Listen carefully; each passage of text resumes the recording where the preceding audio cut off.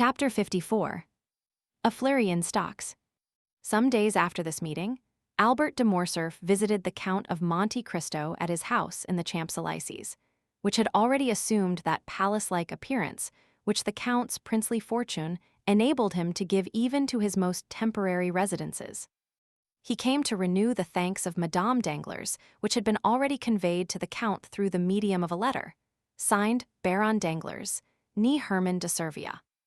Albert was accompanied by Lucien Debray, who, joining in his friend's conversation, added some passing compliments, the source of which the Count's talent for finesse easily enabled him to guess. He was convinced that Lucien's visit was due to a double feeling of curiosity, the larger half of which sentiment emanated from the Rue de la Chaussée-d'Antin. In short, Madame Danglars, not being able personally to examine in detail the domestic economy and household arrangements of a man who gave away horses worth 30,000 francs, and who went to the opera with a Greek slave wearing diamonds to the amount of 1,000,000 of money, had deputed those eyes, by which she was accustomed to see, to give her a faithful account of the mode of life of this incomprehensible person. But the Count did not appear to suspect that there could be the slightest connection between Lucien's visit and the curiosity of the Baroness. "You are in constant communication with the Baron Danglars?" the Count inquired of Albert de Morcerf. "Yes, Count, you know what I told you." "All remains the same, then, in that quarter." "It is more than ever a settled thing," said Lucien, and considering that this remark was all that he was at that time called upon to make, he adjusted the glass to his eye, and biting the top of his gold-headed cane, began to make the tour of the apartment, examining the arms and the pictures. "Ah," said Monte Cristo, "I did not expect that the affair would be so promptly concluded. Oh, things take their course without our assistance. While we are forgetting them, they are falling into their appointed order. And when again our attention is directed to them, we are surprised at the progress they have made towards the proposed end. My father and M. Danglars served together in Spain, my father in the army and M. Danglars in the commissariat department. It was there that my father, ruined by the Revolution, and M. Danglars, who never had possessed any patrimony, both laid the foundations of their different fortunes." "Yes," said Monte Cristo, "I think M. Danglars mentioned that in a visit which I paid him, and," continued he, casting a side glance at Lucien, who was turning over the leaves of an album, "Mademoiselle Eugénie is pretty. I think I remember that to be her name." "Very pretty, or rather, very beautiful," replied Albert, "but of that style of beauty which I do not appreciate, I am an ungrateful fellow." "You speak as if you were already her husband." "Ah," returned Albert, in his turn looking around to see what Lucien was doing. "Really," said Monte Cristo, lowering his voice, "you do not appear to me to be very enthusiastic on the subject of this marriage." "Mademoiselle Danglars is too rich for me," replied Morcerf, "and that frightens me." "Bah," exclaimed Monte Cristo, "that's a fine reason to give. Are you not rich yourself? My father's income is about 50,000 francs per annum, and he will give me, perhaps, 10 or 12,000 when I marry. That, perhaps, might not be considered a large sum, in Paris especially," said the Count, "but everything does not depend on wealth, and it is a fine thing to have a good name and to occupy a high station in society. Your name is celebrated, your position magnificent, and then the Comte de Morcerf is a soldier, and it is pleasing to see the integrity of a Bayard united to the poverty of a Duguesclin. Disinterestedness is the brightest ray in which a noble sword can shine. As for me, I consider the union with Mademoiselle Danglars a most suitable one. She will enrich you, and you will ennoble her." Albert shook his head and looked thoughtful. "There is still something else," said he.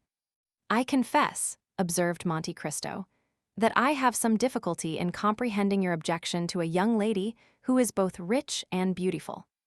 "Oh," said Morcerf, "this repugnance, if repugnance it may be called, is not all on my side." "Whence can it arise, then? For you told me your father desired the marriage." "It is my mother who dissents. She has a clear and penetrating judgment, and does not smile on the proposed union. I cannot account for it, but she seems to entertain some prejudice against the Danglars. 30,107 M. Ah, said the Count in a somewhat forced tone, that may be easily explained.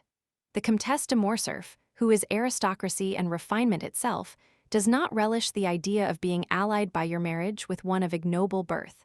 That is natural enough.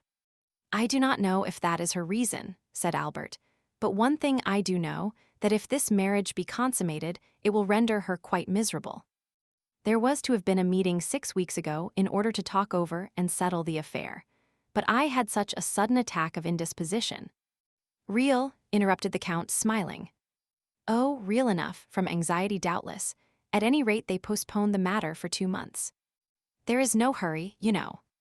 I am not yet 21, and Eugenie is only 17, but the 2 months expire next week. It must be done. My dear Count, you cannot imagine how my mind is harassed. How happy you are in being exempt from all this. Well, and why should not you be free too? What prevents you from being so? Oh, it will be too great a disappointment to my father if I do not marry Mademoiselle Danglars. Marry her then, said the Count, with a significant shrug of the shoulders. Yes, replied Morcerf, but that will plunge my mother into positive grief. Then do not marry her, said the Count. Well, I shall see. I will try and think over what is the best thing to be done. You will give me your advice, will you not, and if possible extricate me from my unpleasant position. I think, rather than give pain to my dear mother, I would run the risk of offending the Count. Monte Cristo turned away. He seemed moved by this last remark. Ah, said he to Debray, who had thrown himself into an easy chair at the farthest extremity of the salon, and who held a pencil in his right hand and an account book in his left. What are you doing there? Are you making a sketch after Poussin? Oh no, was the tranquil response. I am too fond of art to attempt anything of that sort. I am doing a little sum in arithmetic. In arithmetic? Yes, I am calculating. By the way, Morcerf, that indirectly concerns you. I am calculating what the House of Danglars must have gained by the last rise in Haiti bonds. From 206, they have risen to 409 in 3 days, and the prudent banker had purchased at 206. Therefore he must have made 300,000 livres. That is not his biggest scoop, said Morcerf. Did he not make 1,000,000 in Spaniards this last year? My dear fellow, said Lucien, here is the Count of Monte Cristo, who will say to you, as the Italians do, denaro e santita. Meta della meta. When they tell me such things, I only shrug my shoulders and say nothing. But you were speaking of Haitians, said Monte Cristo. Ah, Haitians, that is quite another thing. Haitians are the Eckhart of French stock jobbing. We may like Bouillat, delight in whist, be enraptured with Boston, and yet grow tired of them all. But we always come back to Eckhart. It is not only a game, it is a hors d'oeuvre. M. Danglars sold yesterday at 405, and pockets 300,000 francs. Had he but waited till today, the price would have fallen to 205, and instead of gaining 300,000 francs, he would have lost 20 or 25,000. And what has caused the sudden fall from 409 to 206? Asked Monte Cristo. I am profoundly ignorant of all these stock-jobbing intrigues. Because, said Albert, laughing, one piece of news follows another, and there is often great dissimilarity between them. Ah, said the Count, I see that M. Danglars is accustomed to play at gaining or losing 300,000 francs in a day. He must be enormously rich. It is not he who plays, exclaimed Lucien. It is Madame Danglars, she is indeed daring. But you who are a reasonable being, Lucien, and who knows how little dependence is to be placed on the news, since you are at the fountainhead, surely you ought to prevent it, said Morcerf with a smile. How can I if her husband fails in controlling her? Asked Lucien. You know the character of the Baroness. No one has any influence with her, and she does precisely what she pleases. Ah, if I were in your place, said Albert. Well, I would reform her. It would be rendering a service to her future son-in-law. How would you set about it? Ah, that would be easy enough. I would give her a lesson. A lesson? Yes. Your position as secretary to the minister renders your authority great on the subject of political news. You never open your mouth, but the stockbrokers immediately stenograph your words. Cause her to lose 100,000 francs, and that would teach her prudence. I do not understand, stammered Lucien. It is very clear, notwithstanding, replied the young man, with an artlessness wholly free from affectation. Tell her some fine morning and unheard-of piece of intelligence, some telegraphic dispatch, of which you alone are in possession, for instance, that Henry Roman IV was seen yesterday at Gabrielle's. That would boom the market. She will buy heavily, and she will certainly lose when Beauchamp announces the following day, in his Gazette, the report circulated by some usually well-informed persons that the king was seen yesterday at Gabrielle's house is totally without foundation. We can positively assert that His Majesty did not quit the Pont Neuf. Lucien half smiled. Monte Cristo, although apparently indifferent, had not lost one word of this conversation, and his penetrating eye had even read a hidden secret in the embarrassed manner of the secretary. This embarrassment had completely escaped Albert, but it caused Lucien to shorten his visit. He was evidently ill at ease. The Count, in taking leave of him, said something in a low voice, to which he answered, "Willingly, Count, I accept." The Count returned to young Morcerf. "Do you not think, on reflection," said he to him, "that you have done wrong in thus speaking of your mother-in-law in the presence of M. Debray?" "My dear Count," said Morcerf, "I beg of you not to apply that title so prematurely. Now, speaking without any exaggeration, is your mother really so very much averse to this marriage? So much so that the Baroness very rarely comes to the house, and my mother has not, I think, visited Madame Danglars twice in her whole life. Then, said the Count, I am emboldened to speak openly to you. M. Danglars is my banker, M. de Villefort has overwhelmed me with politeness in return for a service, which a casual piece of good fortune enabled me to render him. I predict from all this an avalanche of dinners and routs. Now, in order not to presume on this, and also to be beforehand with them, I have, if agreeable to you, thought of inviting M. and Madame Danglars and M.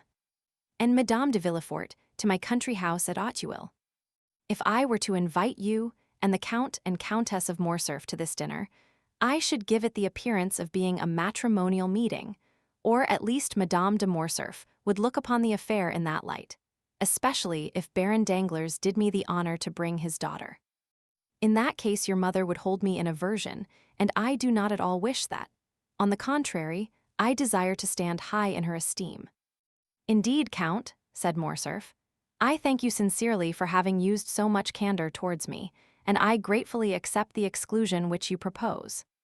You say you desire my mother's good opinion. I assure you it is already yours to a very unusual extent. 30,111 M. Do you think so? Said Monte Cristo with interest. Oh, I am sure of it.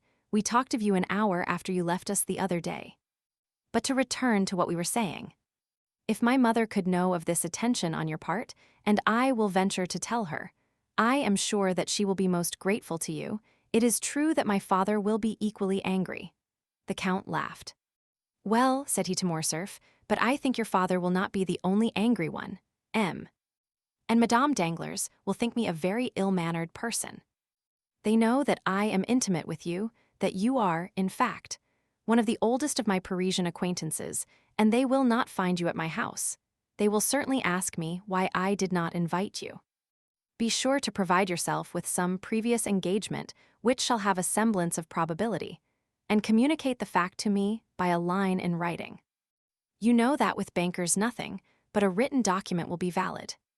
I will do better than that, said Albert. My mother is wishing to go to the seaside. What day is fixed for your dinner? Saturday. This is Tuesday. Well, tomorrow evening we leave, and the day after we shall be at Treport. Really, Count, you have a delightful way of setting people at their ease. Indeed, you give me more credit than I deserve. I only wish to do what will be agreeable to you, that is all. When shall you send your invitations? This very day. Well, I will immediately call on M. Danglars, and tell him that my mother and myself must leave Paris tomorrow. I have not seen you, consequently I know nothing of your dinner. How foolish you are. Have you forgotten that M. Debray has just seen you at my house? Ah, true. Fix it this way. I have seen you and invited you without any ceremony, when you instantly answered that it would be impossible for you to accept, as you were going to Treport. Well then, that is settled, but you will come and call on my mother before tomorrow. Before tomorrow. That will be a difficult matter to arrange. Besides, I shall just be in the way of all the preparations for departure. Well, you can do better. You were only a charming man before, but if you accede to my proposal, you will be adorable. What must I do to attain such sublimity? You are today free as air. Come and dine with me. We shall be a small party, only yourself, my mother, and I. You have scarcely seen my mother. You shall have an opportunity of observing her more closely. She is a remarkable woman, and I only regret that there does not exist another like her, about 20 years younger. In that case, I assure you, there would very soon be a Countess and Viscountess of Morcerf. As to my father, you will not see him. He is officially engaged and dines with the chief referendary. We will talk over our travels, and you, who have seen the whole world, will relate your adventures. You shall tell us the history of the beautiful Greek who was with you the other night at the opera, and whom you call your slave, and yet treat like a princess. We will talk Italian and Spanish. Come, accept my invitation, and my mother will thank you. 1,000 thanks, said the Count. Your invitation is most gracious, and I regret exceedingly that it is not in my power to accept it. I am not so much at liberty as you suppose. On the contrary, I have a most important engagement. Ah, take care, you were teaching me just now how, in case of an invitation to dinner, one might creditably make an excuse. I require the proof of a pre-engagement. I am not a banker like M. Danglars, but I am quite as incredulous as he is. I am going to give you a proof, replied the Count, and he rang the bell. Humph, said Morcerf, this is the second time you have refused to dine with my mother. It is evident that you wish to avoid her. Monte Cristo started. Oh, you do not mean that, said he. Besides, here comes the confirmation of my assertion. Baptistin entered and remained standing at the door. I had no previous knowledge of your visit, had I? Indeed, you are such an extraordinary person that I would not answer for it. At all events, I could not guess that you would invite me to dinner. Probably not. Well, listen, Baptistin, what did I tell you this morning when I called you into my laboratory? To close the door against visitors as soon as the clock struck 5, replied the valet. What then? Ah, my dear Count, said Albert. No, I wish to do away with that mysterious reputation that you have given me, my dear Viscount. It is tiresome to be always acting Manfred. I wish my life to be free and open. Go on, Baptistin. Then to admit no one, except Major Bartolomeo Cavalcanti and his son. You hear, Major Bartolomeo Cavalcanti, a man who ranks amongst the most ancient nobility of Italy, whose name Dante has celebrated in the 10th canto of the Inferno. You remember it, do you not? Then there is his son, Andrea, a charming young man about your own age, Viscount, bearing the same title as yourself, and who is making his entry into the Parisian world, aided by his father's millions. The Major will bring his son with him this evening, the Contino, as we say in Italy. He confides him to my care. If he proves himself worthy of it, I will do what I can to advance his interests.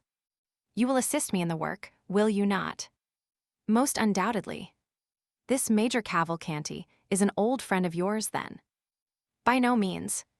He is a perfect nobleman, very polite, modest, and agreeable, such as may be found constantly in Italy, descendants of very ancient families. I have met him several times at Florence, Bologna, and Lucca, and he has now communicated to me the fact of his arrival in Paris. The acquaintances one makes in traveling have a sort of claim on one. They everywhere expect to receive the same attention which you once paid them by chance, as though the civilities of a passing hour were likely to awaken any lasting interest in favor of the man in whose society you may happen to be thrown in the course of your journey. This good Major Cavalcanti is come to take a second view of Paris, which he only saw in passing through in the time of the Empire, when he was on his way to Moscow. I shall give him a good dinner, he will confide his son to my care, I will promise to watch over him, I shall let him follow in whatever path his folly may lead him, and then I shall have done my part. Certainly, I see you are a model mentor, said Albert. Goodbye, we shall return on Sunday. By the way, I have received news of France. Have you? Is he still amusing himself in Italy? I believe so, however, he regrets your absence extremely. He says you were the son of Rome, and that without you all appears dark and cloudy. I do not know if he does not even go so far as to say that it rains. His opinion of me is altered for the better, then. No, he still persists in looking upon you as the most incomprehensible and mysterious of beings. He is a charming young man, said Monte Cristo, and I felt a lively interest in him the very first evening of my introduction, when I met him in search of a supper, and prevailed upon him to accept a portion of mine. He is, I think, the son of General d'Épinay. He is. The same who was so shamefully assassinated in 1815. By the Bonapartists? Yes. Really, I like him extremely. Is there not also a matrimonial engagement contemplated for him? Yes, he is to marry Mademoiselle de Villefort. Indeed. 30,115 M. And you know I am to marry Mademoiselle Danglars, said Albert, laughing. You smile. Yes. Why do you do so? I smile because there appears to me to be about as much inclination for the consummation of the engagement in question as there is for my own. But really, my dear Count, we are talking as much of women as they do of us. It is unpardonable. Albert rose. Are you going? Really, that is a good idea. 2 hours have I been boring you to death with my company, and then you, with the greatest politeness, ask me if I am going. Indeed, Count, you are the most polished man in the world. And your servants, too, how very well behaved they are. There is quite a style about them. Monsieur Baptistin especially, I could never get such a man as that. My servants seem to imitate those you sometimes see in a play, who, because they have only a word or two to say, acquit themselves in the most awkward manner possible. Therefore, if you part with M. Baptistin, give me the refusal of him. By all means. That is not all. Give my compliments to your illustrious Lucanese, Cavalcante of the Cavalcanti. And if by any chance he should be wishing to establish his son, find him a wife very rich, very noble on her mother's side at least, and a baroness in right of her father, I will help you in the search. Aha, you will do as much as that, will you? Yes. Well, really, nothing is certain in this world. Oh, Count, what a service you might render me. I should like you 100 times better if, by your intervention, I could manage to remain a bachelor, even were it only for 10 years. Nothing is impossible, gravely replied Monte Cristo, and taking leave of Albert, he returned into the house and struck the gong 3 times. Bertuccio appeared. Monsieur Bertuccio, you understand that I intend entertaining company on Saturday at Auteuil. Bertuccio slightly started. I shall require your services to see that all be properly arranged. It is a beautiful house, or at all events may be made so. There must be a good deal done before it can deserve that title, Your Excellency, for the tapestried hangings are very old. Let them all be taken away and changed then, with the exception of the sleeping chamber which is hung with red damask. You will leave that exactly as it is. Bertuccio bowed. You will not touch the garden either. As to the yard, you may do what you please with it. I should prefer that being altered beyond all recognition. I will do everything in my power to carry out your wishes, Your Excellency. I should be glad, however, to receive Your Excellency's commands concerning the dinner. Really, my dear M. Bertuccio, said the Count, since you have been in Paris, you have become quite nervous and apparently out of your element. You no longer seem to understand me. But surely, Your Excellency will be so good as to inform me whom you are expecting to receive. I do not yet know myself, neither is it necessary that you should do so. Lucullus dines with Lucullus, that is quite sufficient. Bertuccio bowed and left the room. Chapter 55. Major Cavalcanti. Both the Count and Baptistin had told the truth when they announced to Morcerf the proposed visit of the Major, which had served Monte Cristo as a pretext for declining Albert's invitation. 7 o'clock had just struck, and M. Bertuccio, according to the command which had been given him, had 2 hours before left for Auteuil, when a cab stopped at the door, and after depositing its occupant at the gate, immediately hurried away as if ashamed of its employment. The visitor was about 52 years of age, dressed in one of the green surtouts, ornamented with black frogs, which have so long maintained their popularity all over Europe. He wore trousers of blue cloth, boots tolerably clean, but not of the brightest polish, and a little too thick in the soles, buckskin gloves, a hat somewhat resembling in shape those usually worn by the gendarmes, and a black cravat striped with white, which, if the proprietor had not worn it of his own free will, might have passed for a halter, so much did it resemble one. Such was the picturesque costume of the person who rang at the gate and demanded if it was not at No. 30 in the Avenue des Champs-Élysées that the Count of Monte Cristo lived, and who, being answered by the porter in the affirmative, entered, closed the gate after him, and began to ascend the steps. The small and angular head of this man, his white hair and thick gray mustaches, caused him to be easily recognized by Baptistin, who had received an exact description of the expected visitor, and who was awaiting him in the hall. Therefore, scarcely had the stranger time to pronounce his name before the Count was apprised of his arrival. He was ushered into a simple and elegant drawing-room, and the Count rose to meet him with a smiling air. "Ah, my dear sir, you are most welcome. I was expecting you." "Indeed," said the Italian, "was your Excellency then aware of my visit?" "Yes, I had been told that I should see you today at 7 o'clock. Then you have received full information concerning my arrival." "Of course." "Ah, so much the better. I feared this little precaution might have been forgotten." 30,119 M. "What precaution?" "That of informing you beforehand of my coming." "Oh no, it has not." "But you are sure you are not mistaken?" "Very sure. It really was I whom your Excellency expected at 7 o'clock this evening. I will prove it to you beyond a doubt." "Oh no, never mind that," said the Italian. "It is not worth the trouble." "Yes, yes," said Monte Cristo. His visitor appeared slightly uneasy. "Let me see," said the Count. "Are you not the Marquis Bartolomeo Cavalcanti?" "Bartolomeo Cavalcanti," joyfully replied the Italian. "Yes, I am really he." "Ex-major in the Austrian service." "Was I a major?" timidly asked the old soldier. "Yes," said Monte Cristo, "you were a major. That is the title the French give to the post which you filled in Italy." "Very good," said the major. "I do not demand more, you understand."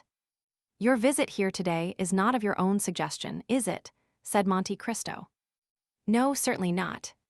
"You were sent by some other person." "Yes." "By the excellent Abbé Busoni." "Exactly so," said the delighted major. "And you have a letter." "Yes, there it is." "Give it to me, then." And Monte Cristo took the letter, which he opened and read. The major looked at the Count with his large, staring eyes, and then took a survey of the apartment, but his gaze almost immediately reverted to the proprietor of the room. "Yes, yes, I see.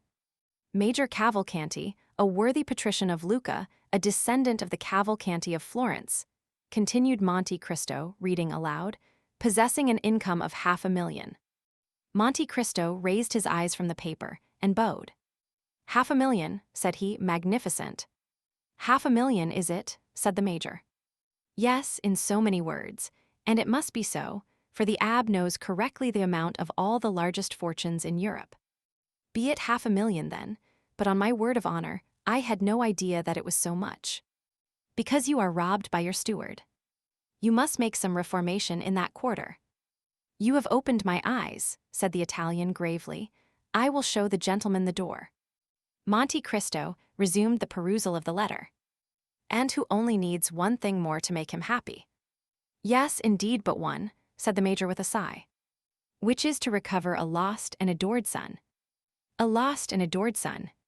"Stolen away in his infancy, either by an enemy of his noble family or by the gypsies." "At the age of 5 years," said the major with a deep sigh and raising his eye to heaven. "Unhappy father," said Monte Cristo. The Count continued, "I have given him renewed life and hope, in the assurance that you have the power of restoring the son whom he has vainly sought for 15 years. The major looked at the Count with an indescribable expression of anxiety. I have the power of so doing, said Monte Cristo. The major recovered his self-possession. So then, said he, the letter was true to the end. Did you doubt it, my dear Monsieur Bartolomeo? No, indeed, certainly not. A good man, a man holding religious office as does the Abbé Busoni, could not condescend to deceive or play off a joke. But your excellency has not read all. Ah, true, said Monte Cristo, there is a postscript. Yes, yes, repeated the major, yes, there is a postscript. In order to save Major Cavalcanti the trouble of drawing on his banker, I send him a draft for 2,000 francs to defray his traveling expenses, and credit on you for the further sum of 48,000 francs, which you still owe me. The major awaited the conclusion of the postscript, apparently with great anxiety. Very good, said the count. He said very good, muttered the major. Then, sir, replied he. Then what? Asked Monte Cristo. Then the postscript. Well, what of the postscript? Then the postscript is as favorably received by you as the rest of the letter. Certainly, the Abbé Busoni and myself have a small account open between us. I do not remember if it is exactly 48,000 francs, which I am still owing him, but I dare say we shall not dispute the difference. You attached great importance, then, to this postscript, my dear Monsieur Cavalcanti. I must explain to you, said the major, that, fully confiding in the signature of the Abbé Busoni, I had not provided myself with any other funds, so that if this resource had failed me, I should have found myself very unpleasantly situated in Paris. Is it possible that a man of your standing should be embarrassed anywhere? Said Monte Cristo. Why, really I know no one, said the major. But then you yourself are known to others. Yes, I am known so that.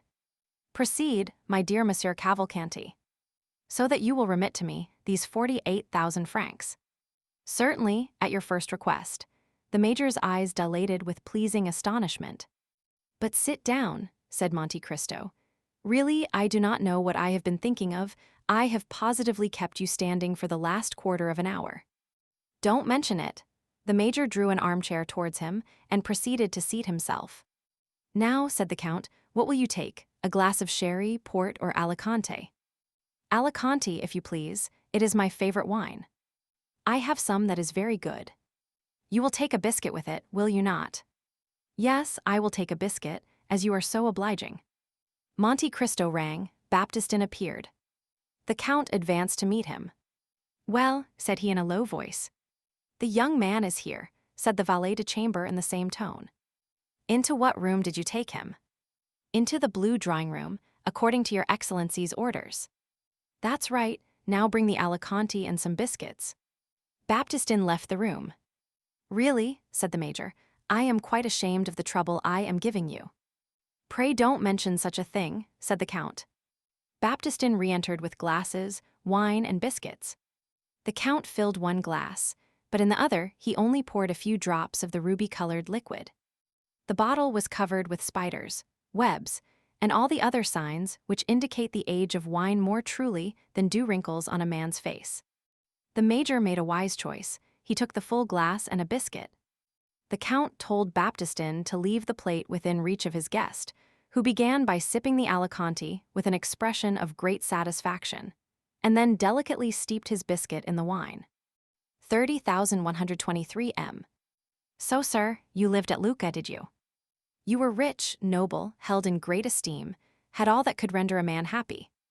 All, said the major, hastily swallowing his biscuit, positively all. And yet there was one thing wanting in order to complete your happiness. Only one thing, said the Italian. And that one thing, your lost child. Ah, said the major, taking a second biscuit, that consummation of my happiness was indeed wanting. The worthy major raised his eyes to heaven and sighed. Let me hear, then, said the count, who this deeply regretted son was, for I always understood you were a bachelor. That was the general opinion, sir, said the major, and I. Yes, replied the count, and you confirmed the report. A youthful indiscretion, I suppose, which you were anxious to conceal from the world at large. The major recovered himself and resumed his usual calm manner, at the same time casting his eyes down, either to give himself time to compose his countenance, or to assist his imagination, all the while giving an underlook at the Count, the protracted smile on whose lips still announced the same polite curiosity. "Yes," said the Major, "I did wish this fault to be hidden from every eye." "Not on your own account, surely," replied Monte Cristo, "for a man is above that sort of thing." "Oh no, certainly not on my own account," said the Major with a smile and a shake of the head. "But for the sake of the mother," said the Count. "Yes, for the mother's sake, his poor mother," cried the Major, taking a third biscuit. "Take some more wine, my dear Cavalcanti," said the Count, pouring out for him a second glass of Alicante. "Your emotion has quite overcome you." "His poor mother," murmured the Major, trying to get the lacrimal gland in operation, so as to moisten the corner of his eye with a false tear. "She belonged to one of the first families in Italy, I think, did she not? She was of a noble family of Fiesole, Count. And her name was— Do you desire to know her name?" "Oh," said Monte Cristo, "it would be quite superfluous for you to tell me, for I already know it." "The Count knows everything," said the Italian, bowing. "Oliva Corsinari, was it not?" "Oliva Corsinari. A marchioness." "A marchioness. And you married her at last, notwithstanding the opposition of her family." "Yes, that was the way it ended." "And you have doubtless brought all your papers with you," said Monte Cristo. "What papers?" "The certificate of your marriage with Oliva Corsinari, and the register of your child's birth." "The register of my child's birth?" "The register of the birth of Andrea Cavalcanti, of your son. Is not his name Andrea?" "I believe so," said the Major. "What? You believe so?" "I dare not positively assert it, as he has been lost for so long a time." "Well then," said Monte Cristo, "you have all the documents with you." "Your Excellency, I regret to say that, not knowing it was necessary to come provided with these papers, I neglected to bring them." "That is unfortunate," returned Monte Cristo. "Were they, then, so necessary?" "They were indispensable." The Major passed his hand across his brow. "Ah, perbacco indispensable were they?" "Certainly they were. Supposing there were to be doubts raised as to the validity of your marriage or the legitimacy of your child." "True," said the Major, "there might be doubts raised. In that case, your son would be very unpleasantly situated. It would be fatal to his interests. It might cause him to fail in some desirable matrimonial alliance." "Oh, peccato." "You must know that in France they are very particular on these points. It is not sufficient, as in Italy, to go to the priest and say, 'We love each other and want you to marry us.' Marriage is a civil affair in France, and in order to marry in an orthodox manner, you must have papers which undeniably establish your identity. That is the misfortune. You see, I have not these necessary papers." "Fortunately, I have them, though," said Monte Cristo. "You—" "Yes." "You have them." "I have them." "Ah, indeed," said the Major, who, seeing the object of his journey frustrated by the absence of the papers, feared also that his forgetfulness might give rise to some difficulty concerning the 48,000 francs. "Ah, indeed, that is a fortunate circumstance. Yes, that really is lucky, for it never occurred to me to bring them." "I do not at all wonder at it. One cannot think of everything. But happily the Abbé Busoni thought for you. He is an excellent person. He is extremely prudent and thoughtful. He is an admirable man," said the Major, "and he sent them to you." "Here they are." The Major clasped his hands in token of admiration. "You married Oliva Corsinari in the church of San Paolo del Montecatini. Here is the priest's certificate." "Yes, indeed, there it is truly," said the Italian, looking on with astonishment. "And here is Andrea Cavalcanti's baptismal register, given by the cure of Saravza." "All quite correct." "Take these documents, then, they do not concern me. You will give them to your son, who will, of course, take great care of them." "I should think so, indeed." "If he were to lose them." "Well, and if he were to lose them," said Monte Cristo. "In that case," replied the Major, "it would be necessary to write to the cure for duplicates, and it would be some time before they could be obtained." "It would be a difficult matter to arrange," said Monte Cristo. "Almost an impossibility," replied the Major. "I am very glad to see that you understand the value of these papers." "I regard them as invaluable." Now, said Monte Cristo, as to the mother of the young man. As to the mother of the young man, repeated the Italian with anxiety. As regards the Marchesa Corsinari. Really, said the major, difficulties seem to thicken upon us. Will she be wanted in any way? No, sir, replied Monte Cristo. Besides, has she not? Yes, sir, said the major, she has. 30,127 M. Paid the last debt of nature. Alas, yes, returned the Italian. I knew that, said Monte Cristo. She has been dead these 10 years. And I am still mourning her loss, exclaimed the major, drawing from his pocket a checked handkerchief, and alternately wiping first the left and then the right eye. What would you have? Said Monte Cristo. We are all mortal. Now, you understand, my dear Monsieur Cavalcanti, that it is useless for you to tell people in France that you have been separated from your son for 15 years. Stories of gypsies who steal children are not at all in vogue in this part of the world, and would not be believed. You sent him for his education to a college in one of the provinces, and now you wish him to complete his education in the Parisian world. That is the reason which has induced you to leave Via Reggio, where you have lived since the death of your wife. That will be sufficient. You think so? Certainly. Very well, then. If they should hear of the separation. Ah, yes, what could I say? That an unfaithful tutor, bought over by the enemies of your family. By the Corsinari. Precisely. Had stolen away this child, in order that your name might become extinct. That is reasonable, since he is an only son. Well, now that all is arranged, do not let these newly awakened remembrances be forgot. You have, doubtless, already guessed that I was preparing a surprise for you. An agreeable one, asked the Italian. Ah, I see the eye of a father is no more to be deceived than his heart. Said the major. Someone has told you the secret, or perhaps you guessed that he was here. That who was here? Your child, your son, your Andrea. I did guess it, replied the major with the greatest possible coolness. Then he is here. He is, said Monte Cristo. When the valet de chambre came in just now, he told me of his arrival. Ah, very well, said the major, clutching the buttons of his coat at each exclamation. My dear sir, said Monte Cristo, I understand your emotion. You must have time to recover yourself. I will, in the meantime, go and prepare the young man for this much-desired interview, for I presume that he is not less impatient for it than yourself. I should quite imagine that to be the case, said Cavalcanti. Well, in a quarter of an hour he shall be with you. You will bring him, then. You carry your goodness so far as even to present him to me yourself. No, I do not wish to come between a father and son. Your interview will be private. But do not be uneasy. Even if the powerful voice of nature should be silent, you cannot well mistake him. He will enter by this door. He is a fine young man of fair complexion. A little too fair, perhaps pleasing in manners, but you will see and judge for yourself. By the way, said the major, you know I have only the 2,000 francs which the Abbé Busoni sent me. This sum I have expended upon traveling expenses, and you want money. That is a matter of course, my dear M. Cavalcanti. Well, here are 8,000 francs on account. The major's eyes sparkled brilliantly. It is 40,000 francs which I now owe you, said Monte Cristo. Does your excellency wish for a receipt?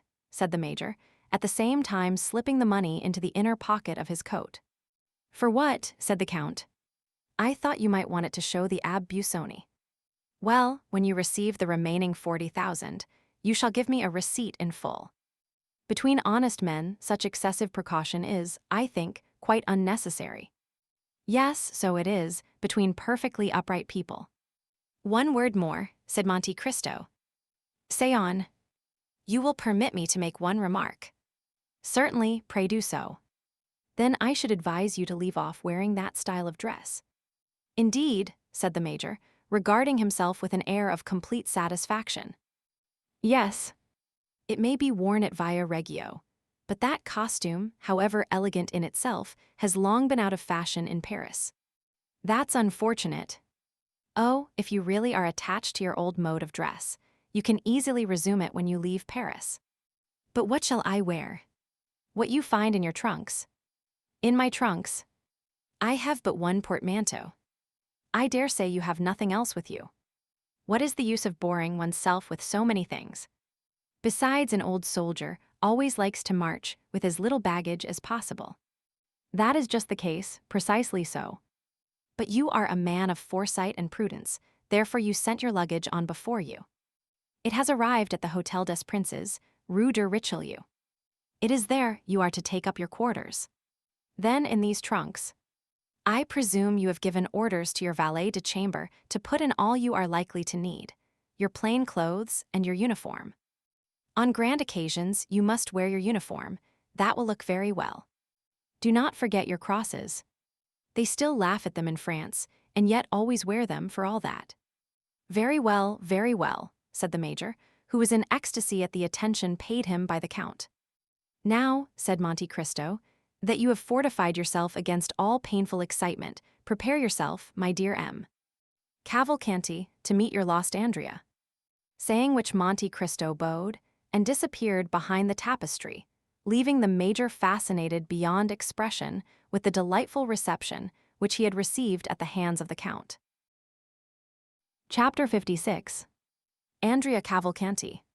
The Count of Monte Cristo entered the adjoining room, which Baptistin had designated as the drawing room, and found there a young man of graceful demeanor and elegant appearance, who had arrived in a cab about half an hour previously. Baptistin had not found any difficulty in recognizing the person who presented himself at the door for admittance. He was certainly the tall young man with light hair, red beard, black eyes, and brilliant complexion, whom his master had so particularly described to him. When the Count entered the room, the young man was carelessly stretched on a sofa, tapping his boot with the gold-headed cane which he held in his hand. On perceiving the Count, he rose quickly. "The Count of Monte Cristo, I believe," said he. "Yes, sir, and I think I have the honor of addressing Count Andrea Cavalcanti." "Count Andrea Cavalcanti," repeated the young man, accompanying his words with a bow. "You are charged with a letter of introduction addressed to me, are you not?" said the Count. "I did not mention that, because the signature seemed to me so strange. The letter signed Sinbad the Sailor, is it not?" "Exactly so. Now, as I have never known any Sinbad, with the exception of the one celebrated in the 1001 Nights. Well, it is one of his descendants, and a great friend of mine. He is a very rich Englishman, eccentric almost to insanity, and his real name is Lord Wilmore." "Ah, indeed. Then that explains everything that is extraordinary," said Andrea. "He is, then, the same Englishman whom I met at— Ah, yes, indeed. Well, monsieur, I am at your service." "If what you say be true," replied the Count, smiling, "perhaps you will be kind enough to give me some account of yourself and your family." "Certainly, I will do so," said the young man, with a quickness which gave proof of his ready invention. "I am, as you have said, the Count Andrea Cavalcanti, son of Major Bartolomeo Cavalcanti, a descendant of the Cavalcanti whose names are inscribed in the Golden Book at Florence. Our family, although still rich, for my father's income amounts to 500,000, has experienced many misfortunes, and I myself was, at the age of 5 years, taken away by the treachery of my tutor, so that for 15 years I have not seen the author of my existence. Since I have arrived at years of discretion and become my own master, I have been constantly seeking him, but all in vain. At length I received this letter from your friend, which states that my father is in Paris, and authorizes me to address myself to you for information respecting him." "Really, all you have related to me is exceedingly interesting," said Monte Cristo, observing the young man with a gloomy satisfaction. "And you have done well to conform in everything to the wishes of my friend Sinbad, for your father is indeed here and is seeking you." The Count, from the moment of first entering the drawing-room, had not once lost sight of the expression of the young man's countenance. He had admired the assurance of his look and the firmness of his voice, but at these words, so natural in themselves, "Your father is indeed here, and is seeking you," young Andrea started and exclaimed, "My father! Is my father here?"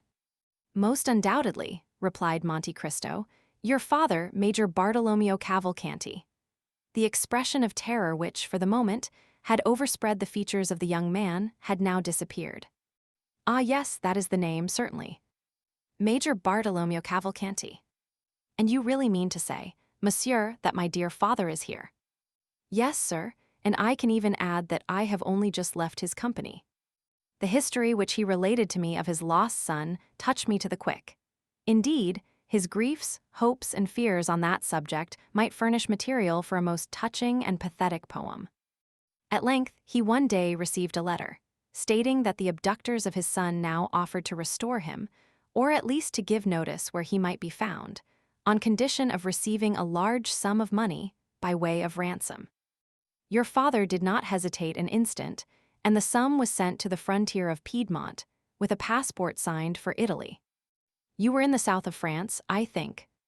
Yes, replied Andrea with an embarrassed air, I was in the south of France. A carriage was to await you at Nice. Precisely so, and it conveyed me from Nice to Genoa, from Genoa to Turin, from Turin to Chambéry, from Chambéry to Pontebovisin, and from Pontebovisin to Paris. 30,133 m. Indeed. Then your father ought to have met with you on the road, for it is exactly the same route which he himself took, and that is how we have been able to trace your journey to this place. But, said Andrea, if my father had met me, I doubt if he would have recognized me. I must be somewhat altered since he last saw me. Oh, the voice of nature, said Monte Cristo. True, interrupted the young man, I had not looked upon it in that light. Now, replied Monte Cristo, there is only one source of uneasiness left in your father's mind, which is this. He is anxious to know how you have been employed during your long absence from him, how you have been treated by your persecutors, and if they have conducted themselves towards you with all the deference due to your rank. Finally, he is anxious to see if you have been fortunate enough to escape the bad moral influence to which you have been exposed, and which is infinitely more to be dreaded than any physical suffering. He wishes to discover if the fine abilities with which nature had endowed you have been weakened by want of culture. And, in short, whether you consider yourself capable of resuming and retaining in the world the high position to which your rank entitles you. Sir, exclaimed the young man, quite astounded, I hope no false report. As for myself, I first heard you spoken of by my friend Wilmore, the philanthropist. I believe he found you in some unpleasant position, but do not know of what nature, for I did not ask, not being inquisitive. Your misfortunes engaged his sympathies, so you see you must have been interesting. He told me that he was anxious to restore you to the position which you had lost, and that he would seek your father until he found him. He did seek, and has found him, apparently, since he is here now. And, finally, my friend apprised me of your coming, and gave me a few other instructions relative to your future fortune. I am quite aware that my friend Wilmore is peculiar, but he is sincere, and as rich as a gold mine. Consequently, he may indulge his eccentricities without any fear of their ruining him, and I have promised to adhere to his instructions. Now, sir, pray do not be offended at the question I am about to put to you, as it comes in the way of my duty as your patron.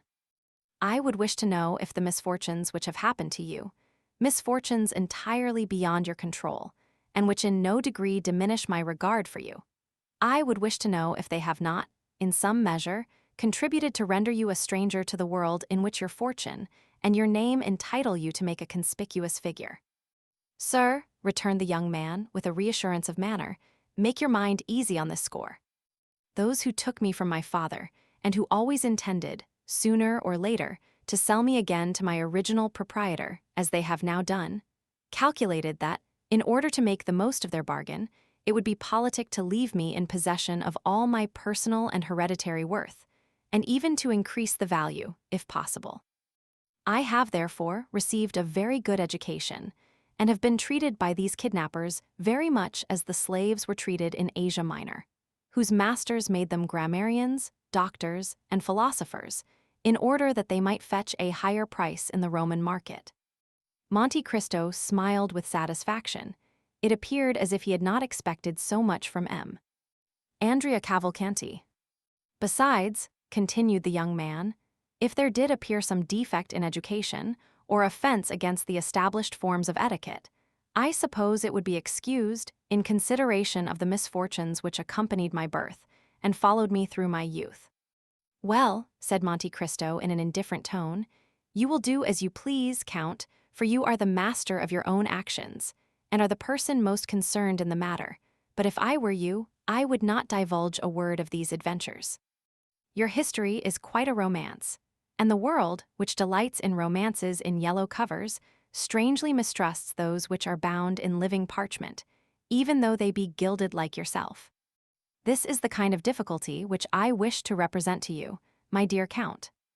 You would hardly have recited your touching history before it would go forth to the world, and be deemed unlikely and unnatural. You would be no longer a lost child found, but you would be looked upon as an upstart who had sprung up like a mushroom in the night.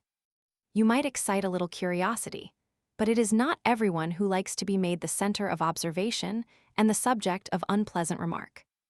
I agree with you, monsieur, said the young man, turning pale, and in spite of himself, trembling beneath the scrutinizing look of his companion. Such consequences would be extremely unpleasant. Nevertheless, you must not exaggerate the evil, said Monte Cristo, for by endeavoring to avoid one fault you will fall into another. You must resolve upon one simple and single line of conduct, and for a man of your intelligence, this plan is as easy as it is necessary. You must form honorable friendships, and by that means counteract the prejudice which may attach to the obscurity of your former life. Andrea visibly changed countenance. I would offer myself as your surety and friendly adviser, said Monte Cristo, did I not possess a moral distrust of my best friends, and a sort of inclination to lead others to doubt them too.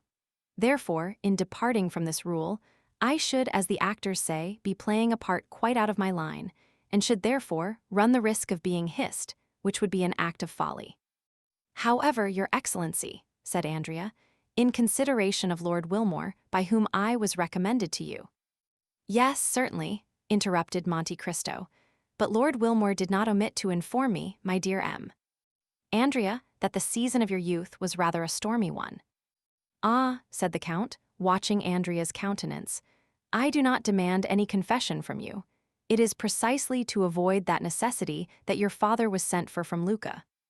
You shall soon see him.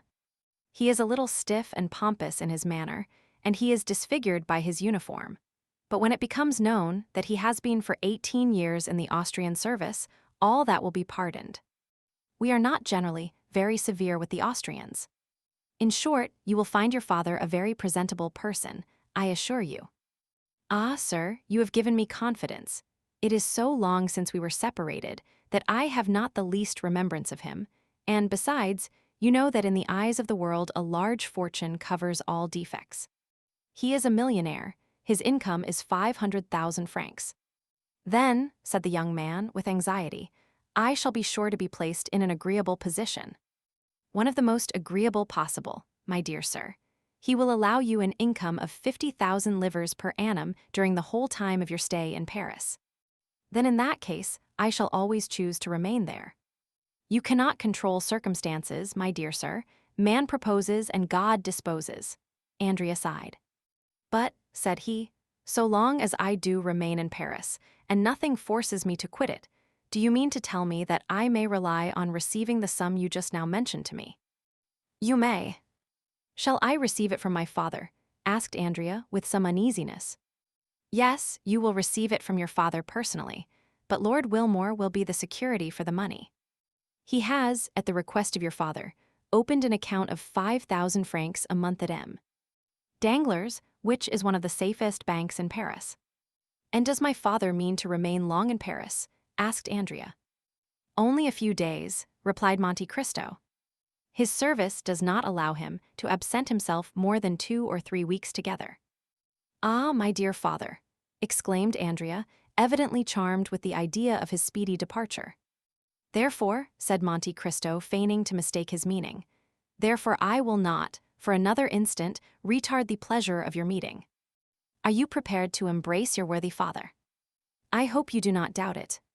30,137 M. Go, then, into the drawing-room, my young friend, where you will find your father awaiting you. Andrea made a low bow to the Count and entered the adjoining room. Monte Cristo watched him till he disappeared, and then touched a spring in a panel made to look like a picture, which, in sliding partly from the frame, discovered to view a small opening, so cleverly contrived that it revealed all that was passing in the drawing-room now occupied by Cavalcanti and Andrea. The young man closed the door behind him and advanced towards the major, who had risen when he heard steps approaching him. "Ah, my dear father," said Andrea in a loud voice, in order that the count might hear him in the next room, "is it really you?" "How do you do, my dear son?" said the major gravely. "After so many years of painful separation," said Andrea, in the same tone of voice and glancing towards the door, "what a happiness it is to meet again."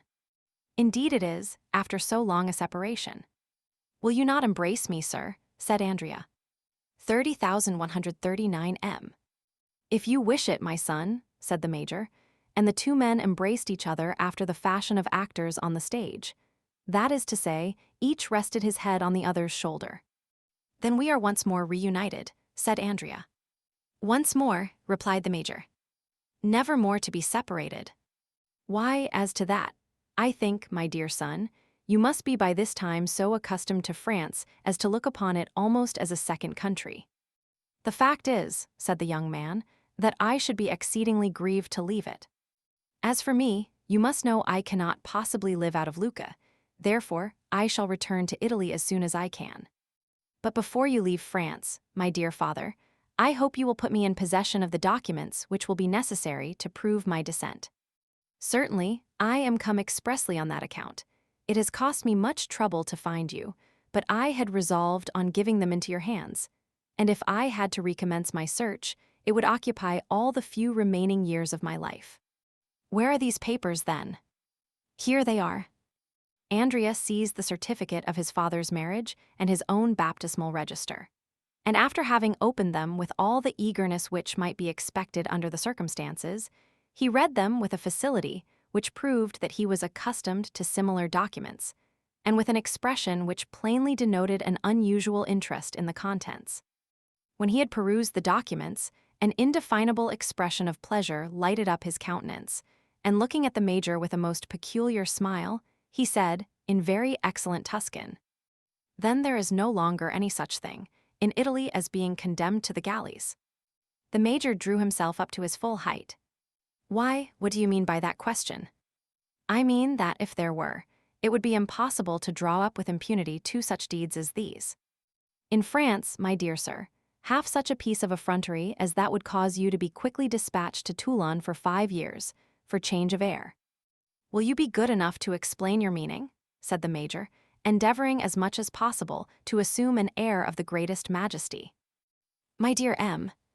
Cavalcanti," said Andrea, taking the major by the arm in a confidential manner, "how much are you paid for being my father?" The major was about to speak, when Andrea continued, in a low voice, "Nonsense, I am going to set you an example of confidence. They give me 50,000 francs a year to be your son. Consequently, you can understand that it is not at all likely I shall ever deny my parent." The major looked anxiously around him. "Make yourself easy, we are quite alone," said Andrea. "Besides, we are conversing in Italian." "Well, then," replied the major, "they paid me 50,000 francs down." "Monsieur Cavalcanti," said Andrea, "do you believe in fairy tales?" "I used not to do so, but I really feel now almost obliged to have faith in them." "You have, then, been induced to alter your opinion. You have had some proofs of their truth." The major drew from his pocket a handful of gold. "Most palpable proofs," said he, "as you may perceive." "You think, then, that I may rely on the count's promises?" "Certainly I do." "You are sure he will keep his word with me?" "To the letter, but at the same time, remember, we must continue to play our respective parts. I as a tender father, and I as a dutiful son, as they choose that I shall be descended from you." "Whom do you mean by they?" "Ma foi, I can hardly tell, but I was alluding to those who wrote the letter. You received one, did you not?" "Yes." "From whom?" "From a certain Abbe Busoni." "Have you any knowledge of him?" "No, I have never seen him." "What did he say in the letter?" "You will promise not to betray me." "Rest assured of that, you well know that our interests are the same." Then read for yourself, and the major gave a letter into the young man's hand. Andrea read in a low voice. You are poor, a miserable old age awaits you. Would you like to become rich, or at least independent? Set out immediately for Paris, and demand of the Count of Monte Cristo, Avenue des Champs-Élysées, No. 30, the son whom you had by the Marchesa Corsinari, and who was taken from you at 5 years of age. This son is named Andrea Cavalcanti. In order that you may not doubt the kind intention of the writer of this letter, you will find enclosed an order for 2,400 francs, payable in Florence at Signor Gazzi. S. Also a letter of introduction to the Count of Monte Cristo, on whom I give you a draft of 48,000 francs. Remember to go to the Count on the 26th May at 7 o'clock in the evening. Signed, Ab Busoni. It is the same. What do you mean? Said the major. I was going to say that I received a letter almost to the same effect. You? Yes. From the Ab Busoni. No. From whom, then? From an Englishman, called Lord Wilmore, who takes the name of Sinbad the Sailor, and of whom you have no more knowledge than I of the Ab Busoni. You are mistaken, there I am ahead of you. You have seen him, then? Yes, once. Where? Ah, that is just what I cannot tell you. If I did, I should make you as wise as myself, which it is not my intention to do. And what did the letter contain? Read it. You are poor, and your future prospects are dark and gloomy. Do you wish for a name? Should you like to be rich and your own master? Parbleu, said the young man, was it possible there could be two answers to such a question? Take the postchaise which you will find waiting at the Porte de Guernes as you enter Nice. Pass through Turin, Chambéry, and Pont-de-Beauvoisin. Go to the Count of Monte Cristo, Avenue des Champs-Élysées, on the 26th of May at 7 o'clock in the evening, and demand of him your father. You are the son of the Marchese Cavalcanti and the Marchesa Oliva Corsinari. The Marquis will give you some papers which will certify this fact, and authorize you to appear under that name in the Parisian world. As to your rank, an annual income of 50,000 livres will enable you to support it admirably. I enclose a draft for 5,000 livres, payable on M. Feria, banker at Nice, and also a letter of introduction to the Count of Monte Cristo, whom I have directed to supply all your wants. Sinbad the Sailor. Humph, said the major, very good. You have seen the Count, you say. I have only just left him.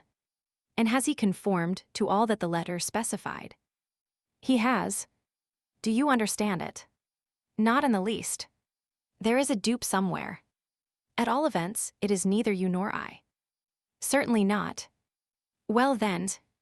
Why, it does not much concern us, do you think it does? No, I agree with you there. We must play the game to the end, and consent to be blindfolded. Ah, you shall see. I promise you I will sustain my part to admiration. I never once doubted your doing so. Monte Cristo chose this moment for re-entering the drawing-room. On hearing the sound of his footsteps, the two men threw themselves in each other's arms, and while they were in the midst of this embrace, the Count entered. Well, Marquis, said Monte Cristo, you appear to be in no way disappointed in the son whom your good fortune has restored to you. Ah, your Excellency, I am overwhelmed with delight. And what are your feelings? Said Monte Cristo, turning to the young man. As for me, my heart is overflowing with happiness. Happy father, happy son, said the Count. There is only one thing which grieves me, observed the major, and that is the necessity for my leaving Paris so soon. Ah, my dear M. Cavalcanti, I trust you will not leave before I have had the honor of presenting you to some of my friends. I am at your service, sir, replied the major. Now, sir, said Monte Cristo, addressing Andrea, make your confession. To whom? Tell M. Cavalcanti something of the state of your finances. Ma foi, monsieur, you have touched upon a tender chord. Do you hear what he says, Major? Certainly I do. But do you understand? I do. Your son says he requires money. Well, what would you have me do? Said the Major. You should furnish him with some, of course, replied Monte Cristo. I. Yes, you, said the Count, at the same time advancing towards Andrea and slipping a packet of banknotes into the young man's hand. "What is this?" "It is from your father." "From my father?" "Yes, did you not tell him just now that you wanted money?" "Well then, he deputes me to give you this." "Am I to consider this as part of my income on account?" "No, it is for the first expenses of your settling in Paris." "Ah, how good my dear father is." "Silence," said Monte Cristo. "He does not wish you to know that it comes from him." "I fully appreciate his delicacy," said Andrea, cramming the notes hastily into his pocket. "And now, gentlemen, I wish you good morning," said Monte Cristo. "And when shall we have the honor of seeing you again, your Excellency?" asked Cavalcanti. "Ah," said Andrea, "when may we hope for that pleasure?" "On Saturday, if you will, yes. Let me see, Saturday. I am to dine at my country house at Auteuil on that day, Rue de la Fontaine, No. 28. Several persons are invited, and among others, M. Danglars, your banker. I will introduce you to him, for it will be necessary he should know you, as he is to pay your money." "Full dress," said the major half aloud. "Oh yes, certainly," said the count. "Uniform, cross, knee breeches." "And how shall I be dressed?" demanded Andrea. 30,145 M. "Oh, very simply. Black trousers, patent leather boots, white waistcoat, either a black or blue coat, and a long cravat. Go to Blin or Veronique for your clothes. Baptistin will tell you where, if you do not know their address. The less pretension there is in your attire, the better will be the effect, as you are a rich man. If you mean to buy any horses, get them of Devedeux, and if you purchase a phaeton, go to Baptiste for it." "At what hour shall we come?" asked the young man. "About 6:30. "We will be with you at that time," said the major. The two Cavalcanti bowed to the count and left the house. Monte Cristo went to the window and saw them crossing the street, arm in arm. "There go two miscreants," said he. "It is a pity they are not really related." Then, after an instant of gloomy reflection, "Come, I will go to see the morals," said he. "I think that disgust is even more sickening than hatred." 30,147 M. Chapter 57. In the Lucerne patch. Our readers must now allow us to transport them again to the enclosure surrounding M. de Villefort's house, and behind the gate, half screened from view by the large chestnut trees, which on all sides spread their luxuriant branches, we shall find some people of our acquaintance. This time Maximilian was the first to arrive. He was intently watching for a shadow to appear among the trees, and awaiting with anxiety the sound of a light step on the gravel walk. At length the long-desired sound was heard, and instead of one figure, as he had expected, he perceived that two were approaching him. The delay had been occasioned by a visit from Madame Danglars and Eugenie, which had been prolonged beyond the time at which Valentine was expected. That she might not appear to fail in her promise to Maximilian, she proposed to Mademoiselle Danglars that they should take a walk in the garden, being anxious to show that the delay, which was doubtless a cause of vexation to him, was not occasioned by any neglect on her part. The young man, with the intuitive perception of a lover, quickly understood the circumstances in which she was involuntarily placed, and he was comforted. Besides, although she avoided coming within speaking distance, Valentine arranged so that Maximilian could see her pass and repass, and each time she went by, she managed, unperceived by her companion, to cast an expressive look at the young man, which seemed to say, "Have patience. You see it is not my fault." And Maximilian was patient, and employed himself in mentally contrasting the two girls, one fair, with soft, languishing eyes, a figure gracefully bending like a weeping willow, the other a brunette, with a fierce and haughty expression and as straight as a poplar. It is unnecessary to state that, in the eyes of the young man, Valentine did not suffer by the contrast. In about half an hour the girls went away, and Maximilian understood that Mademoiselle Danglars' visit had at last come to an end. In a few minutes, Valentine re-entered the garden alone. For fear that anyone should be observing her return, she walked slowly, and instead of immediately directing her steps towards the gate, she seated herself on a bench, and, carefully casting her eyes around, to convince herself that she was not watched, she presently arose, and proceeded quickly to join Maximilian. Good evening, Valentine, said a well-known voice. Good evening, Maximilian. I know I have kept you waiting, but you saw the cause of my delay. Yes, I recognized Mademoiselle Danglars. I was not aware that you were so intimate with her. Who told you we were intimate, Maximilian? No one, but you appeared to be so. From the manner in which you walked and talked together, one would have thought you were two schoolgirls telling your secrets to each other. We were having a confidential conversation, returned Valentine. She was owning to me her repugnance to the marriage with M. de Morcerf, and I, on the other hand, was confessing to her how wretched it made me to think of marrying M. de Penne.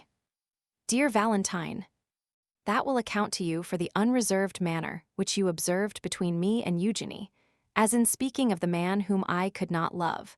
My thoughts involuntarily reverted to him on whom my affections were fixed. Ah, how good you are to say so, Valentine. You possess a quality which can never belong to Mademoiselle Danglars. It is that indefinable charm which is to a woman what perfume is to the flower and flavor to the fruit, for the beauty of either is not the only quality we seek. It is your love which makes you look upon everything in that light. No, Valentine, I assure you such is not the case. I was observing you both when you were walking in the garden, and, on my honor, without at all wishing to depreciate the beauty of Mademoiselle Danglars, I cannot understand how any man can really love her. The fact is, Maximilian, that I was there, and my presence had the effect of rendering you unjust in your comparison. No, but tell me, it is a question of simple curiosity, and which was suggested by certain ideas passing in my mind relative to Mademoiselle Danglars. I dare say it is something disparaging which you are going to say. It only proves how little indulgence we may expect from your sex, interrupted Valentine. You cannot, at least, deny that you are very harsh judges of each other. If we are so, it is because we generally judge under the influence of excitement. But return to your question. 30,151 M. Does Mademoiselle Danglars object to this marriage with M. de Morcerf on account of loving another? I told you I was not on terms of strict intimacy with Eugenie.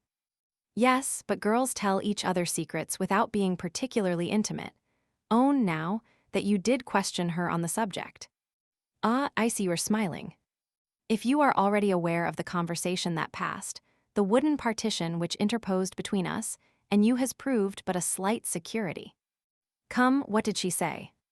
She told me that she loved no one, said Valentine, that she disliked the idea of being married, that she would infinitely prefer leading an independent and unfettered life, and that she almost wished her father might lose his fortune, that she might become an artist like her friend, Mademoiselle Louise d'Armilly. Ah, you see. Well, what does that prove? Asked Valentine. Nothing, replied Maximilian. Then why did you smile? Why, you know very well that you are reflecting on yourself, Valentine. Do you want me to go away? Ah, no. But do not let us lose time. You are the subject on which I wish to speak. True, we must be quick, for we have scarcely 10 minutes more to pass together. Ma foi, said Maximilian in consternation. Yes, you are right, I am but a poor friend to you. What a life I cause you to lead, poor Maximilian, you who are formed for happiness. I bitterly reproach myself, I assure you. Well, what does it signify, Valentine, so long as I am satisfied, and feel that even this long and painful suspense is amply repaid by 5 minutes of your society or 2 words from your lips? And I have also a deep conviction that heaven would not have created 2 hearts, harmonizing as ours do, and almost miraculously brought us together, to separate us at last. Those are kind and cheering words. You must hope for us both, Maximilian. That will make me at least partly happy. But why must you leave me so soon? I do not know particulars. I can only tell you that Madame de Villefort sent to request my presence, as she had a communication to make on which a part of my fortune depended. Let them take my fortune, I am already too rich, and perhaps when they have taken it, they will leave me in peace and quietness. You would love me as much if I were poor, would you not, Maximilian? Oh, I shall always love you. What should I care for either riches or poverty, if my Valentine was near me, and I felt certain that no one could deprive me of her? But do you not fear that this communication may relate to your marriage? I do not think that is the case. However it may be, Valentine, you must not be alarmed. I assure you that, as long as I live, I shall never love anyone else. Do you think to reassure me when you say that, Maximilian? Pardon me, you are right. I am a brute. But I was going to tell you that I met M. de Morcerf the other day. Well, Monsieur France is his friend, you know. What then? Monsieur de Morcerf has received a letter from France announcing his immediate return. Valentine turned pale and leaned her hand against the gate. Ah, heavens, if it were that. But no, the communication would not come through Madame de Villefort. Why not? Because I scarcely know why, but it has appeared as if Madame de Villefort secretly objected to the marriage, although she did not choose openly to oppose it. Is it so? Then I feel as if I could adore Madame de Villefort. Do not be in such a hurry to do that, said Valentine with a sad smile. If she objects to your marrying M. de Pinay, she would be all the more likely to listen to any other proposition. No, Maximilian, it is not suitors to which Madame de Villefort objects. It is marriage itself. Marriage? If she dislikes that so much, why did she ever marry herself? You do not understand me, Maximilian. About a year ago, I talked of retiring to a convent. Madame de Villefort, in spite of all the remarks which she considered it her duty to make, secretly approved of the proposition. My father consented to it at her instigation, and it was only on account of my poor grandfather that I finally abandoned the project. You can form no idea of the expression of that old man's eye when he looks at me, the only person in the world whom he loves, and, I had almost said, by whom he is beloved in return. When he learned my resolution, I shall never forget the reproachful look which he cast on me, and the tears of utter despair which chased each other down his lifeless cheeks. Ah, Maximilian, I experienced at that moment such remorse for my intention that, throwing myself at his feet, I exclaimed, "Forgive me, pray forgive me, my dear grandfather. They may do what they will with me, I will never leave you." When I had ceased speaking, he thankfully raised his eyes to heaven, but without uttering a word. Ah, Maximilian, I may have much to suffer, but I feel as if my grandfather's look at that moment would more than compensate for all. Dear Valentine, you are a perfect angel, and I am sure I do not know what I, sabbering right and left among the Bedouins, can have done to merit your being revealed to me, unless, indeed, Heaven took into consideration the fact that the victims of my sword were infidels. But tell me what interest Madame de Villefort can have in your remaining unmarried. Did I not tell you just now that I was rich, Maximilian, too rich? I possess nearly 50,000 livres in right of my mother. My grandfather and my grandmother, the Marquis and Marquise de Saint-Méran, will leave me as much, and M. Noirtier evidently intends making me his heir. My brother Edward, who inherits nothing from his mother, will, therefore, be poor in comparison with me. Now, if I had taken the veil, all this fortune would have descended to my father, and, in reversion, to his son. Ah, how strange it seems that such a young and beautiful woman should be so avaricious. It is not for herself that she is so, but for her son, and what you regard as a vice becomes almost a virtue when looked at in the light of maternal love. But could you not compromise matters and give up a portion of your fortune to her son? How could I make such a proposition, especially to a woman who always professes to be so entirely disinterested? Valentine, I have always regarded our love in the light of something sacred. Consequently, I have covered it with the veil of respect and hid it in the innermost recesses of my soul. No human being, not even my sister, is aware of its existence. Valentine, will you permit me to make a confidant of a friend and reveal to him the love I bear you? Valentine started. A friend, Maximilian, and who is this friend? I tremble to give my permission. Listen, Valentine. Have you never experienced for anyone that sudden and irresistible sympathy which made you feel as if the object of it had been your old and familiar friend, though, in reality, it was the first time you had ever met? Nay, further, have you never endeavored to recall the time, place, and circumstances of your former intercourse, and failing in this attempt, have almost believed that your spirits must have held converse with each other in some state of being anterior to the present, and that you are only now occupied in a reminiscence of the past. Yes. Well, that is precisely the feeling which I experienced when I first saw that extraordinary man. Extraordinary, did you say? Yes. You have known him for some time, then. Scarcely longer than 8 or 10 days. And do you call a man your friend, whom you have only known for 8 or 10 days? Ah, Maximilian, I had hoped you set a higher value on the title of friend. Your logic is most powerful, Valentine, but say what you will, I can never renounce the sentiment which has instinctively taken possession of my mind. I feel as if it were ordained that this man should be associated with all the good which the future may have in store for me. And sometimes it really seems as if his eye was able to see what was to come, and his hand endowed with the power of directing events according to his own will. He must be a prophet, then, said Valentine, smiling. Indeed, said Maximilian, I have often been almost tempted to attribute to him the gift of prophecy. At all events, he has a wonderful power of foretelling any future good. Ah, said Valentine in a mournful tone, do let me see this man, Maximilian.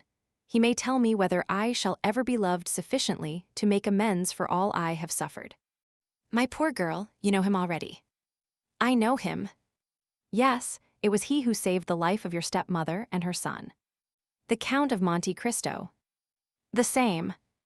Ah, cried Valentine, he is too much the friend of Madame de Villefort ever to be mine.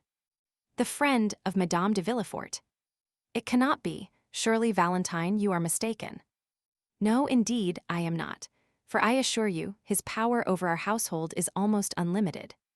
Courted by my stepmother, who regards him as the epitome of human wisdom. Admired by my father, who says he has never before heard such sublime ideas so eloquently expressed. Idolized by Edward, who, notwithstanding his fear of the Count's large black eyes, runs to meet him the moment he arrives and opens his hand, in which he is sure to find some delightful present. M. De Monte Cristo appears to exert a mysterious and almost uncontrollable influence over all the members of our family. If such be the case, my dear Valentine, you must yourself have felt, or at all events will soon feel, the effects of his presence. He meets Albert de Morcerf in Italy. It is to rescue him from the hands of the banditti. He introduces himself to Madame Danglars. It is that he may give her a royal present. Your stepmother and her son pass before his door. It is that his Nubian may save them from destruction. This man evidently possesses the power of influencing events, both as regards men and things. I never saw more simple tastes, united to greater magnificence. His smile is so sweet when he addresses me, that I forget it ever can be bitter to others. Ah, Valentine, tell me, if he ever looked on you with one of those sweet smiles. If so, depend on it, you will be happy. Me, said the young girl, he never even glances at me. On the contrary, if I accidentally cross his path, he appears rather to avoid me. Ah, he is not generous, neither does he possess that supernatural penetration which you attribute to him, for if he did, he would have perceived that I was unhappy. And if he had been generous, seeing me sad and solitary, he would have used his influence to my advantage. And since, as you say, he resembles the sun, he would have warmed my heart with one of his life-giving rays. You say he loves you, Maximilian. How do you know that he does? All would pay deference to an officer like you, with a fierce mustache and a long saber, but they think they may crush a poor weeping girl with impunity. Ah, Valentine, I assure you you are mistaken. If it were otherwise, if he treated me diplomatically, that is to say, like a man who wishes, by some means or other, to obtain a footing in the house, so that he may ultimately gain the power of dictating to its occupants, he would, if it had been but once, have honored me with the smile which you extol so loudly. But no, he saw that I was unhappy, he understood that I could be of no use to him, and therefore paid no attention to me whatever. Who knows but that, in order to please Madame de Villefort and my father, he may not persecute me by every means in his power. It is not just that he should despise me so, without any reason. Ah, forgive me, said Valentine, perceiving the effect which her words were producing on Maximilian. I have done wrong, for I have given utterance to thoughts concerning that man which I did not even know existed in my heart. I do not deny the influence of which you speak, or that I have not myself experienced it, but with me it has been productive of evil rather than good." "Well, Valentine," said Morrel with a sigh, "we will not discuss the matter further. I will not make a confidant of him." "Alas," said Valentine, "I see that I have given you pain. I can only say how sincerely I ask pardon for having grieved you. But indeed, I am not prejudiced beyond the power of conviction. Tell me what this Count of Monte Cristo has done for you." 30,157 M. "I own that your question embarrasses me, Valentine, for I cannot say that the Count has rendered me any ostensible service. Still, as I have already told you, I have an instinctive affection for him, the source of which I cannot explain to you. Has the sun done anything for me? No, he warms me with his rays, and it is by his light that I see you, nothing more. Has such and such a perfume done anything for me? No, its odor charms one of my senses. That is all I can say when I am asked why I praise it. My friendship for him is as strange and unaccountable as his for me. A secret voice seems to whisper to me that there must be something more than chance in this unexpected reciprocity of friendship. In his most simple actions, as well as in his most secret thoughts, I find a relation to my own. You will perhaps smile at me when I tell you that, ever since I have known this man, I have involuntarily entertained the idea that all the good fortune which has befallen me originated from him. However, I have managed to live 30 years without this protection, you will say, but I will endeavor a little to illustrate my meaning. He invited me to dine with him on Saturday, which was a very natural thing for him to do. Well, what have I learned since? That your mother and M. de Villefort are both coming to this dinner. I shall meet them there, and who knows what future advantages may result from the interview. This may appear to you to be no unusual combination of circumstances. Nevertheless, I perceive some hidden plot in the arrangement, something, in fact, more than is apparent on a casual view of the subject. I believe that this singular man, who appears to fathom the motives of everyone, has purposely arranged for me to meet M. and Madame de Villefort, and sometimes, I confess, I have gone so far as to try to read in his eyes whether he was in possession of the secret of our love. "My good friend," said Valentine, "I should take you for a visionary, and should tremble for your reason if I were always to hear you talk in a strain similar to this. Is it possible that you can see anything more than the merest chance in this meeting? Pray reflect a little. My father, who never goes out, has several times been on the point of refusing this invitation. Madame de Villefort, on the contrary, is burning with the desire of seeing this extraordinary nabob in his own house. Therefore, she has with great difficulty prevailed on my father to accompany her. No, no, it is as I have said, Maximilian. There is no one in the world of whom I can ask help but yourself and my grandfather, who is little better than a corpse, no support to cling to but my mother in heaven." "I see that you are right, logically speaking," said Maximilian, "but the gentle voice which usually has such power over me fails to convince me today." "I feel the same as regards yourself," said Valentine, "and I own that, if you have no stronger proof to give me." "I have another," replied Maximilian, "but I fear you will deem it even more absurd than the first." "So much the worse," said Valentine, smiling. "It is, nevertheless, conclusive to my mind. My 10 years of service have also confirmed my ideas on the subject of sudden inspirations, for I have several times owed my life to a mysterious impulse which directed me to move at once either to the right or to the left, in order to escape the ball which killed the comrade fighting by my side, while it left me unharmed. Dear Maximilian, why not attribute your escape to my constant prayers for your safety? When you are away, I no longer pray for myself, but for you. 30,159 M. "Yes, since you have known me," said Morrel, smiling, "but that cannot apply to the time previous to our acquaintance, Valentine. You are very provoking, and will not give me credit for anything, but let me hear this second proof, which you yourself own to be absurd. Well, look through this opening, and you will see the beautiful new horse which I rode here." "Ah, what a beautiful creature," cried Valentine, Why did you not bring him close to the gate so that I could talk to him and pat him?" "He is, as you see, a very valuable animal," said Maximilian. "You know that my means are limited, and that I am what would be designated a man of moderate pretensions. Well, I went to a horse dealer's, where I saw this magnificent horse, which I have named Medi. I asked the price.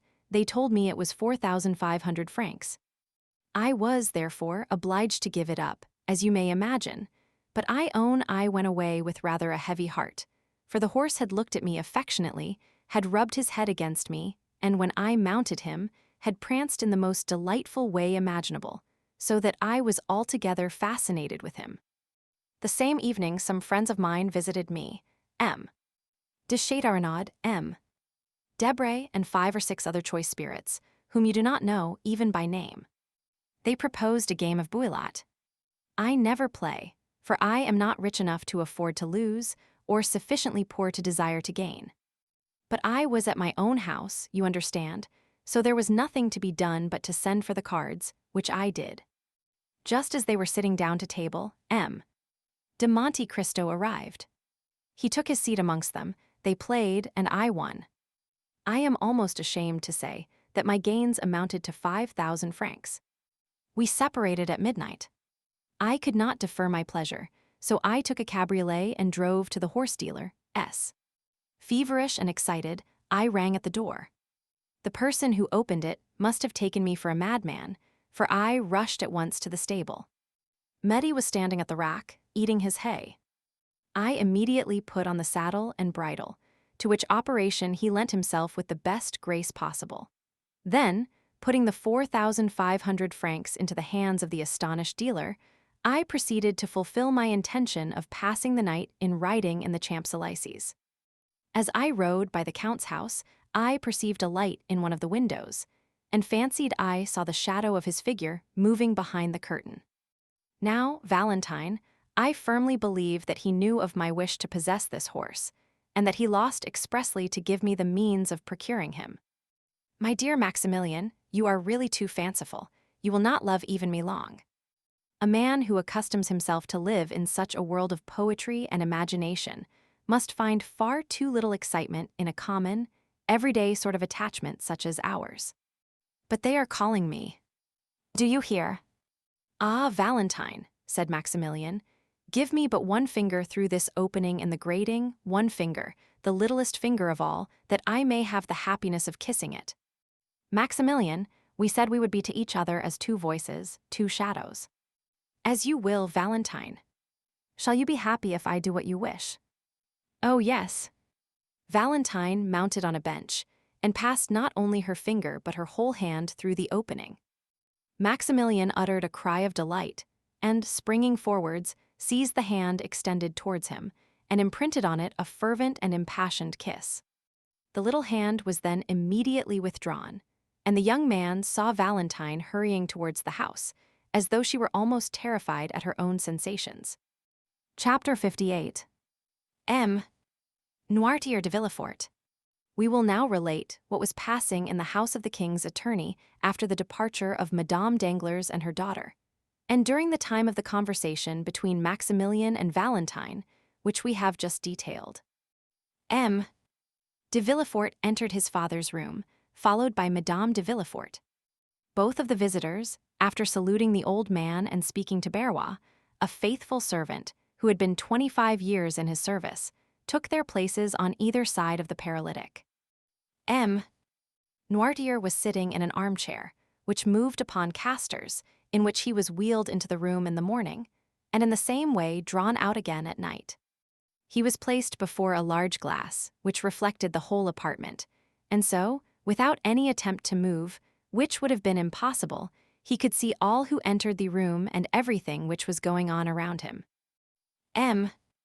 Noirtier, although almost as immovable as a corpse, looked at the newcomers with a quick and intelligent expression, perceiving at once, by their ceremonious courtesy, that they were come on business of an unexpected and official character. Sight and hearing were the only senses remaining, and they, like 2 solitary sparks, remained to animate the miserable body which seemed fit for nothing but the grave. It was only, however, by means of one of these senses, that he could reveal the thoughts and feelings that still occupied his mind. And the look by which he gave expression to his inner life was like the distant gleam of a candle which a traveler sees by night across some desert place, and knows that a living being dwells beyond the silence and obscurity. Noirtier's hair was long and white, and flowed over his shoulders, while in his eyes, shaded by thick black lashes, was concentrated, as it often happens with an organ which is used to the exclusion of the others, all the activity, address, force, and intelligence which were formerly diffused over his whole body. And so, although the movement of the arm, the sound of the voice, and the agility of the body were wanting, the speaking eye sufficed for all. He commanded with it. It was the medium through which his thanks were conveyed. In short, his whole appearance produced on the mind the impression of a corpse with living eyes, and nothing could be more startling than to observe the expression of anger or joy suddenly lighting up these organs, while the rest of the rigid and marble-like features were utterly deprived of the power of participation. 3 persons only could understand this language of the poor paralytic.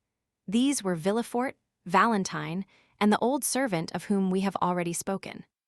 But as Villefort saw his father but seldom, and then only when absolutely obliged, and as he never took any pains to please or gratify him when he was there, all the old man's happiness was centered in his granddaughter. Valentine, by means of her love, her patience, and her devotion, had learned to read in Noirtier's look all the varied feelings which were passing in his mind. To this dumb language, which was so unintelligible to others, she answered by throwing her whole soul into the expression of her countenance. And in this manner were the conversations sustained between the blooming girl and the helpless invalid, whose body could scarcely be called a living one, but who, nevertheless, possessed a fund of knowledge and penetration, united with a will as powerful as ever, although clogged by a body rendered utterly incapable of obeying its impulses.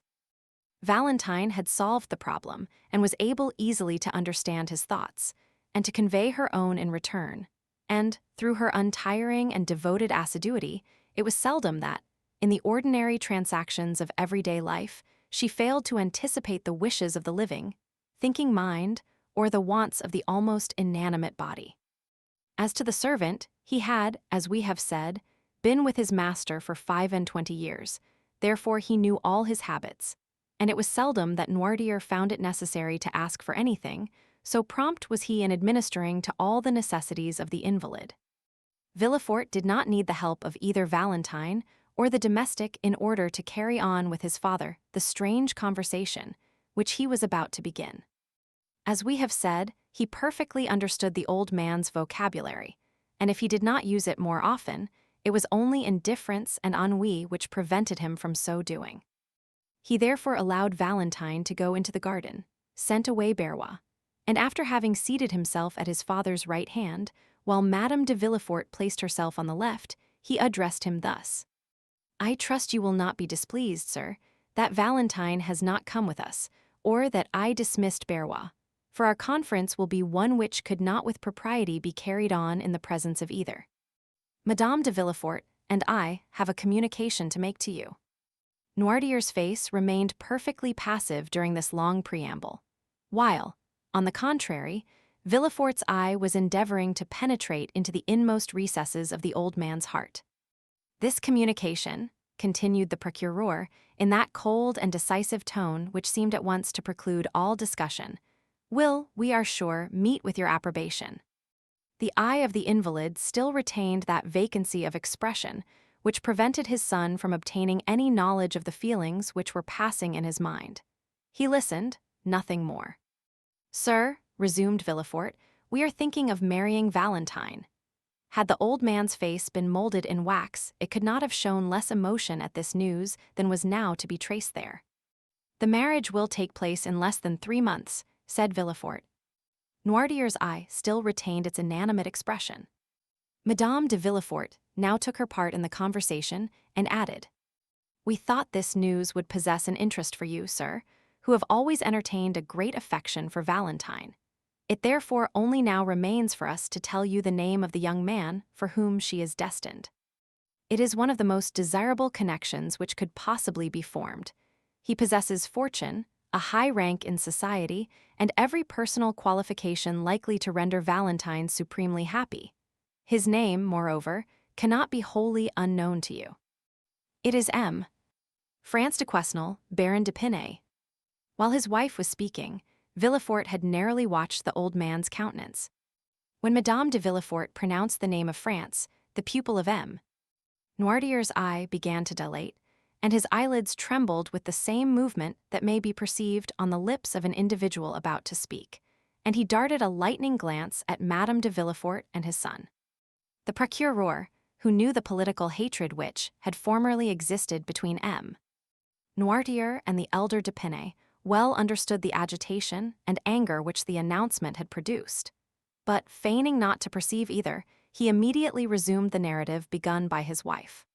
"Sir," said he, "you are aware that Valentine is about to enter her 19th year, which renders it important that she should lose no time in forming a suitable alliance. Nevertheless, you have not been forgotten in our plans, and we have fully ascertained beforehand that Valentine's future husband will consent not to live in this house, for that might not be pleasant for the young people, but that you should live with them. So that you and Valentine, who are so attached to each other, would not be separated, and you would be able to pursue exactly the same course of life which you have hitherto done. And thus, instead of losing, you will be a gainer by the change, as it will secure to you 2 children instead of 1, to watch over and comfort you." 30,165 M.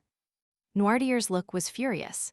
It was very evident that something desperate was passing in the old man's mind, for a cry of anger and grief rose in his throat, and not being able to find vent in utterance, appeared almost to choke him, for his face and lips turned quite purple with the struggle. Villefort quietly opened a window, saying, "It is very warm, and the heat affects M. Noirtier." He then returned to his place, but did not sit down. "This marriage," added Madame de Villefort, "is quite agreeable to the wishes of M.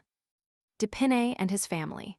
Besides, he had no relations nearer than an uncle and aunt, his mother having died at his birth, and his father having been assassinated in 1815, that is to say, when he was but 2 years old.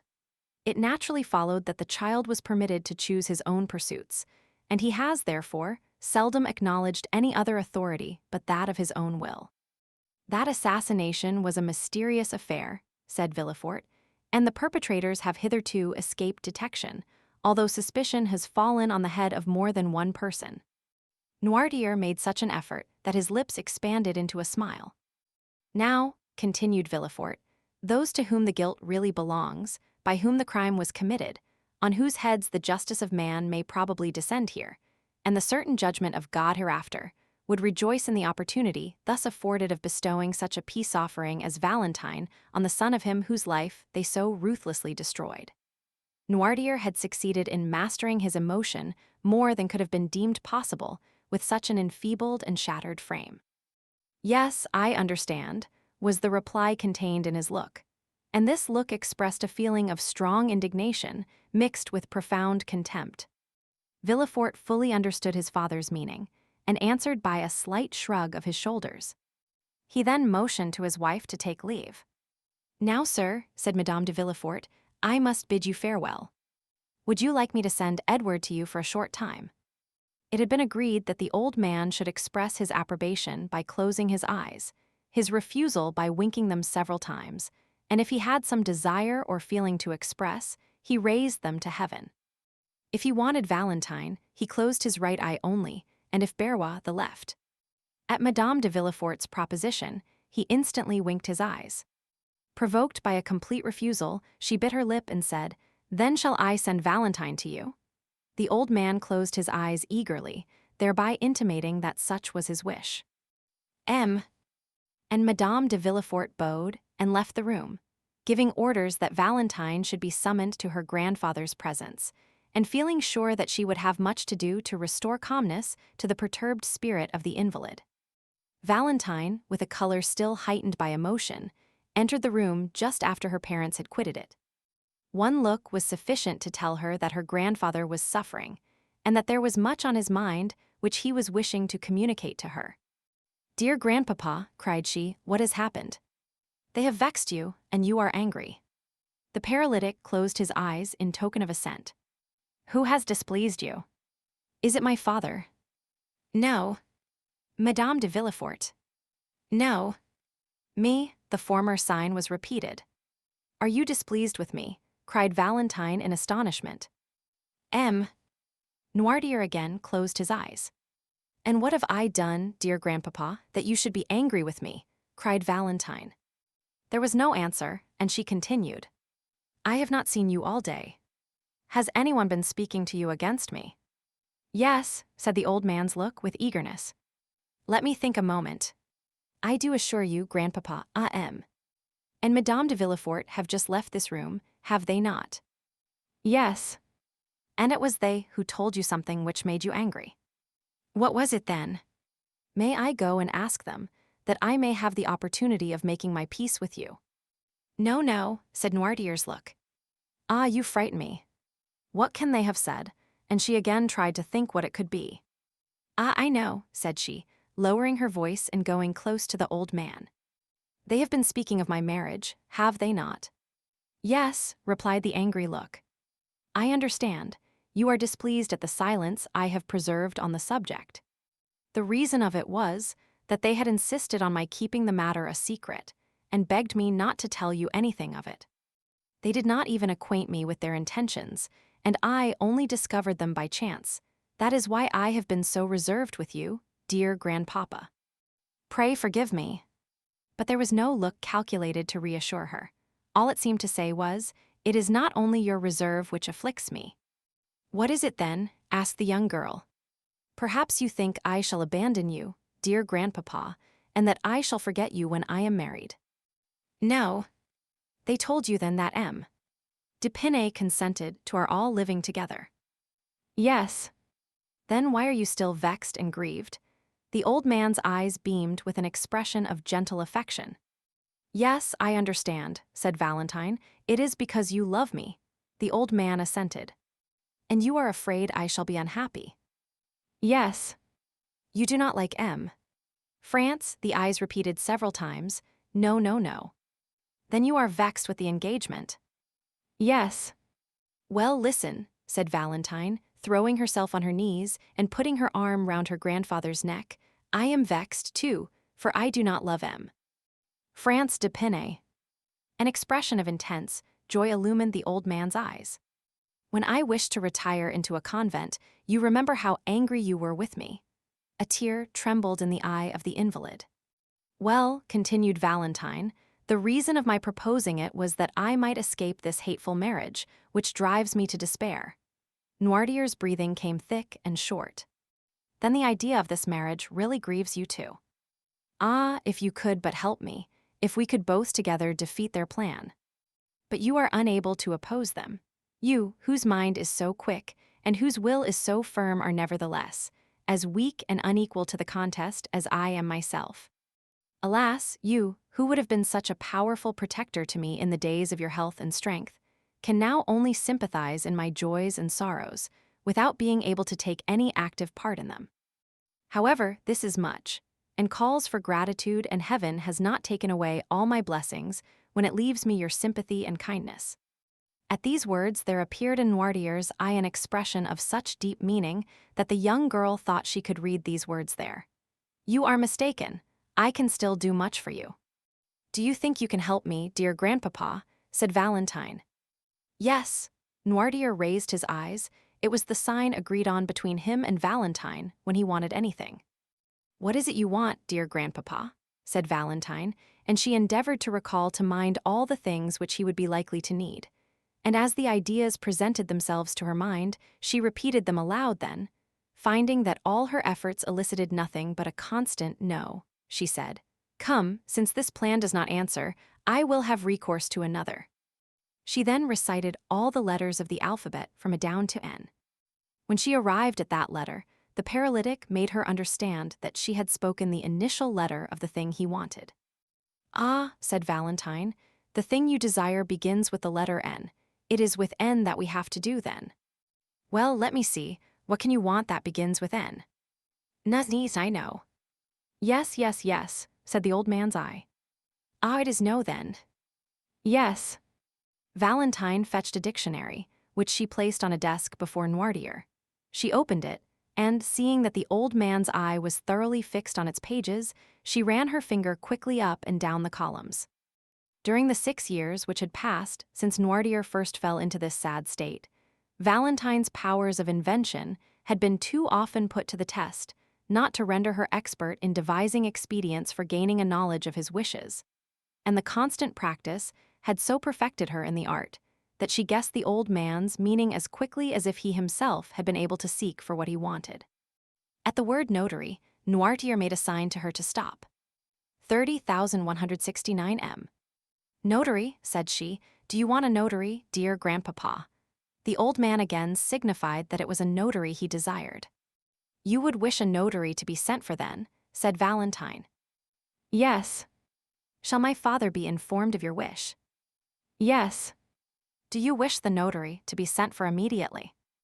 Yes. Then they shall go for him directly, dear grandpapa. Is that all you want? Yes. Valentine rang the bell and ordered the servant to tell Monsieur or Madame de Villefort that they were requested to come to M. Noirtier's room. Are you satisfied now? Inquired Valentine. Yes. I am sure you are. It is not very difficult to discover that. And the young girl smiled on her grandfather as if he had been a child. M. De Villefort entered, followed by Berrois. What do you want me for, sir? Demanded he of the paralytic. Sir, said Valentine, my grandfather wishes for a notary. At this strange and unexpected demand, M. De Villefort and his father exchanged looks. Yes, motioned the latter, with a firmness which seemed to declare that with the help of Valentine and his old servant, who both knew what his wishes were, he was quite prepared to maintain the contest. Do you wish for a notary? Asked Villefort.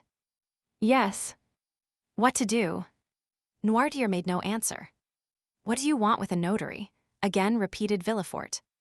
The invalid's eye remained fixed, by which expression he intended to intimate that his resolution was unalterable. Is it to do us some ill turn? Do you think it is worthwhile? Said Villefort. Still, said Berrois, with the freedom and fidelity of an old servant, if M.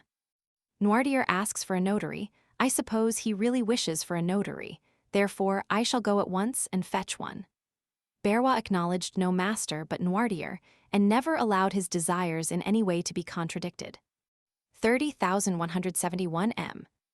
Yes, I do want a notary, motioned the old man, shutting his eyes with a look of defiance, which seemed to say, and I should like to see the person who dares to refuse my request. You shall have a notary, as you absolutely wish for one, sir, said Villefort, but I shall explain to him your state of health, and make excuses for you, for the scene cannot fail of being a most ridiculous one. Never mind that, said Berrois, I shall go and fetch a notary nevertheless. And the old servant departed triumphantly on his mission. Chapter 59. The Will. As soon as Berrois had left the room, Noirtier looked at Valentine with a malicious expression that said many things. The young girl perfectly understood the look, and so did Villefort, for his countenance became clouded, and he knitted his eyebrows angrily. He took a seat and quietly awaited the arrival of the notary. Noirtier saw him seat himself with an appearance of perfect indifference, at the same time giving a side look at Valentine, which made her understand that she also was to remain in the room.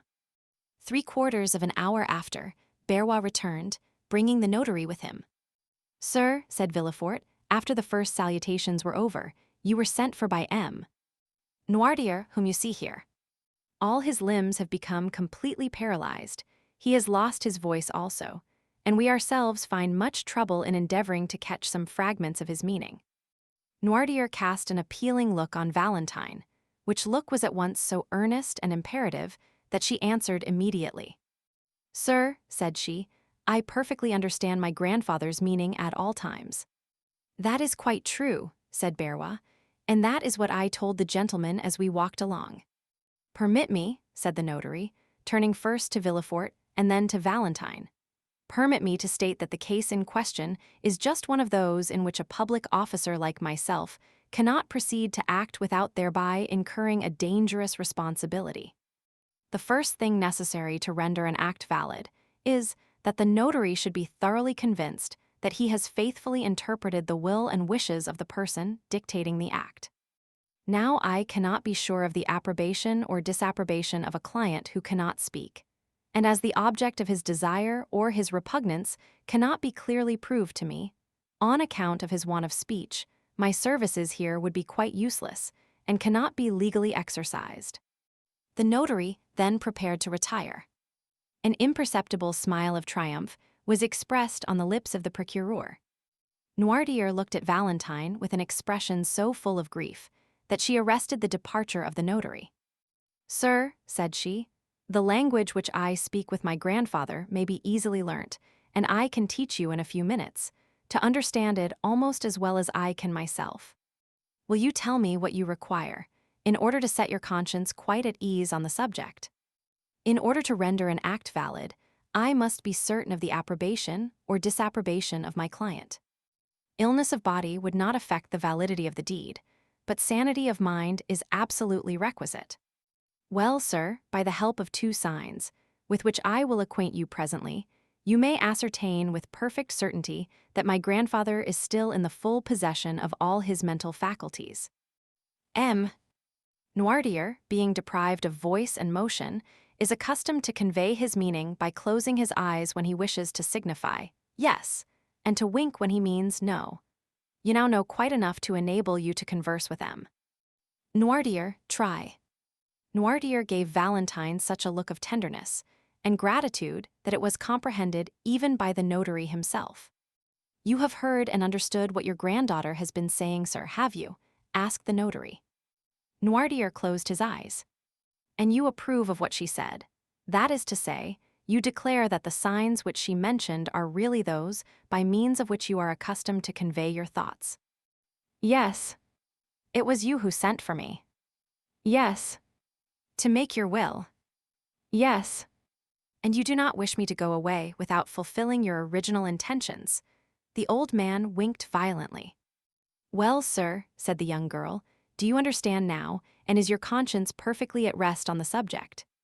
But before the notary could answer, Villefort had drawn him aside. "Sir," said he, "do you suppose for a moment that a man can sustain a physical shock, such as M. Noirtier has received, without any detriment to his mental faculties?" "It is not exactly that, sir," said the notary, "which makes me uneasy, but the difficulty will be in wording his thoughts and intentions so as to be able to get his answers." "You must see that to be an utter impossibility," said Villefort. Valentine and the old man heard this conversation, and Noirtier fixed his eye so earnestly on Valentine that she felt bound to answer to the look. "Sir," said she, "that need not make you uneasy, however difficult it may at first sight appear to be.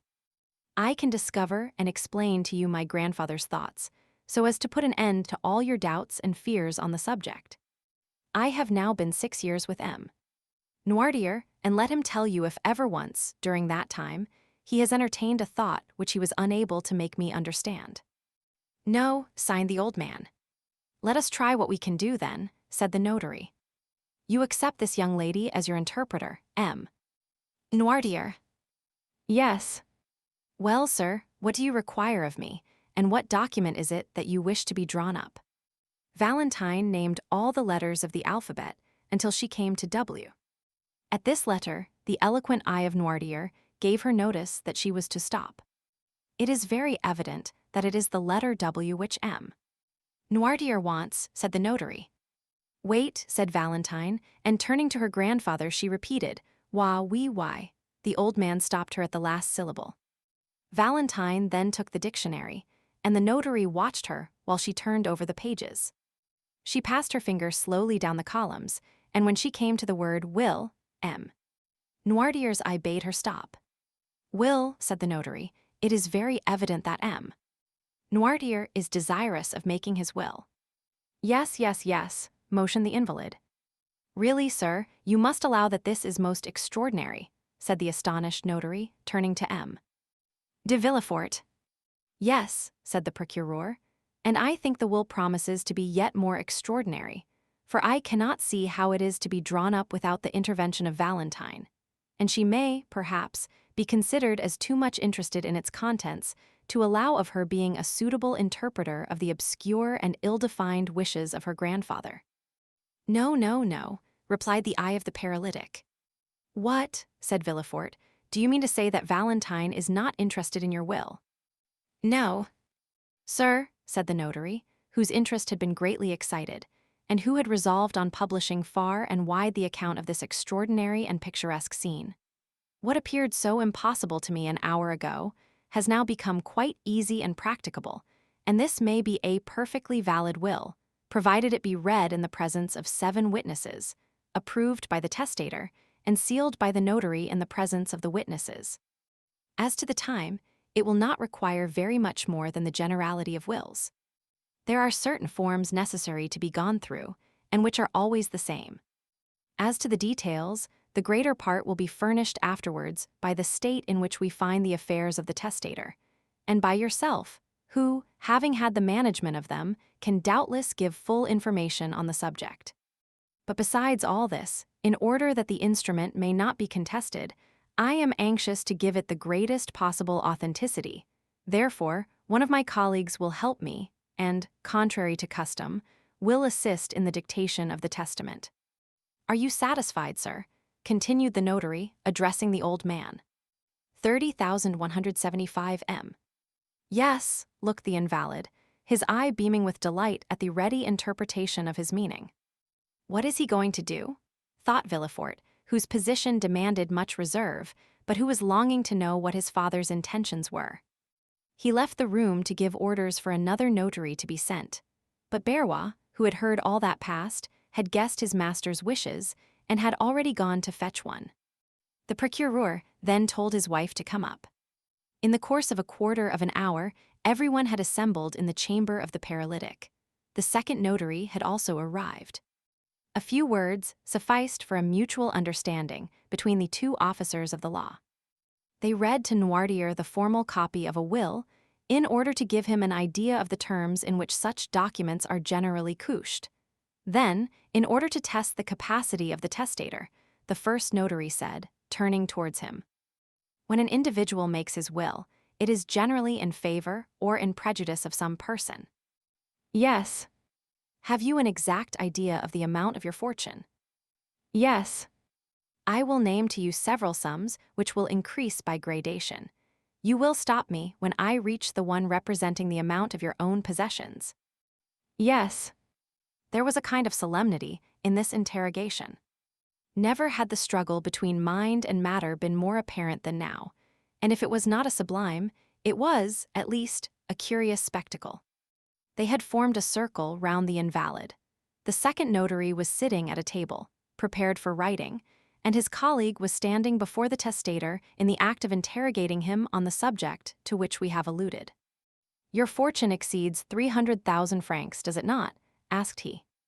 Noirtier made a sign that it did. "Do you possess 400,000 francs?" inquired the notary.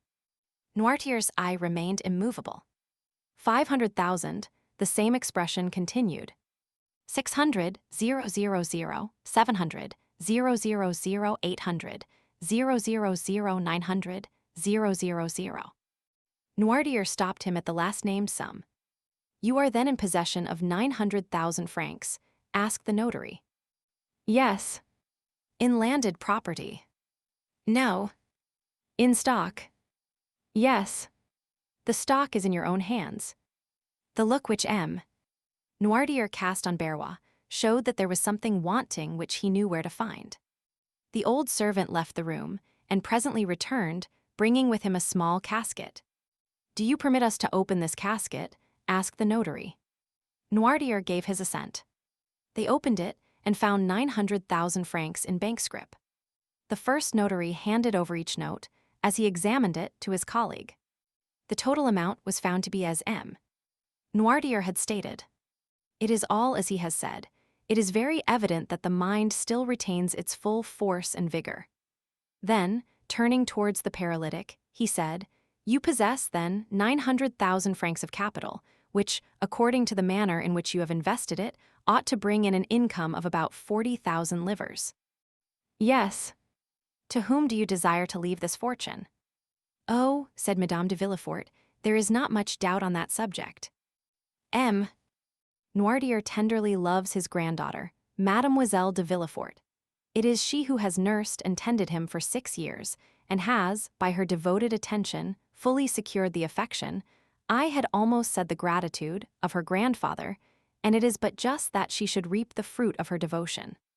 The eye of Noirtier clearly showed by its expression that he was not deceived by the false assent given by Madame de Villefort's words, and manner to the motives which she supposed him to entertain.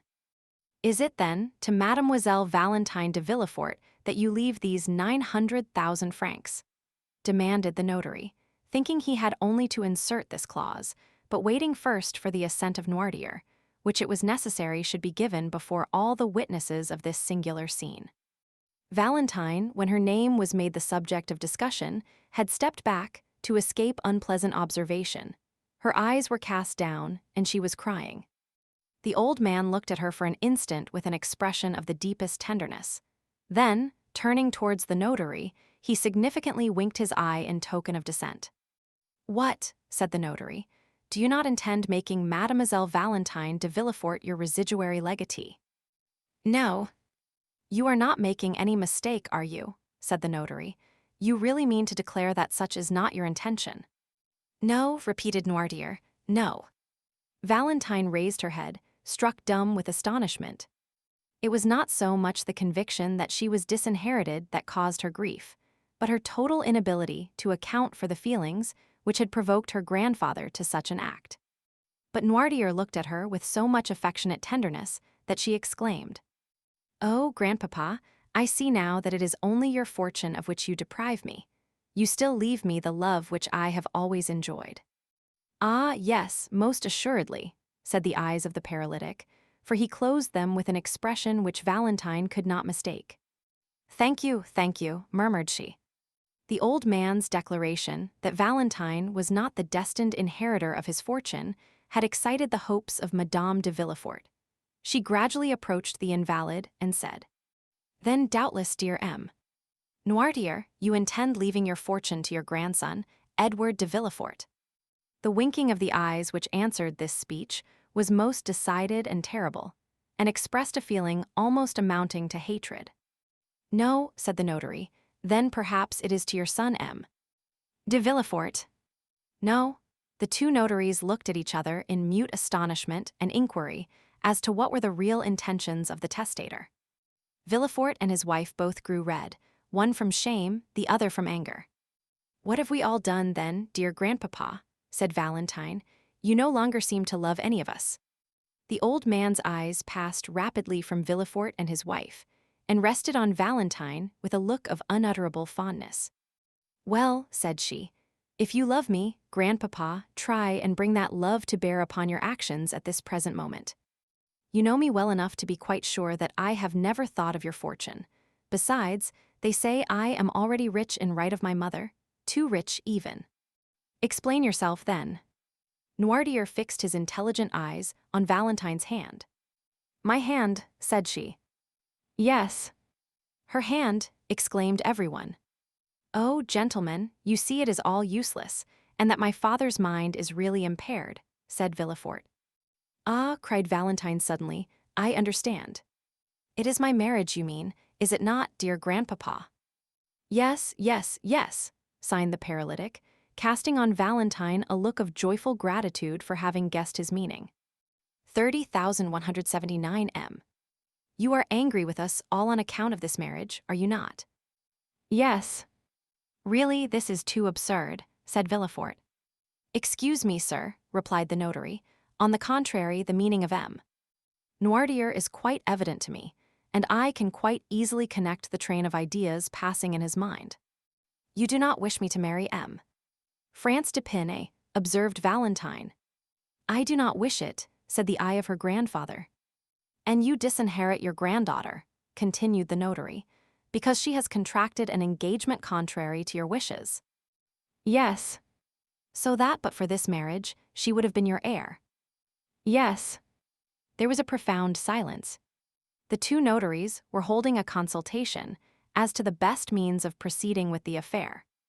Valentine was looking at her grandfather with a smile of intense gratitude, and Villefort was biting his lips with vexation, while Madame de Villefort could not succeed in repressing an inward feeling of joy, which, in spite of herself, appeared in her whole countenance.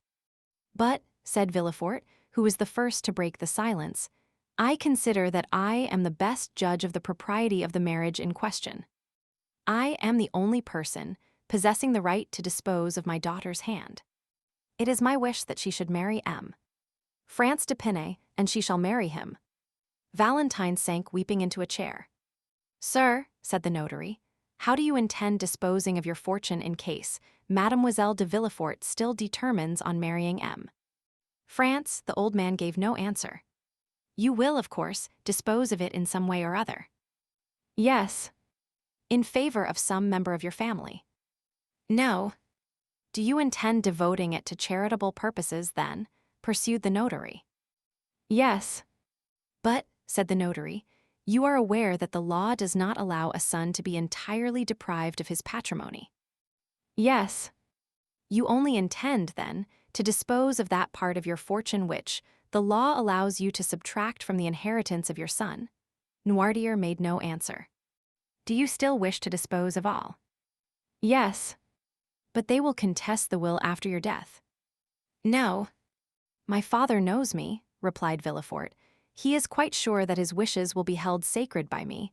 Besides, he understands that in my position I cannot plead against the poor." The eye of Noirtier beamed with triumph. "What do you decide on, sir?" asked the notary of Villefort. "Nothing, sir. It is a resolution which my father has taken, and I know he never alters his mind. I am quite resigned. These 900,000 francs will go out of the family in order to enrich some hospital. But it is ridiculous thus to yield to the caprices of an old man, and I shall, therefore, act according to my conscience." Having said this, Villefort quitted the room with his wife, leaving his father at liberty to do as he pleased. The same day the will was made, the witnesses were brought. It was approved by the old man, sealed in the presence of all and given in charge to M. Deschamps, the family notary. Chapter 60. The telegraph. M. and Madame de Villefort found on their return that the Count of Monte Cristo, who had come to visit them in their absence, had been ushered into the drawing-room and was still awaiting them there. Madame de Villefort, who had not yet sufficiently recovered from her late emotion to allow of her entertaining visitors so immediately, retired to her bedroom, while the procureur, who could better depend upon himself, proceeded at once to the salon. Although M. de Villefort flattered himself that, to all outward view, he had completely masked the feelings which were passing in his mind, he did not know that the cloud was still lowering on his brow, so much so that the Count, whose smile was radiant, immediately noticed his sombre and thoughtful air. "Ma foi," said Monte Cristo, after the first compliments were over, "what is the matter with you, M. de Villefort? Have I arrived at the moment when you were drawing up an indictment for a capital crime?" Villefort tried to smile. "No, Count," he replied, "I am the only victim in this case. It is I who lose my cause, and it is ill luck, obstinacy, and folly which have caused it to be decided against me." "To what do you refer?" said Monte Cristo with well-feigned interest. "Have you really met with some great misfortune?" "Oh, no, monsieur," said Villefort with a bitter smile. "It is only a loss of money which I have sustained, nothing worth mentioning, I assure you." "True," said Monte Cristo. "The loss of a sum of money becomes almost immaterial with a fortune such as you possess, and to one of your philosophic spirit."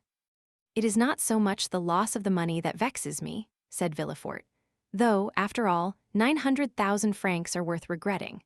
But I am the more annoyed with this fate, chance, or whatever you please to call the power which has destroyed my hopes and my fortune, and may blast the prospects of my child also, as it is all occasioned by an old man relapsed into second childhood.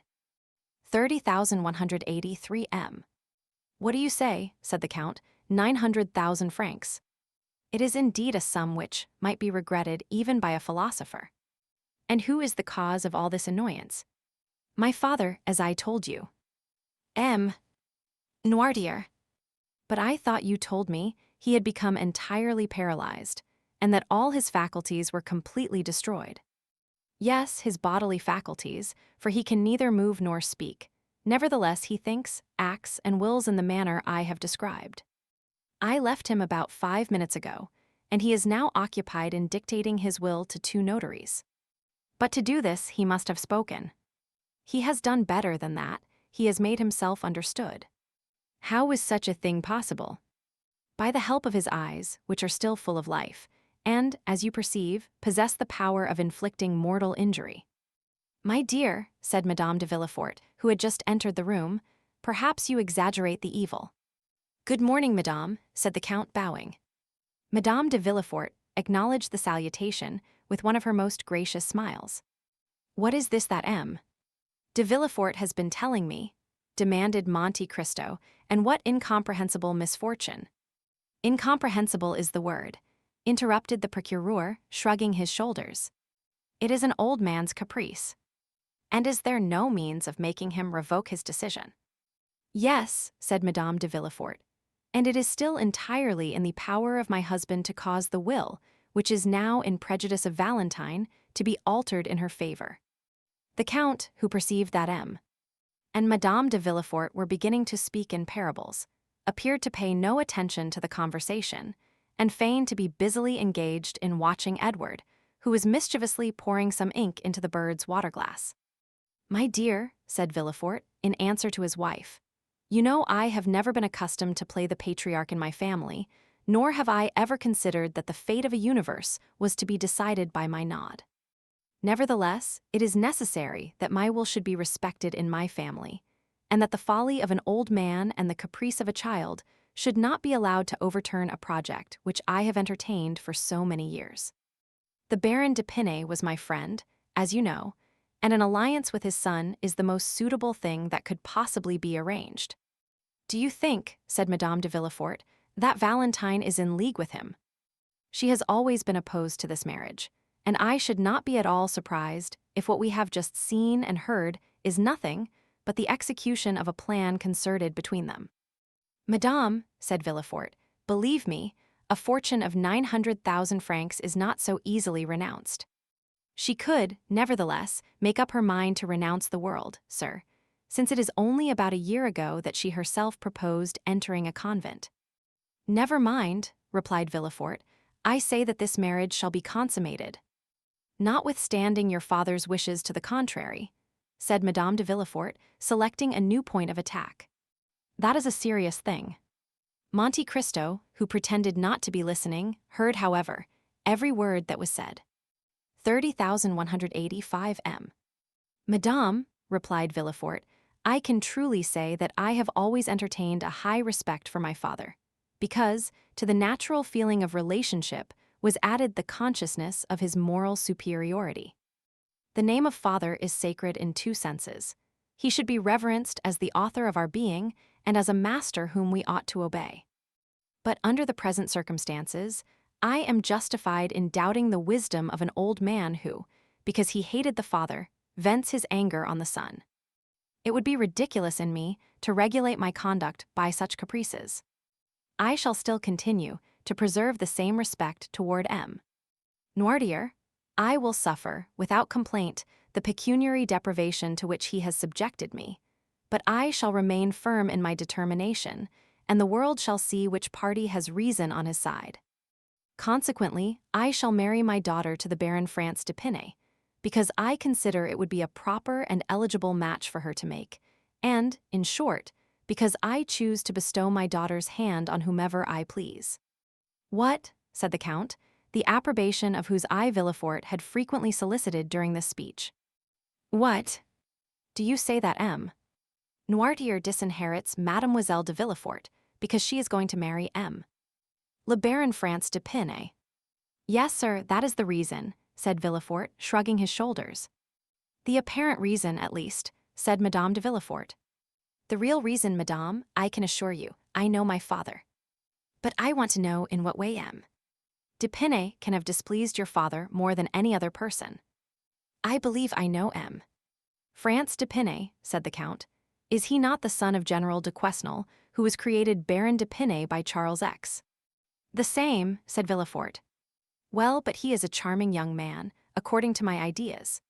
He is, which makes me believe that it is only an excuse of M. Noirtier to prevent his granddaughter marrying.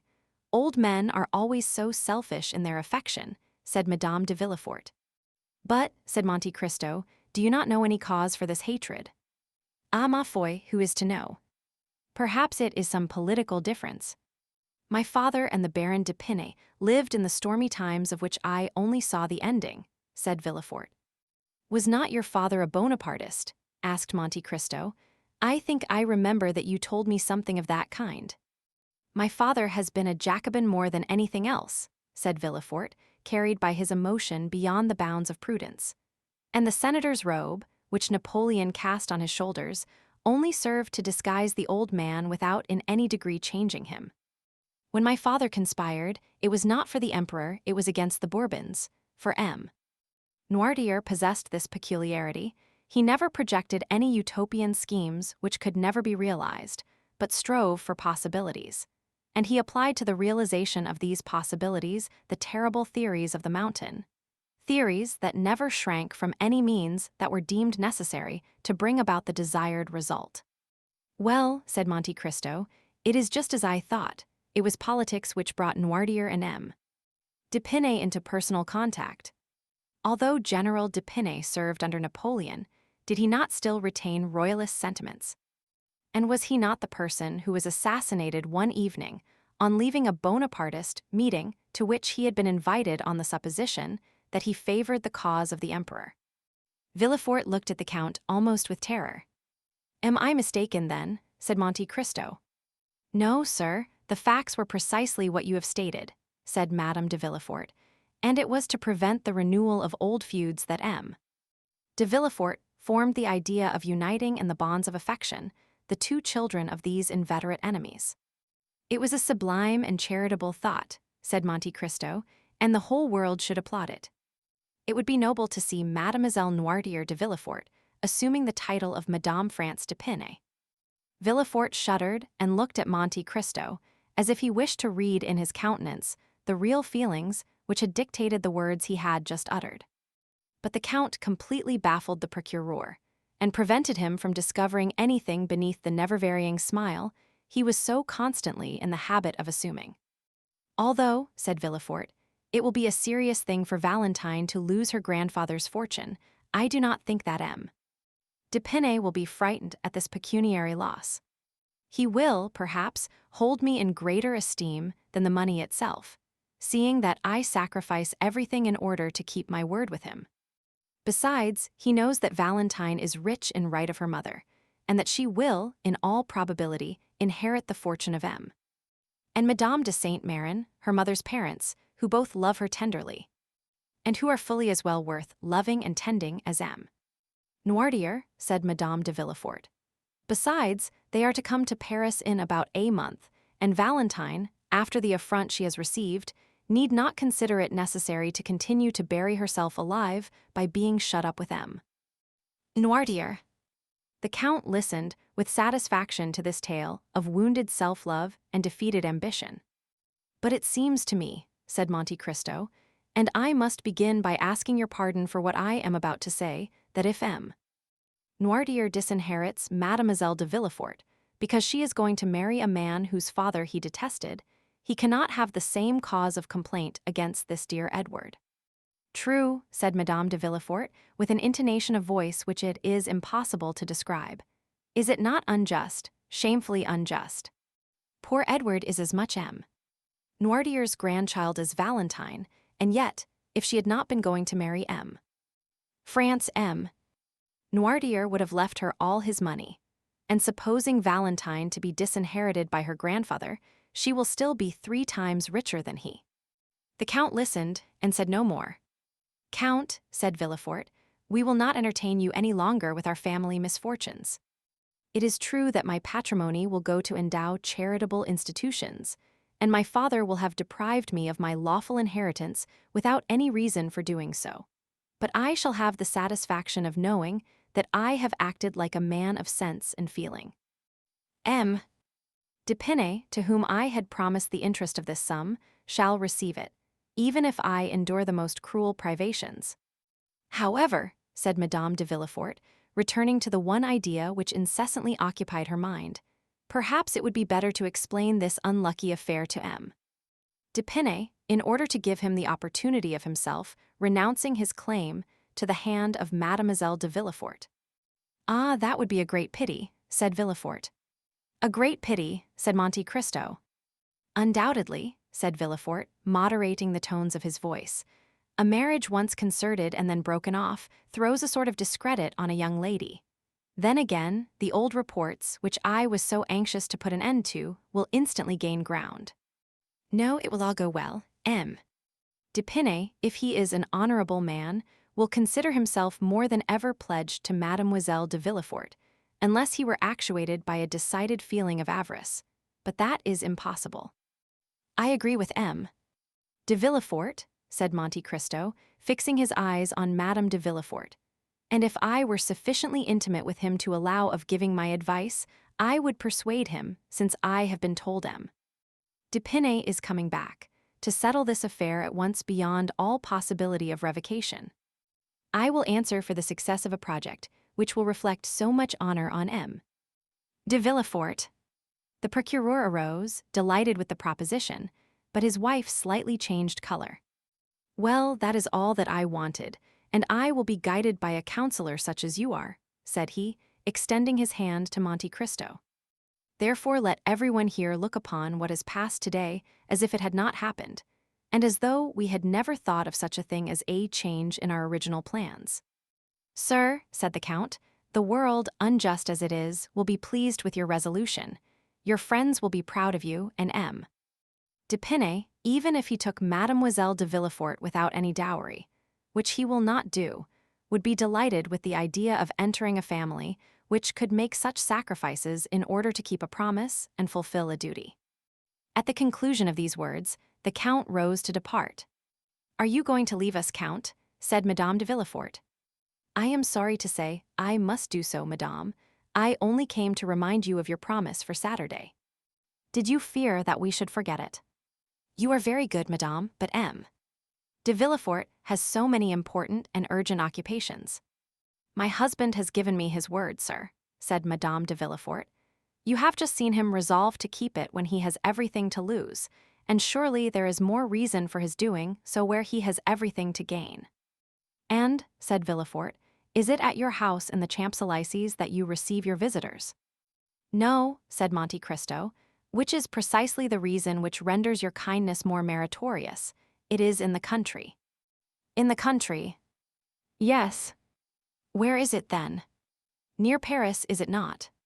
Very near, only half a league from the barriers. It is at Auteuil. At Auteuil, said Villefort. True, Madame de Villefort told me you lived at Auteuil, since it was to your house that she was taken. And in what part of Auteuil do you reside? Rue de la Fontaine. Rue de la Fontaine, exclaimed Villefort in an agitated tone. At what number? No. 28. Then, cried Villefort, was it you who bought M. de Saint-Mérin's house? Did it belong to M. de Saint-Mérin? Demanded Monte Cristo. Yes, replied Madame de Villefort, and would you believe it, Count? Believe what? You think this house pretty, do you not? I think it charming. Well, my husband would never live in it. Indeed, returned Monte Cristo, that is a prejudice on your part, M. de Villefort, for which I am quite at a loss to account. I do not like Auteuil, sir, said the procureur, making an evident effort to appear calm. But I hope you will not carry your antipathy so far as to deprive me of the pleasure of your company, sir, said Monte Cristo. No, Count, I hope. I assure you I shall do my best, stammered Villefort. Oh, said Monte Cristo, I allow of no excuse. On Saturday, at 6 o'clock. I shall be expecting you, and if you fail to come, I shall think, for how do I know to the contrary, that this house, which has remained uninhabited for 20 years, must have some gloomy tradition or dreadful legend connected with it. I will come, Count, I will be sure to come, said Villefort eagerly. Thank you, said Monte Cristo. Now you must permit me to take my leave of you. You said before that you were obliged to leave us, monsieur, said Madame de Villefort. And you were about to tell us why when your attention was called to some other subject. Indeed, madame, said Monte Cristo, I scarcely know if I dare tell you where I am going. Nonsense, say on.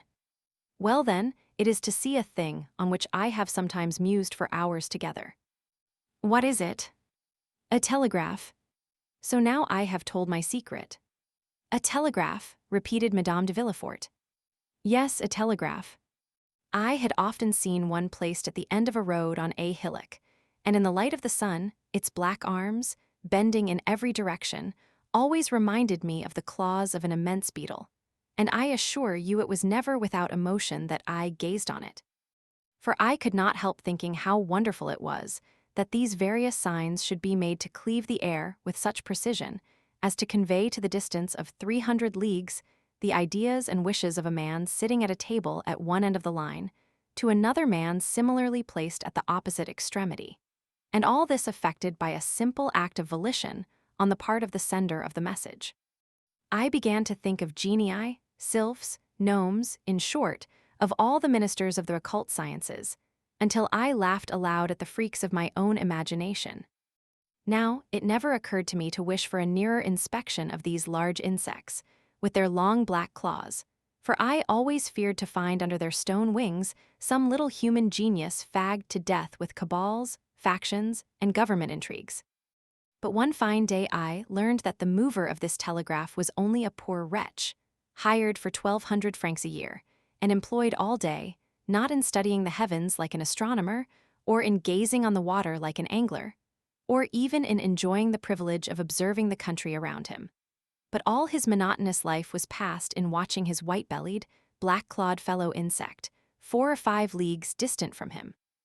At length, I felt a desire to study this living chrysalis more closely, and to endeavor to understand the secret part played by these insect actors when they occupy themselves simply with pulling different pieces of string. 30,191 m. And are you going there? I am. What telegraph do you intend visiting? That of the Home Department or of the Observatory? Oh, no.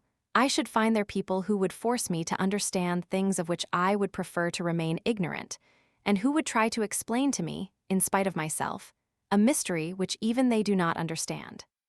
Ma foi, I should wish to keep my illusions concerning insects unimpaired. It is quite enough to have those dissipated which I had formed of my fellow creatures.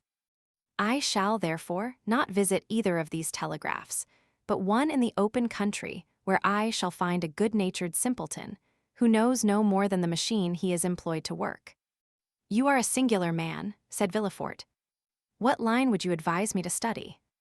The one that is most in use just at this time. The Spanish one, you mean, I suppose. Yes, should you like a letter to the minister that they might explain to you? No, said Monte Cristo, since, as I told you before, I do not wish to comprehend it. The moment I understand it, there will no longer exist a telegraph for me. It will be nothing more than a sign from M. Duchedel or from M. Montalivet, transmitted to the prefect of Bayonne, mystified by 2 Greek words, pteral, graphene. It is the insect with black claws, and the awful word which I wish to retain in my imagination in all its purity and all its importance. Go then, for in the course of 2 hours it will be dark, and you will not be able to see anything. Ma foi, you frighten me. Which is the nearest way? Bayonne. Yes, the road to Bayonne. And afterwards the road to Chatelain. Yes. By the Tower of Montlhéry, you mean? Yes. Thank you. Goodbye. On Saturday, I will tell you my impressions concerning the telegraph. At the door, the Count was met by the 2 notaries, who had just completed the act which was to disinherit Valentine, and who were leaving under the conviction of having done a thing which could not fail of redounding considerably to their credit. Chapter 61. How a gardener may get rid of the dormice that eat his peaches. Not on the same night as he had stated, but the next morning, the Count of Monte Cristo went out by the Barrière d'Enfer, taking the road to Orleans.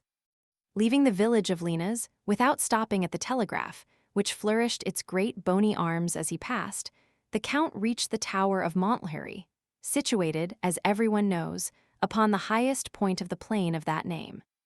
At the foot of the hill, the Count dismounted and began to ascend by a little winding path, about 18 inches wide. When he reached the summit, he found himself stopped by a hedge, upon which green fruit had succeeded to red and white flowers. Monte Cristo looked for the entrance to the enclosure, and was not long in finding a little wooden gate, working on willow hinges and fastened with a nail and string. The Count soon mastered the mechanism. The gate opened, and he then found himself in a little garden, about 20 feet long by 12 wide, bounded on one side by part of the hedge, which contained the ingenious contrivance we have called a gate, and on the other by the old tower, covered with ivy and studded with wallflowers. No one would have thought in looking at this old, weather-beaten, floral-decked tower, which might be likened to an elderly dame dressed up to receive her grandchildren at a birthday feast, that it would have been capable of telling strange things, if, in addition to the menacing ears, which the proverb says all walls are provided with, it had also a voice. The garden was crossed by a path of red gravel, edged by a border of thick box, of many years' growth, and of a tone and color that would have delighted the heart of Delacroix, our modern Rubens. This path was formed in the shape of the figure of 8, thus, in its windings, making a walk of 60 feet in a garden of only 20. Never had Flora, the fresh and smiling goddess of gardeners, been honored with a purer or more scrupulous worship than that which was paid to her in this little enclosure.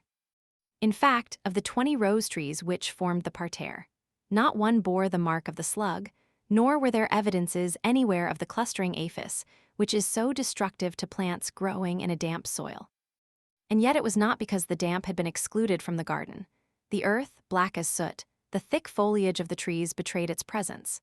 Besides, had natural humidity been wanting, it could have been immediately supplied by artificial means, thanks to a tank of water, sunk in one of the corners of the garden, and upon which were stationed a frog and a toad, who, from antipathy, no doubt, always remained on the two opposite sides of the basin.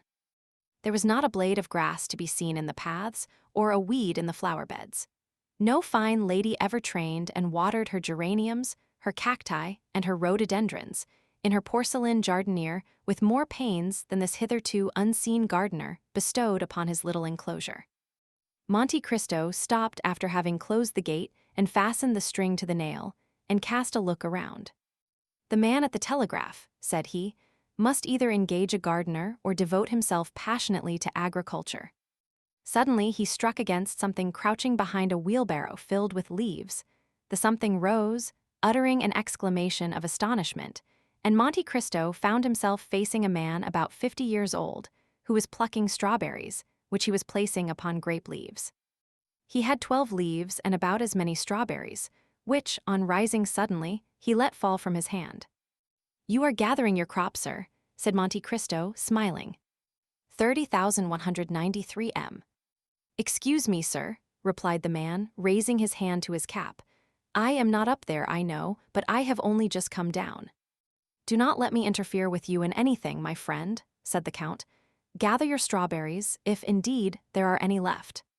"I have 10 left," said the man, "for here are 11, and I had 21, 5 more than last year. But I am not surprised. The spring has been warm this year, and strawberries require heat, sir. This is the reason that instead of the 16 I had last year, I have this year, you see, 11 already plucked. 12, 13, 14, 15, 16, 17, 18. Ah, I missed 3, they were here last night, sir. I am sure they were here, I counted them. It must be the son of mere Simon who has stolen them.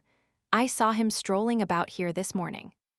Ah, the young rascal, stealing in a garden.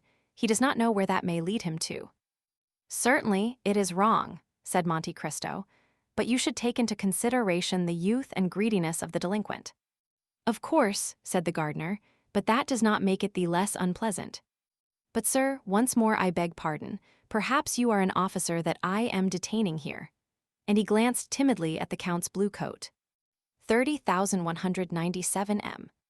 "Calm yourself, my friend," said the Count, with the smile which he made at will either terrible or benevolent, and which now expressed only the kindliest feeling. "I am not an inspector, but a traveler, brought here by a curiosity he half repents of, since he causes you to lose your time. Ah, my time is not valuable, replied the man with a melancholy smile. Still it belongs to government, and I ought not to waste it, but having received the signal that I might rest for an hour.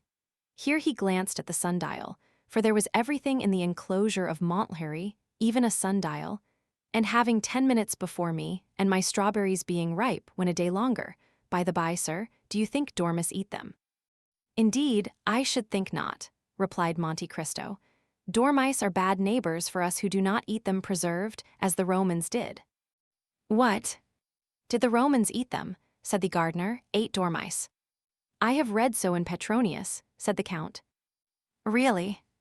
They can't be nice, though they do say, as fat as a dormouse. It is not a wonder they are fat, sleeping all day, and only waking to eat all night. Listen.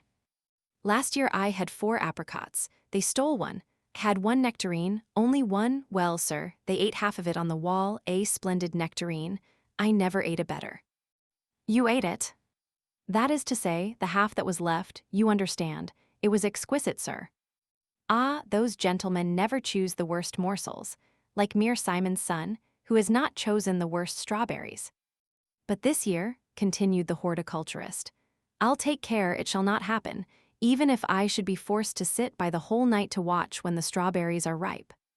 Monte Cristo had seen enough. Every man has a devouring passion in his heart, as every fruit has its worm. That of the telegraph man was horticulture. He began gathering the grape leaves which screened the sun from the grapes, and won the heart of the gardener. Did you come here, sir, to see the telegraph? He said. Yes, if it isn't contrary to the rules. Oh no, said the gardener. Not in the least, since there is no danger that anyone can possibly understand what we are saying. I have been told, said the count, that you do not always yourselves understand the signals you repeat. That is true, sir, and that is what I like best, said the man, smiling. Why do you like that best?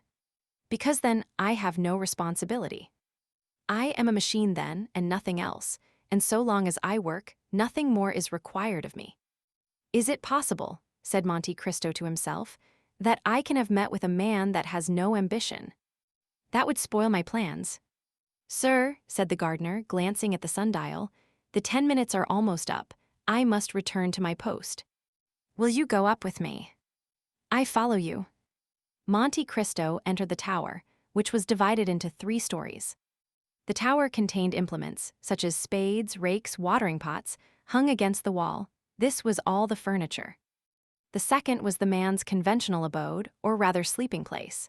It contained a few poor articles of household furniture: a bed, a table, 2 chairs, a stone pitcher, and some dry herbs hung up to the ceiling, which the count recognized as sweet peas, and of which the good man was preserving the seeds. He had labeled them with as much care as if he had been master botanist in the Jardin des Plantes. Does it require much study to learn the art of telegraphing? Asked Monte Cristo. The study does not take long. It was acting as a supernumerary that was so tedious. And what is the pay? 1,000 francs, sir. It is nothing. No, but then we are lodged, as you perceive. Monte Cristo looked at the room. They passed to the 3rd story. It was the telegraph room. Monte Cristo looked in turn at the 2 iron handles by which the machine was worked. It is very interesting, he said, but it must be very tedious for a lifetime. Yes. At first my neck was cramped with looking at it, but at the end of a year I became used to it. And then we have our hours of recreation and our holidays. Holidays? Yes. When? When we have a fog. Ah, to be sure. Those are indeed holidays to me. I go into the garden, I plant, I prune, I trim, I kill the insects all day long. How long have you been here? 10 years, and 5 as a supernumerary make 15. You are 55 years old. How long must you have served to claim the pension? Oh, sir, 25 years. And how much is the pension? 100 crowns. Poor humanity, murmured Monte Cristo.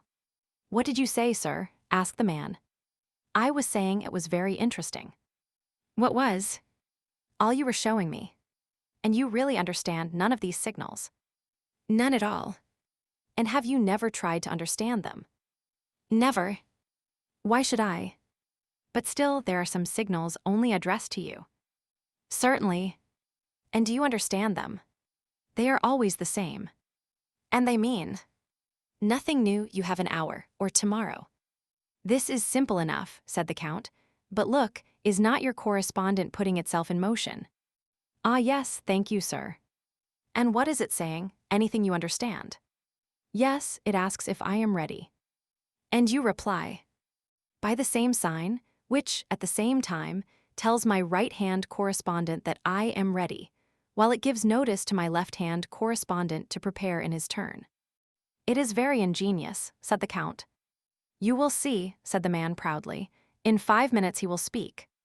I have, then, 5 minutes, said Monte Cristo to himself. It is more time than I require. My dear sir, will you allow me to ask you a question? What is it, sir?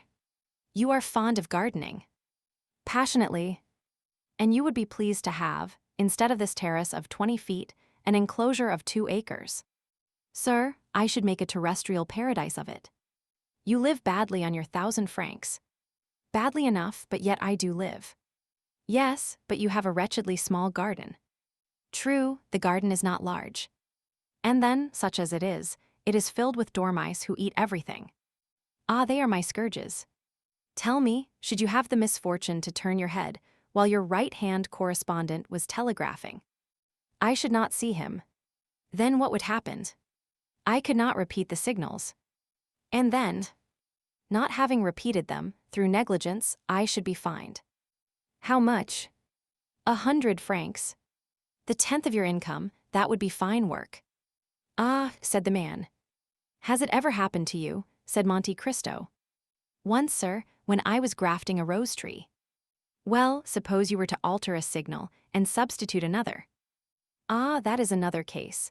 I should be turned off and lose my pension. 300 francs. 100 crowns, yes, sir. So you see that I am not likely to do any of these things. Not even for 15 years' wages. Come, it is worth thinking about. For 15,000 francs.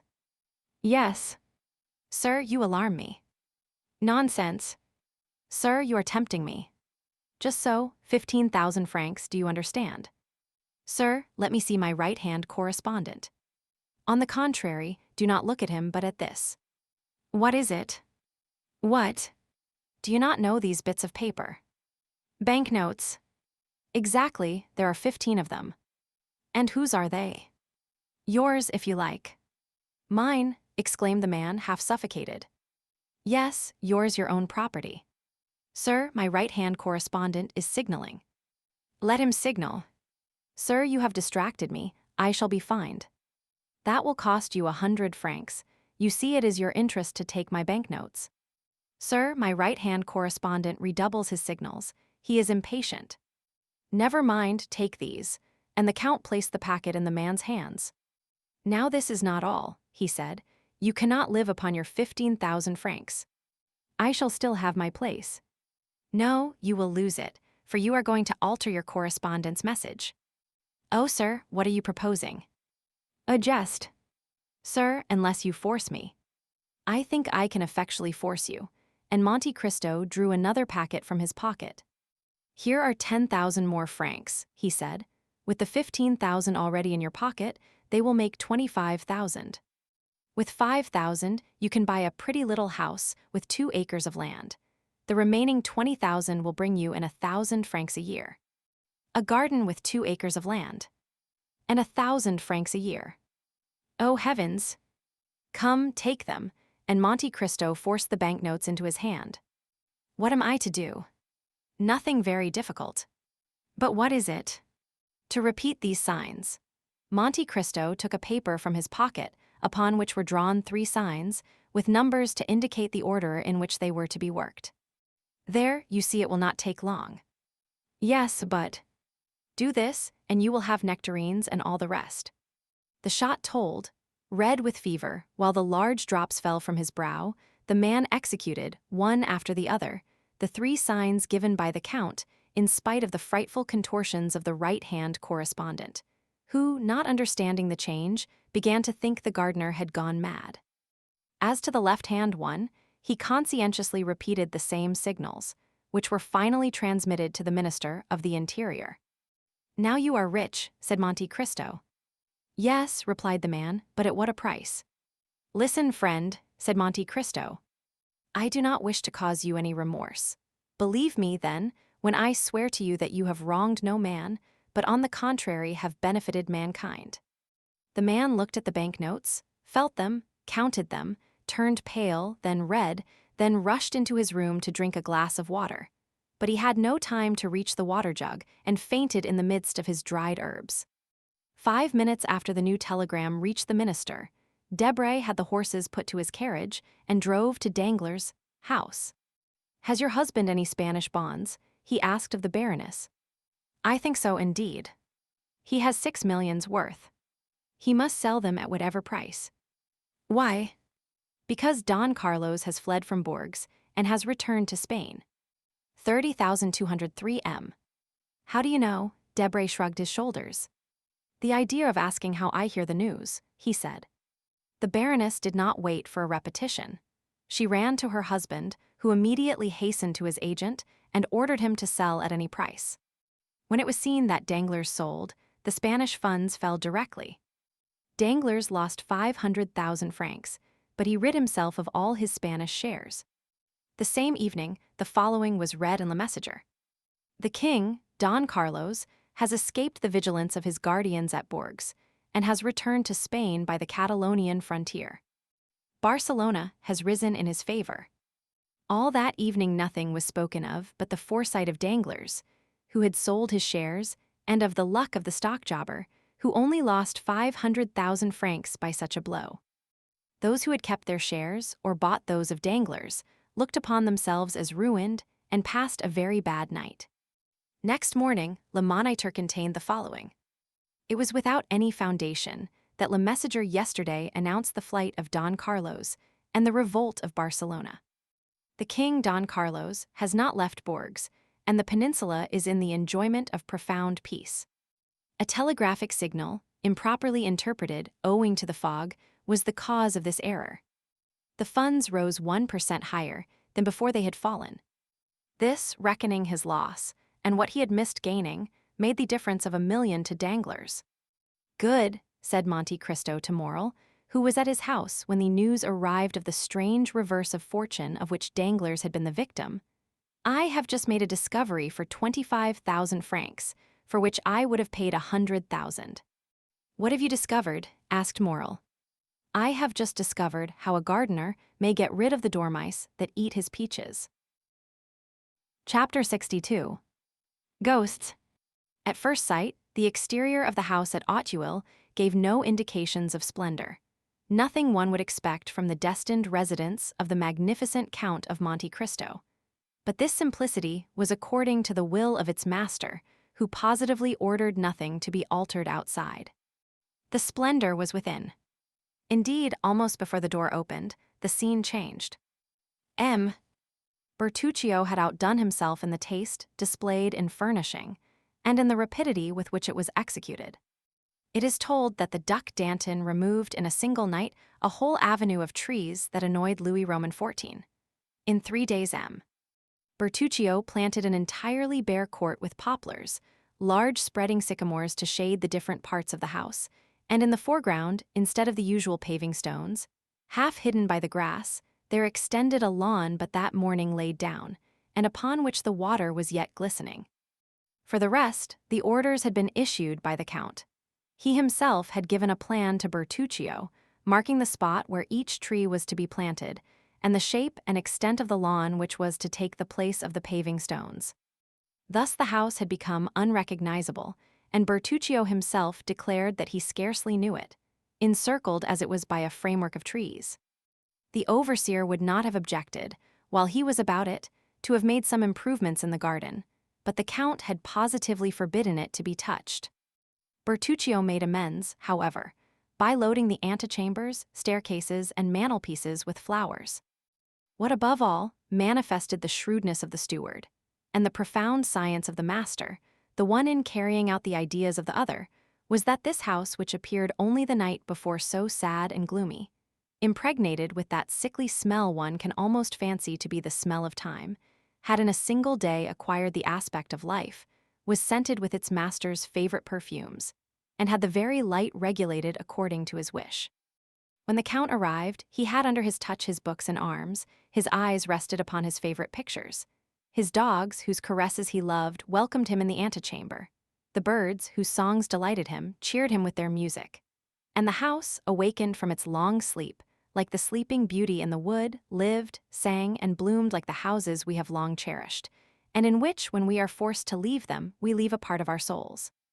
The servants passed gaily along the fine courtyard. Some, belonging to the kitchens, gliding down the stairs, restored but the previous day, as if they had always inhabited the house.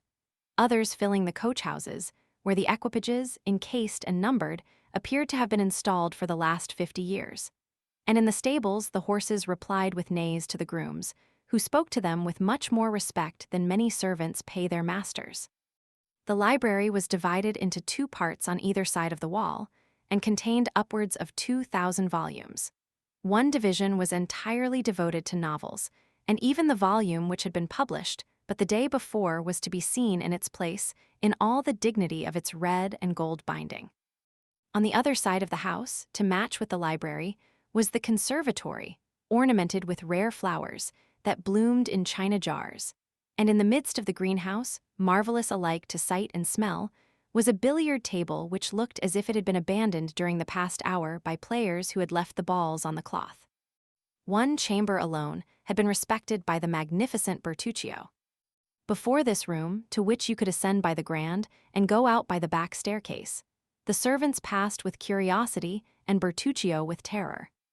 At 5 o'clock precisely, the Count arrived before the house at Auteuil, followed by Ali. Bertuccio was awaiting this arrival with impatience, mingled with uneasiness. He hoped for some compliments, while, at the same time, he feared to have frowns. Monte Cristo descended into the courtyard, walked all over the house, without giving any sign of approbation or pleasure, until he entered his bedroom, situated on the opposite side to the closed room. Then he approached a little piece of furniture, made of rosewood, which he had noticed at a previous visit. "That can only be to hold gloves," he said. "Will your Excellency deign to open it?" said the delighted Bertuccio, "and you will find gloves in it." Elsewhere the Count found everything he required, smelling bottles, cigars, knickknacks. 30,207 M. "Good," he said, "and M." Bertuccio left enraptured. So great, so powerful, and real was the influence exercised by this man over all who surrounded him. At precisely 6 o'clock the clatter of horses' hoofs was heard at the entrance door. It was our captain of Spahis, who had arrived on Medi. "I am sure I am the first," cried Morel. "I did it on purpose to have you a minute to myself before everyone came. Julie and Emmanuel have 1,000 things to tell you." "Ah, really this is magnificent. But tell me, Count, will your people take care of my horse?" "Do not alarm yourself, my dear Maximilian, they understand. I mean, because he wants petting. If you had seen at what a pace he came, like the wind." "I should think so, a horse that cost 5,000 francs, said Monte Cristo, in the tone which a father would use towards a son. "Do you regret them?" asked Morel with his open laugh. "I? Certainly not," replied the Count. "No, I should only regret if the horse had not proved good. It is so good that I have distanced M. de Châteaurenaud, one of the best riders in France, and M. Debray, who both mount the minister's Arabians, and close on their heels are the horses of Madame Danglars, who always go at 6 leagues an hour." "Then they follow you?" asked Monte Cristo. "See, they are here." And at the same minute a carriage with smoking horses, accompanied by 2 mounted gentlemen, arrived at the gate, which opened before them. The carriage drove round and stopped at the steps, followed by the horsemen. The instant Debray had touched the ground, he was at the carriage door. He offered his hand to the Baroness, who, descending, took it with a peculiarity of manner imperceptible to everyone but Monte Cristo. But nothing escaped the Count's notice, and he observed a little note, passed with the facility that indicates frequent practice, from the hand of Madame Danglars to that of the minister's secretary. After his wife, the banker descended, as pale as though he had issued from his tomb instead of his carriage. Madame Danglars threw a rapid and inquiring glance, which could only be interpreted by Monte Cristo, around the courtyard, over the peristyle, and across the front of the house, then, repressing a slight emotion, which must have been seen on her countenance if she had not kept her color, she ascended the steps, saying to Morrel, "Sir, if you were a friend of mine, I should ask you if you would sell your horse." Morrel smiled with an expression very like a grimace, and then turned round to Monte Cristo, as if to ask him to extricate him from his embarrassment. The Count understood him. "Ah, madame," he said, "why did you not make that request of me?" "With you, sir," replied the Baroness, "one can wish for nothing, one is so sure to obtain it. If it were so with M. Morrel." "Unfortunately," replied the Count, "I am witness that M. Morrel cannot give up his horse, his honor being engaged in keeping it." "How so?" "He laid a wager he would tame Medi in the space of 6 months. You understand now that if he were to get rid of the animal before the time named, he would not only lose his bet, but people would say he was afraid. And a brave captain of Spahis cannot risk this, even to gratify a pretty woman, which is, in my opinion, one of the most sacred obligations in the world." "You see my position, madame," said Morrel, bestowing a grateful smile on Monte Cristo. "It seems to me," said Danglars in his coarse tone, ill-concealed by a forced smile, "that you have already got horses enough." Madame Danglars seldom allowed remarks of this kind to pass unnoticed, but to the surprise of the young people, she pretended not to hear it, and said nothing. Monte Cristo smiled at her unusual humility, and showed her 2 immense porcelain jars, over which wound marine plants, of a size and delicacy that nature alone could produce. The Baroness was astonished. "Why," said she, "you could plant one of the chestnut trees in the Tuileries inside. How can such enormous jars have been manufactured?" "Ah, madame," replied Monte Cristo, "you must not ask of us, the manufacturers of fine porcelain, such a question. It is the work of another age, constructed by the genii of earth and water." "How so? At what period can that have been?" "I do not know. I have only heard that an emperor of China had an oven built expressly, and that in this oven 12 jars like this were successively baked. 2 broke from the heat of the fire, the other 10 were sunk 300 fathoms deep into the sea. The sea, knowing what was required of her, threw over them her weeds, encircled them with coral, and encrusted them with shells. The whole was cemented by 200 years beneath these almost impervious depths, for a revolution carried away the emperor who wished to make the trial, and only left the documents proving the manufacture of the jars and their descent into the sea. At the end of 200 years, the documents were found, and they thought of bringing up the jars. Divers descended in machines, made expressly on the discovery, into the bay where they were thrown. But of 10 3 only remained, the rest having been broken by the waves. I am fond of these jars, upon which, perhaps misshapen, frightful monsters have fixed their cold, dull eyes, and in which myriads of small fish have slept, seeking a refuge from the pursuit of their enemies." Meanwhile, Danglars, who had cared little for curiosities, was mechanically tearing off the blossoms of a splendid orange tree, one after another. When he had finished with the orange tree, he began at the cactus. But this, not being so easily plucked as the orange tree, pricked him dreadfully.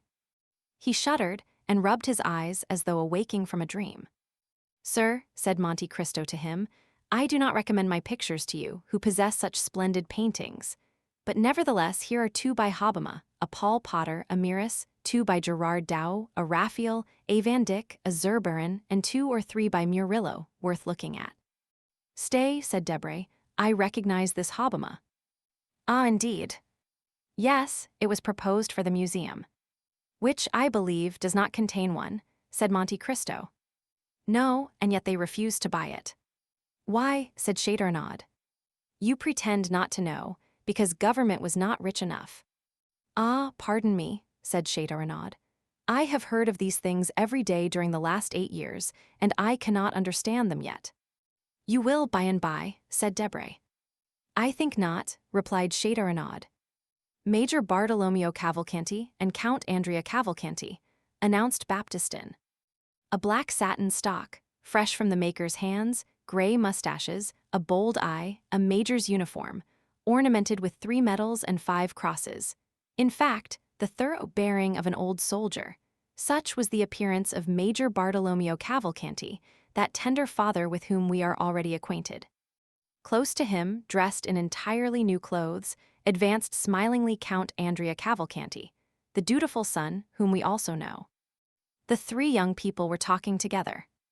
On the entrance of the newcomers, their eyes glanced from father to son, and then, naturally enough, rested on the latter, whom they began criticizing. Cavalcanti, said Debray. A fine name, said Morel. Yes, said Châteaurenaud, these Italians are well named and badly dressed. You are fastidious, Châteaurenaud, replied Debray. Those clothes are well cut and quite new. That is just what I find fault with. That gentleman appears to be well dressed for the first time in his life. Who are those gentlemen? Asked Danglars of Monte Cristo. You heard Cavalcanti. That tells me their name and nothing else. True. You do not know the Italian nobility. The Cavalcanti are all descended from princes. Have they any fortune? An enormous one. What do they do? Try to spend it all.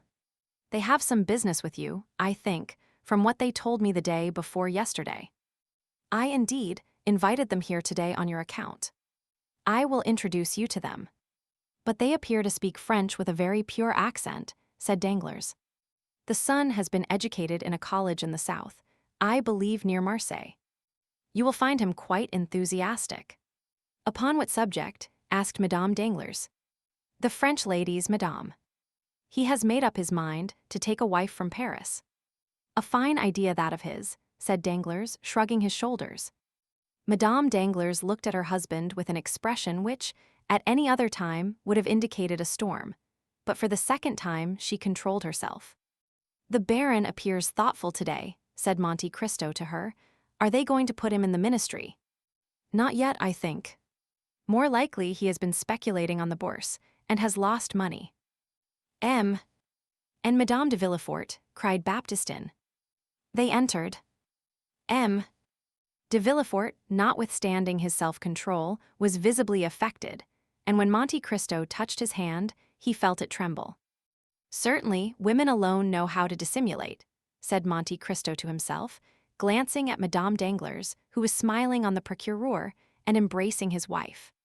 After a short time, the Count saw Bertuccio, who, until then, had been occupied on the other side of the house, glide into an adjoining room.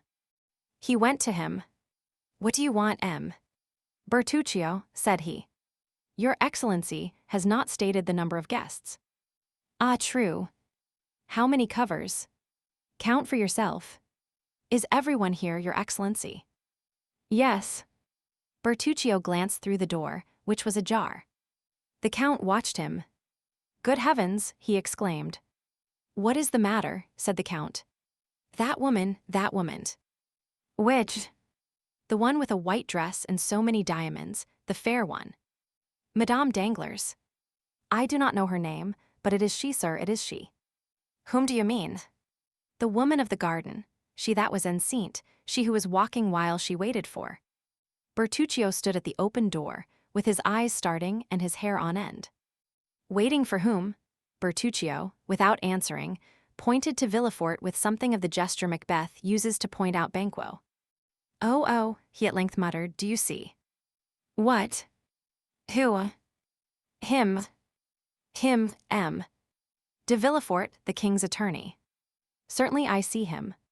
Then I did not kill him. Really, I think you're going mad, good Bertuccio, said the Count. Then he is not dead. 30,213 M. No, you see plainly he is not dead. Instead of striking between the 6th and 7th left ribs, as your countrymen do, you must have struck higher or lower, and life is very tenacious in these lawyers. Or rather, there is no truth in anything you have told me. It was a fright of the imagination, a dream of your fancy. You went to sleep full of thoughts of vengeance. They weighed heavily upon your stomach. You had the nightmare, that's all. Come, calm yourself, and reckon them up, M. And Madame de Villefort, too, M. And Madame Danglars, 4, M. De Châteaurenaud, M. Debray, M. Moral 7, Major Bartolomeo Cavalcanti 8. 8, repeated Bertuccio. Stop. You are in a shocking hurry to be off. You forget one of my guests. Lean a little to the left. Stay. Look at M. Andrea Cavalcanti, the young man in a black coat, looking at Murillo's Madonna. Now he is turning. This time Bertuccio would have uttered an exclamation, had not a look from Monte Cristo silenced him. Benedetto, he muttered, fatality. 6:30 has just struck, M. Bertuccio, said the Count severely, I ordered dinner at that hour, and I do not like to wait. And he returned to his guests, while Bertuccio, leaning against the wall, succeeded in reaching the dining room. 5 minutes afterwards, the doors of the drawing room were thrown open, and Bertuccio appearing said, with a violent effort, the dinner waits. The Count of Monte Cristo offered his arm to Madame de Villefort. M. de Villefort, he said, will you conduct the Baroness Danglars? Villefort complied, and they passed on to the dining room. Chapter 63. The dinner. It was evident that one sentiment affected all the guests on entering the dining room. Each one asked what strange influence had brought them to this house, and yet astonished, even uneasy though they still felt that they would not like to be absent.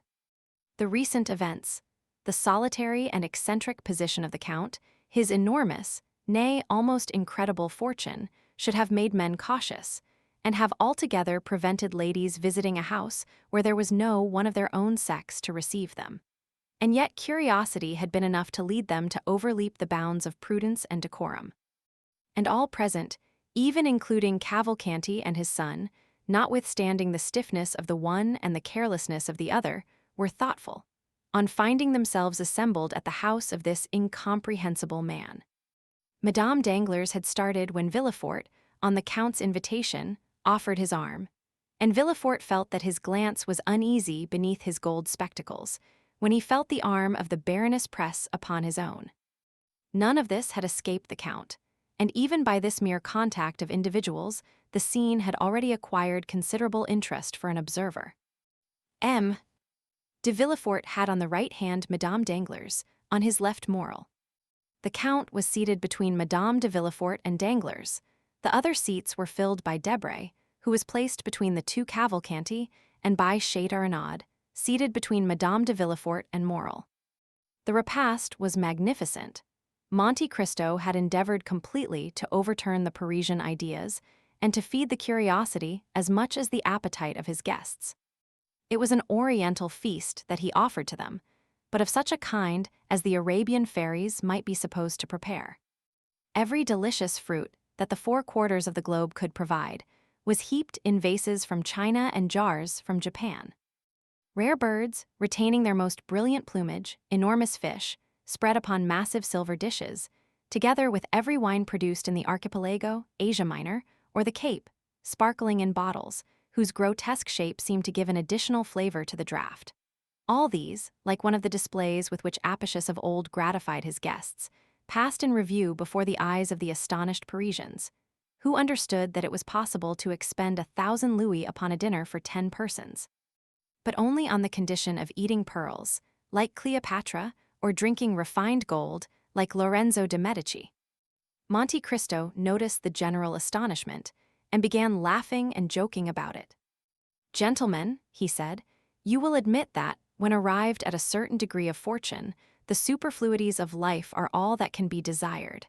And the ladies will allow that, after having risen to a certain eminence of position, the ideal alone can be more exalted. Now, to follow out this reasoning, what is the marvelous, that which we do not understand? What is it that we really desire, that which we cannot obtain? Now, to see things which I cannot understand, to procure impossibilities, these are the study of my life. I gratify my wishes by 2 means, my will and my money. I take as much interest in the pursuit of some whim as you do, M. Danglars in promoting a new railway line, U.M. de Villefort in condemning a culprit to death, U.M. Debray in pacifying a kingdom, U.M. de Châteaurenaud in pleasing a woman, and you, Morel, in breaking a horse that no one can ride. For example, you see these 2 fish. one brought from 50 leagues beyond St. Petersburg, the other 5 leagues from Naples. Is it not amusing to see them both on the same table? What are the 2 fish? Asked Danglars. Châteaurenaud, who has lived in Russia, will tell you the name of one, and Major Cavalcanti, who is an Italian, will tell you the name of the other. This one is, I think, a sterlet, said Châteaurenaud. And that one, if I mistake not, a lamprey. Just so. Now, Danglars, ask these gentlemen where they are caught. Sterlets, said Châteaurenaud, are only found in the Volga. And, said Cavalcanti, I know that Lake Fusaro alone supplies lampreys of that size. Exactly, one comes from the Volga and the other from Lake Fusaro. Impossible, cried all the guests simultaneously. Well, this is just what amuses me, said Monte Cristo. I am like Nero, Cupiter impossibilium, and that is what is amusing you at this moment. This fish, which seems so exquisite to you, is very likely no better than perch or salmon, but it seemed impossible to procure it, and here it is. But how could you have these fish brought to France? Oh, nothing more easy. Each fish was brought over in a cask, one filled with river herbs and weeds, the other with rushes and lake plants. They were placed in a wagon built on purpose, and thus the sterlet lived 12 days, the lamprey 8, and both were alive when my cook seized them, killing one with milk and the other with wine. You do not believe me, Danglars? I cannot help doubting, answered Danglars with his stupid smile. Baptistin, said the Count, have the other fish brought in, the sterlet and the lamprey which came in the other casks, and which are yet alive. Danglars opened his bewildered eyes, the company clapped their hands. 4 servants carried in 2 casks covered with aquatic plants, and in each of which was breathing a fish similar to those on the table. But why have 2 of each sort? Asked Danglars. Merely because one might have died, carelessly answered Monte Cristo. You are certainly an extraordinary man, said Danglars, and philosophers may well say it is a fine thing to be rich. And to have ideas, added Madame Danglars. Oh, do not give me credit for this, madame. It was done by the Romans, who much esteemed them, and Pliny relates that they sent slaves from Ostia to Rome, who carried on their heads fish which he calls the mulus, and which, from the description, must probably be the goldfish. It was also considered a luxury to have them alive, it being an amusing sight to see them die. For, when dying, they change color 3 or 4 times, and like the rainbow when it disappears, pass through all the prismatic shades, after which they were sent to the kitchen. Their agony formed part of their merit. If they were not seen alive, they were despised when dead. Yes, said Debray, but then Ostia is only a few leagues from Rome. True, said Monte Cristo, but what would be the use of living 1800 years after Lucullus, if we can do no better than he could? The 2 Cavalcanti opened their enormous eyes, but had the good sense not to say anything. All this is very extraordinary, said Châteaurenaud. Still, what I admire the most, I confess, is the marvelous promptitude with which your orders are executed. Is it not true that you only bought this house 5 or 6 days ago? Certainly not longer. Well, I am sure it is quite transformed since last week. If I remember rightly, it had another entrance, and the courtyard was paved and empty, while today we have a splendid lawn, bordered by trees which appear to be 100 years old. Why not? I am fond of grass and shade, said Monte Cristo. Yes, said Madame de Villefort, the door was towards the road before, and on the day of my miraculous escape you brought me into the house from the road, I remember. Yes, madame, said Monte Cristo, but I preferred having an entrance which would allow me to see the Bois de Boulogne over my gate. In 4 days, said Morrel, it is extraordinary. Indeed, said Châteaurenaud, it seems quite miraculous to make a new house out of an old one, for it was very old and dull too. I recollect coming for my mother to look at it when de Saint Méran advertised it for sale 2 or 3 years ago.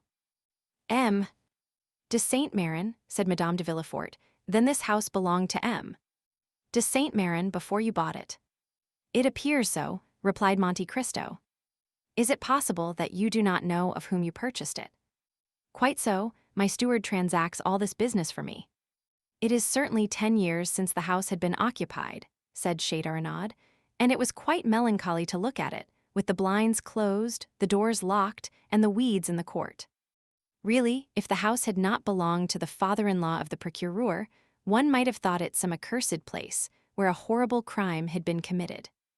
Villefort, who had hitherto not tasted the 3 or 4 glasses of rare wine which were placed before him, here took one, and drank it off. Monte Cristo allowed a short time to elapse, and then said, "It is singular, Baron, but the same idea came across me the first time I came here. It looked so gloomy I should never have bought it if my steward had not taken the matter into his own hands. Perhaps the fellow had been bribed by the notary." "It is probable," stammered out Villefort, trying to smile, "but I can assure you that I had nothing to do with any such proceeding. This house is part of Valentine's marriage portion, and M. de Saint-Méran wished to sell it, for if it had remained another year or 2 uninhabited, it would have fallen to ruin." It was Morrel's turn to become pale. "There was, above all, one room," continued Monte Cristo, "very plain in appearance, hung with red damask, which I know not why appeared to me quite dramatic." "Why so?" said Danglars. "Why dramatic?" "Can we account for instinct?" said Monte Cristo. "Are there not some places where we seem to breathe sadness? Why, we cannot tell. It is a chain of recollections, an idea which carries you back to other times, to other places, which, very likely, have no connection with the present time and place. And there is something in this room which reminds me forcibly of the chamber of the Marquise de Ganges 10 or Desdemona. Stay, since we have finished dinner, I will show it to you, and then we will take coffee in the garden. After dinner, the play." Monte Cristo looked inquiringly at his guests. Madame de Villefort rose, Monte Cristo did the same, and the rest followed their example. Villefort and Madame Danglars remained for a moment, as if rooted to their seats. They questioned each other with vague and stupid glances. "Did you hear?" said Madame Danglars. "We must go," replied Villefort, offering his arm. The others, attracted by curiosity, were already scattered in different parts of the house, for they thought the visit would not be limited to the one room, and that, at the same time, they would obtain a view of the rest of the building, of which Monte Cristo had created a palace. Each one went out by the open doors. Monte Cristo waited for the 2 who remained. Then, when they had passed, he brought up the rear, and on his face was a smile which, if they could have understood it, would have alarmed them much more than a visit to the room they were about to enter. They began by walking through the apartments, many of which were fitted up in the Eastern style, with cushions and divans instead of beds, and pipes instead of furniture. The drawing rooms were decorated with the rarest pictures by the old masters, the boudoirs hung with draperies from China, of fanciful colors, fantastic design, and wonderful texture. At length they arrived at the famous room. There was nothing particular about it, excepting that, although daylight had disappeared, it was not lighted, and everything in it was old-fashioned, while the rest of the rooms had been redecorated. These 2 causes were enough to give it a gloomy aspect. "Oh," cried Madame de Villefort, "it is really frightful." Madame Danglars tried to utter a few words, but was not heard. Many observations were made, the import of which was a unanimous opinion that there was something sinister about the room. 30,221 M. "Is it not so?" asked Monte Cristo. "Look at that large clumsy bed, hung with such gloomy, blood-colored drapery. And those 2 crayon portraits that have faded from the dampness, do they not seem to say, with their pale lips and staring eyes, 'We have seen'?" Villefort became livid. Madame Danglars fell into a long seat placed near the chimney. "Oh," said Madame de Villefort, smiling, "are you courageous enough to sit down upon the very seat perhaps upon which the crime was committed?" Madame Danglars rose suddenly. "And then," said Monte Cristo, "this is not all." "What is there more?" said Debray, who had not failed to notice the agitation of Madame Danglars. "Ah, what else is there?" said Danglars, "for, at present, I cannot say that I have seen anything extraordinary." "What do you say, M.?" "Cavalcanti." "Ah," said he, "we have at Pisa Ugolino's tower, at Ferrara Tasso's prison, at Rimini the room of Francesca and Paolo." "Yes, but you have not this little staircase," said Monte Cristo, opening a door concealed by the drapery. "Look at it and tell me what you think of it." What a wicked-looking, crooked staircase, said Chaudarnaud with a smile. I do not know whether the wine of chaos produces melancholy, but certainly everything appears to me black in this house, said Debray. Ever since Valentine's dowry had been mentioned, Morel had been silent and sad. Can you imagine, said Monte Cristo, some Othello or Abbe de Ganges, one stormy, dark night, descending these stairs step by step, carrying a load, which he wishes to hide from the sight of man, if not from God. Madame Danglars half fainted on the arm of Villefort, who was obliged to support himself against the wall. Ah, madame, cried Debray, what is the matter with you? How pale you look. It is very evident what is the matter with her, said Madame de Villefort. M. de Monte Cristo is relating horrible stories to us, doubtless intending to frighten us to death. Yes, said Villefort, really, Count, you frighten the ladies. What is the matter? Asked Debray in a whisper of Madame Danglars. Nothing, she replied with a violent effort. I want air, that is all. Will you come into the garden? Said Debray, advancing towards the back staircase. No, no, she answered, I would rather remain here. Are you really frightened, madame? Said Monte Cristo. Oh, no, sir, said Madame Danglars, but you suppose scenes in a manner which gives them the appearance of reality. 30,223 m. Ah, yes, said Monte Cristo smiling, it is all a matter of imagination. Why should we not imagine this, the apartment of an honest mother? And this bed with red hangings, a bed visited by the goddess Lucina.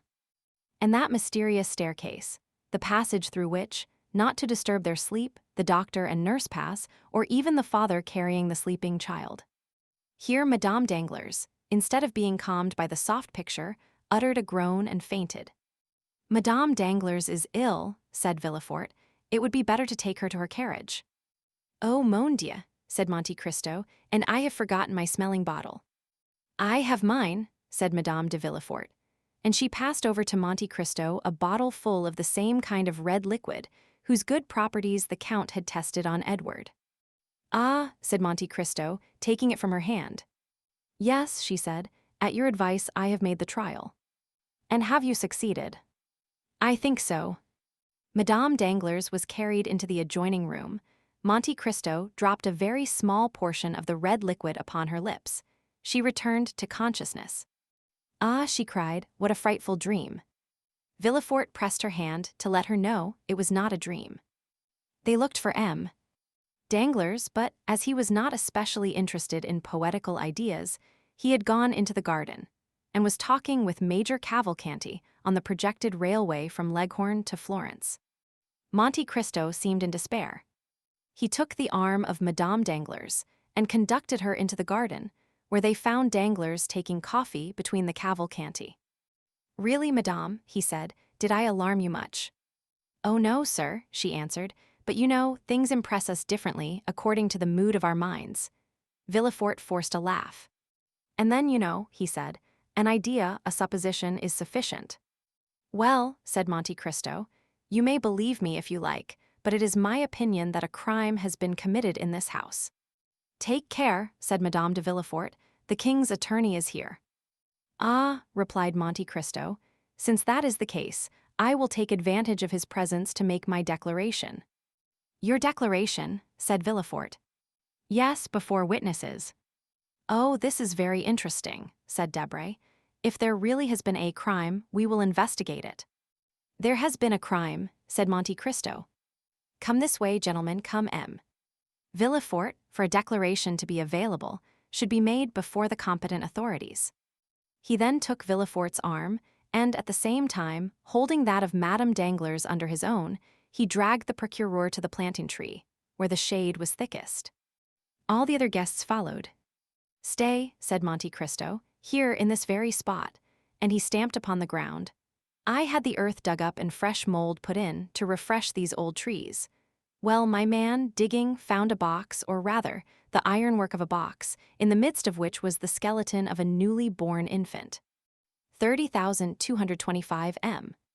Monte Cristo felt the arm of Madame Danglars stiffen, while that of Villefort trembled. A newly born infant, repeated Debray. This affair becomes serious. Well, said Chaudarnaud, I was not wrong just now then. when I said that houses had souls and faces like men, and that their exteriors carried the impress of their characters. This house was gloomy because it was remorseful. It was remorseful because it concealed a crime. Who said it was a crime? Asked Villefort with a last effort. How? Is it not a crime to bury a living child in a garden? Cried Monte Cristo. And pray, what do you call such an action? But who said it was buried alive? Why bury it there if it were dead? This garden has never been a cemetery. What is done to infanticides in this country? Asked Major Cavalcanti innocently. Oh, their heads are soon cut off, said Danglars. Ah, indeed, said Cavalcanti. I think so, am I not right, M? De Villefort? Asked Monte Cristo. Yes, Count, replied Villefort, in a voice now scarcely human. Monte Cristo, seeing that the two persons for whom he had prepared this scene could scarcely endure it, and not wishing to carry it too far, said, Come, gentlemen, some coffee, we seem to have forgotten it, and he conducted the guests back to the table on the lawn. Indeed, Count, said Madame Danglars, I am ashamed to own it, but all your frightful stories have so upset me that I must beg you to let me sit down. And she fell into a chair. Monte Cristo bowed and went to Madame de Villefort. I think Madame Danglars again requires your bottle, he said. But before Madame de Villefort could reach her friend, the procureur had found time to whisper to Madame Danglars, I must speak to you. When? Tomorrow. Where? In my office or in the court if you like, that is the surest place. I will be there. At this moment, Madame de Villefort approached. Thanks, my dear friend, said Madame Danglars, trying to smile. It is over now, and I am much better. Chapter 64. The beggar. The evening passed on. Madame de Villefort expressed a desire to return to Paris, which Madame Danglars had not dared to do, notwithstanding the uneasiness she experienced. On his wife's request, M. de Villefort was the first to give the signal of departure. He offered a seat in his landau to Madame Danglars, that she might be under the care of his wife. As for M. Danglars, absorbed in an interesting conversation with M. Cavalcanti, he paid no attention to anything that was passing. While Monte Cristo had begged the smelling bottle of Madame de Villefort, he had noticed the approach of Villefort to Madame Danglars, and he soon guessed all that had passed between them, though the words had been uttered in so low a voice as hardly to be heard by Madame Danglars. Without opposing their arrangements, he allowed Morrel, Châteaurenaud, and Debray to leave on horseback, and the ladies in M. de Villefort's carriage. Danglars, more and more delighted with Major Cavalcanti, had offered him a seat in his carriage. Andrea Cavalcanti found his tilbury waiting at the door. The groom, in every respect a caricature of the English fashion, was standing on tiptoe to hold a large iron-gray horse. Andrea had spoken very little during dinner.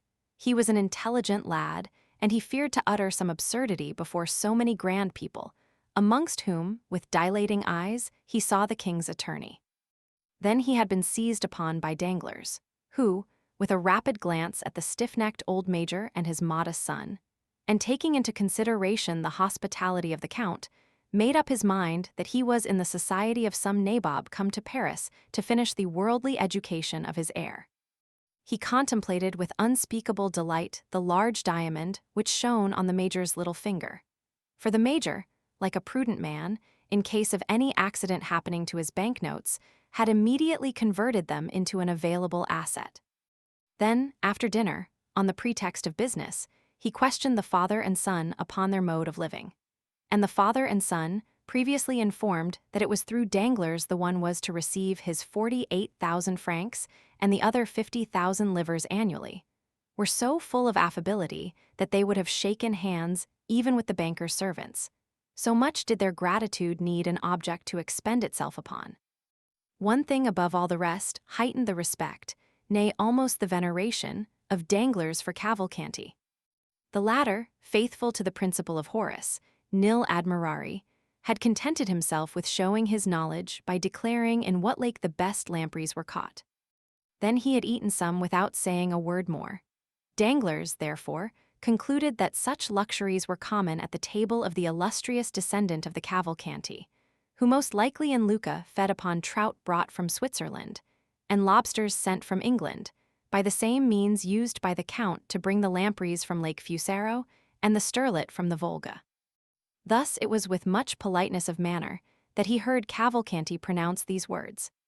"Tomorrow, sir, I shall have the honor of waiting upon you on business." "And I, sir," said Danglars, "shall be most happy to receive you."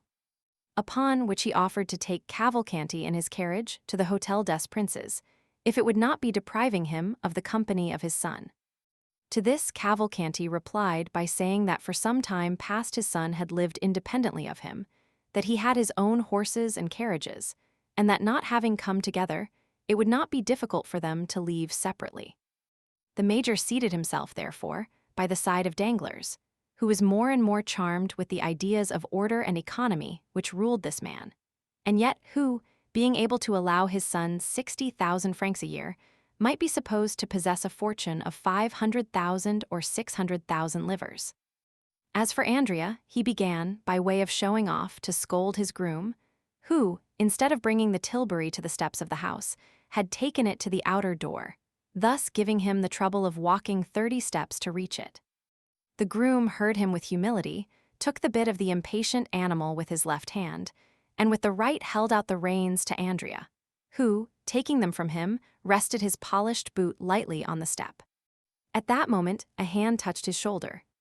The young man turned round, thinking that Danglars or Monte Cristo had forgotten something they wished to tell him, and had returned just as they were starting. But instead of either of these, he saw nothing but a strange face, sunburnt and encircled by a beard, with eyes brilliant as carbuncles, and a smile upon the mouth which displayed a perfect set of white teeth, pointed and sharp as the wolf's or jackal's. A red handkerchief encircled his gray head. Torn and filthy garments covered his large bony limbs, which seemed as though, like those of a skeleton, they would rattle as he walked. And the hand with which he leaned upon the young man's shoulder, and which was the first thing Andrea saw, seemed of gigantic size. 30,229 m. Did the young man recognize that face by the light of the lantern in his tilbury, or was he merely struck with the horrible appearance of his interrogator? We cannot say, but only relate the fact that he shuddered and stepped back suddenly. "What do you want of me?" he asked. "Pardon me, my friend, if I disturb you," said the man with the red handkerchief, "but I want to speak to you." "You have no right to beg at night," said the groom, endeavoring to rid his master of the troublesome intruder. "I am not begging, my fine fellow," said the unknown to the servant, with so ironical an expression of the eye and so frightful a smile that he withdrew. "I only wish to say 2 or 3 words to your master, who gave me a commission to execute about a fortnight ago." "Come," said Andrea, with sufficient nerve for his servant not to perceive his agitation. "What do you want?" "Speak quickly, friend." The man said, in a low voice, I wish you to spare me the walk back to Paris. I am very tired, and as I have not eaten so good a dinner as you, I can scarcely stand." The young man shuddered at this strange familiarity. "Tell me," he said, "tell me what you want." "Well then, I want you to take me up in your fine carriage and carry me back." Andrea turned pale, but said nothing. "Yes," said the man, thrusting his hands into his pockets and looking impudently at the youth. "I have taken the whim into my head. Do you understand, Master Benedetto?" At this name, no doubt, the young man reflected a little, for he went towards his groom, saying, "This man is right. I did indeed charge him with a commission, the result of which he must tell me. Walk to the barrier, there take a cab, that you may not be too late." The surprised groom retired. "Let me at least reach a shady spot," said Andrea. "Oh, as for that, I'll take you to a splendid place," said the man with the handkerchief. And taking the horse's bit, he led the tilbury where it was certainly impossible for anyone to witness the honor that Andrea conferred upon him. "Don't think I want the glory of riding in your fine carriage," said he. "Oh, no, it's only because I am tired, and also because I have a little business to talk over with you." "Come, step in," said the young man. It was a pity this scene had not occurred in daylight, for it was curious to see this rascal throwing himself heavily down on the cushion beside the young and elegant driver of the tilbury. Andrea drove past the last house in the village without saying a word to his companion, who smiled complacently, as though well pleased to find himself traveling in so comfortable a vehicle. Once out of Auteuil, Andrea looked around, in order to assure himself that he could neither be seen nor heard, and then, stopping the horse and crossing his arms before the man, he asked, "Now, tell me why you come to disturb my tranquility. Let me ask you why you deceived me. How have I deceived you? How, do you ask? When we parted at the Pont du Var, you told me you were going to travel through Piedmont and Tuscany, but instead of that, you come to Paris. How does that annoy you?" "It does not. On the contrary, I think it will answer my purpose." "So," said Andrea, "you are speculating upon me." What fine words he uses. "I warn you, Master Caedros, that you are mistaken." "Well, well, don't be angry, my boy. You know well enough what it is to be unfortunate, and misfortunes make us jealous. I thought you were earning a living in Tuscany or Piedmont by acting as Facchino or Cicerone, and I pitied you sincerely, as I would a child of my own. You know I always did call you my child. Come, come, what then? Patience, patience. I am patient, but go on. All at once I see you pass through the barrier with a groom, a tilbury, and fine new clothes. You must have discovered a mine, or else become a stockbroker. So that, as you confess, you are jealous. No, I am pleased, so pleased that I wish to congratulate you. But as I am not quite properly dressed, I chose my opportunity that I might not compromise you." "Yes, and a fine opportunity you have chosen," exclaimed Andrea. "You speak to me before my servant." "How can I help that, my boy? I speak to you when I can catch you. You have a quick horse, a light tilbury, you are naturally as slippery as an eel. If I had missed you tonight, I might not have had another chance. You see, I do not conceal myself. You are lucky. I wish I could say as much, for I do conceal myself, and then I was afraid you would not recognize me, but you did," added Caedros with his unpleasant smile. "It was very polite of you." "Come," said Andrea, "what do you want?" "You do not speak affectionately to me, Benedetto, my old friend. That is not right. Take care, or I may become troublesome." This menace smothered the young man's passion. He urged the horse again into a trot. "You should not speak so to an old friend like me, Caedros, as you said just now. You are a native of Marseilles, I am. Do you know then now what you are?" "No, but I was brought up in Corsica. You are old and obstinate, I am young and willful. Between people like us threats are out of place. Everything should be amicably arranged. Is it my fault if fortune, which has frowned on you, has been kind to me? Fortune has been kind to you then. Your tilbury, your groom, your clothes, are not then hired." "Good, so much the better," said Caedros, his eyes sparkling with avarice. "Oh, you knew that well enough before speaking to me," said Andrea, becoming more and more excited. "If I had been wearing a handkerchief like yours on my head, rags on my back, and worn-out shoes on my feet, you would not have known me. You wrong me, my boy. Now I have found you. Nothing prevents my being as well dressed as anyone, knowing, as I do, the goodness of your heart. If you have 2 coats, you will give me one of them. I used to divide my soup and beans with you when you were hungry." "True," said Andrea. "What an appetite you used to have. Is it as good now?" "Oh yes," replied Andrea, laughing.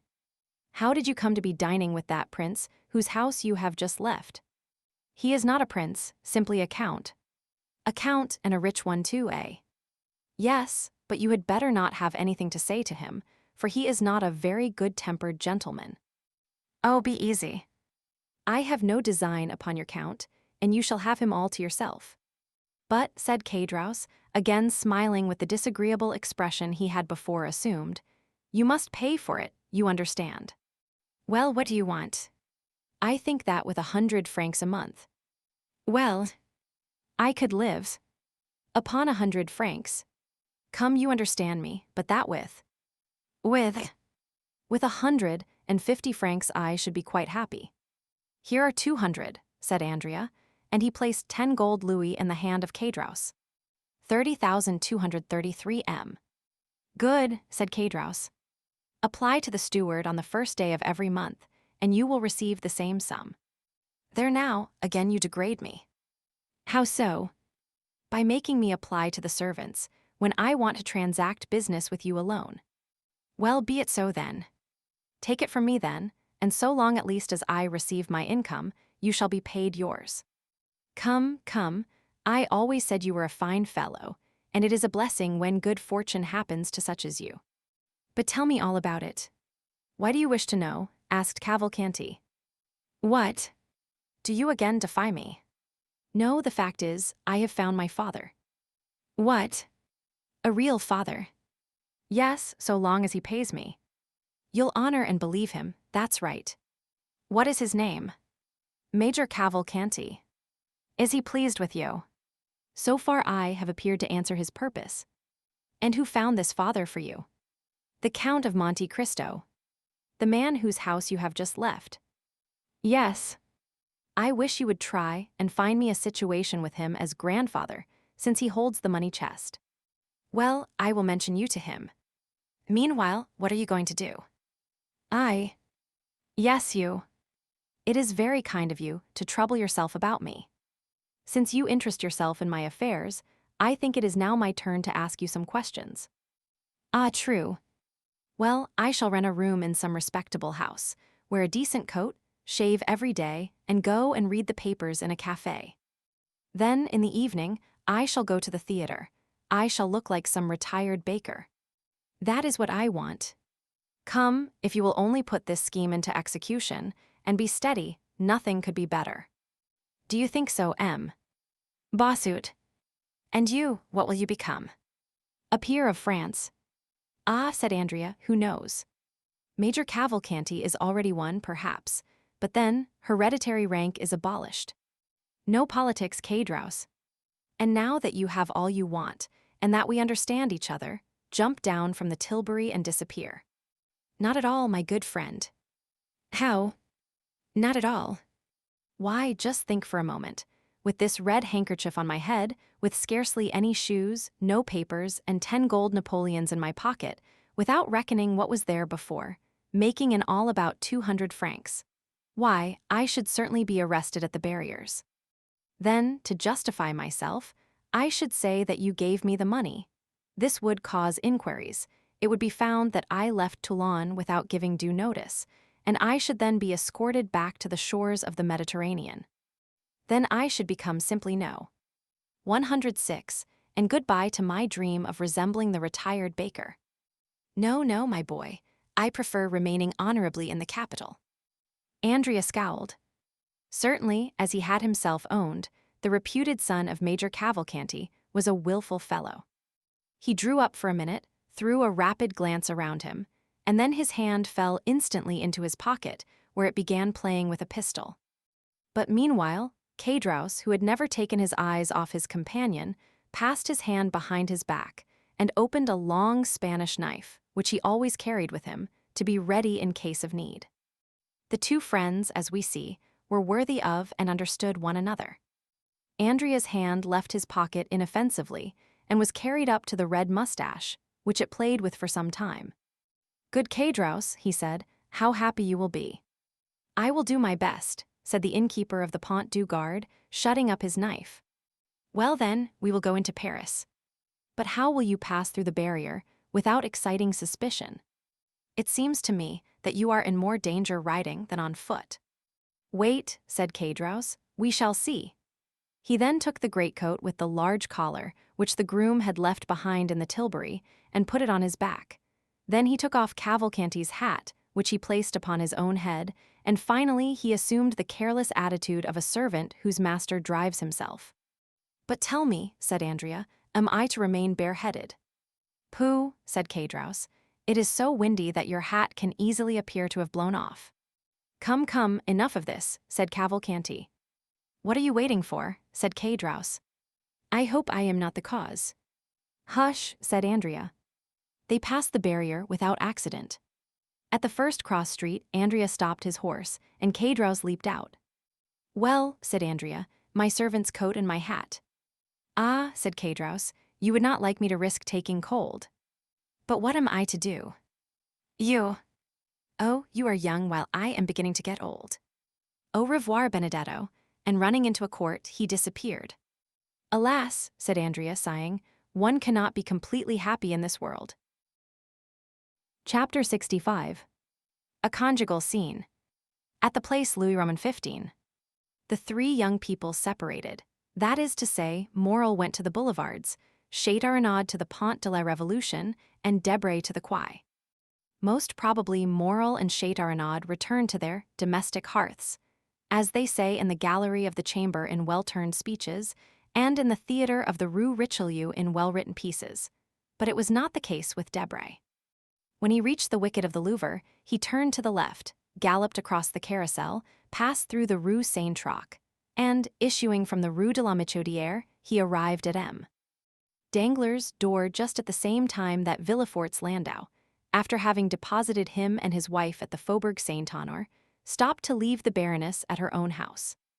Debray, with the air of a man familiar with the house, entered first into the court, threw his bridle into the hands of a footman, and returned to the door to receive Madame Danglars, to whom he offered his arm, to conduct her to her apartments.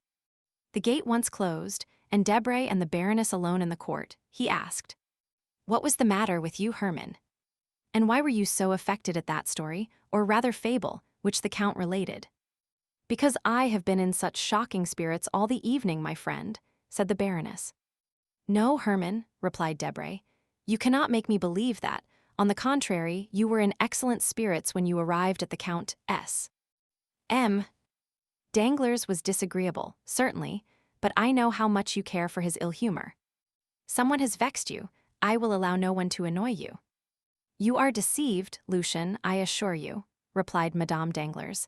"And what I have told you is really the case, added to the ill humor you remarked, but which I did not think it worth while to allude to." It was evident that Madame Danglars was suffering from that nervous irritability which women frequently cannot account for even to themselves, or that, as Debray had guessed, she had experienced some secret agitation that she would not acknowledge to anyone. Being a man who knew that the former of these symptoms was one of the inherent penalties of womanhood, he did not then press his inquiries, but waited for a more appropriate opportunity when he should again interrogate her, or receive an avowal propria motu.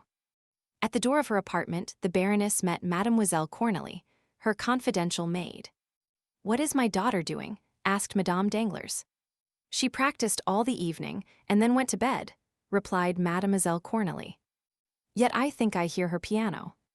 "It is Mademoiselle Louise d'Armilly, who is playing while Mademoiselle Danglars is in bed." "Well," said Madame Danglars, "come and undress me." They entered the bedroom. Debray stretched himself upon a large couch, and Madame Danglars passed into her dressing room with Mademoiselle Cornélie. "My dear M. Lucien," said Madame Danglars through the door, "you are always complaining that Eugenie will not address a word to you." "Madame," said Lucien, playing with a little dog, who, recognizing him as a friend of the house, expected to be caressed, "I am not the only one who makes similar complaints. I think I heard Morcerf say that he could not extract a word from his betrothed." "True," said Madame Danglars, "yet I think this will all pass off, and that you will one day see her enter your study." "My study?" "At least that of the minister." "Why so?" "To ask for an engagement at the opera." "Really, I never saw such an infatuation for music. It is quite ridiculous for a young lady of fashion." Debray smiled. "Well," said he, "let her come, with your consent and that of the Baron, and we will try and give her an engagement, though we are very poor to pay such talent as hers." "Go, Cornélie," said Madame Danglars. "I do not require you any longer." Cornélie obeyed, and the next minute Madame Danglars left her room in a charming loose dress, and came and sat down close to Debray. Then she began thoughtfully to caress the little spaniel. Lucien looked at her for a moment in silence. "Come, Herman," he said after a short time, "answer candidly. Something vexes you, is it not so?" 30,239 M. "Nothing," answered the Baroness. And yet, as she could scarcely breathe, she rose and went towards a looking-glass. "I am frightful tonight," she said. Debray rose, smiling, and was about to contradict the Baroness upon this latter point, when the door opened suddenly. M. Danglars appeared. Debray reseated himself. At the noise of the door, Madame Danglars turned round, and looked upon her husband with an astonishment she took no trouble to conceal. Good evening, madame, said the banker. Good evening, M. Debray. Probably the Baroness thought this unexpected visit signified a desire to make up for the sharp words he had uttered during the day.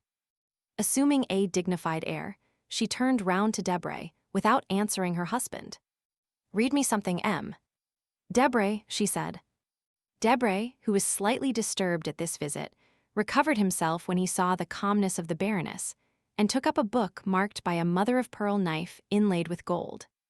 Excuse me, said the banker, but you will tire yourself, Baroness, by such late hours, and M. Debray lives some distance from here. Debray was petrified, not only to hear Danglars speak so calmly and politely, but because it was apparent that beneath outward politeness there really lurked a determined spirit of opposition to anything his wife might wish to do. The Baroness was also surprised, and showed her astonishment by a look which would doubtless have had some effect upon her husband if he had not been intently occupied with the paper, where he was looking to see the closing stock quotations. The result was that the proud look entirely failed of its purpose. M. Lucian, said the Baroness, I assure you I have no desire to sleep, and that I have 1,000 things to tell you this evening, which you must listen to, even though you slept while hearing me.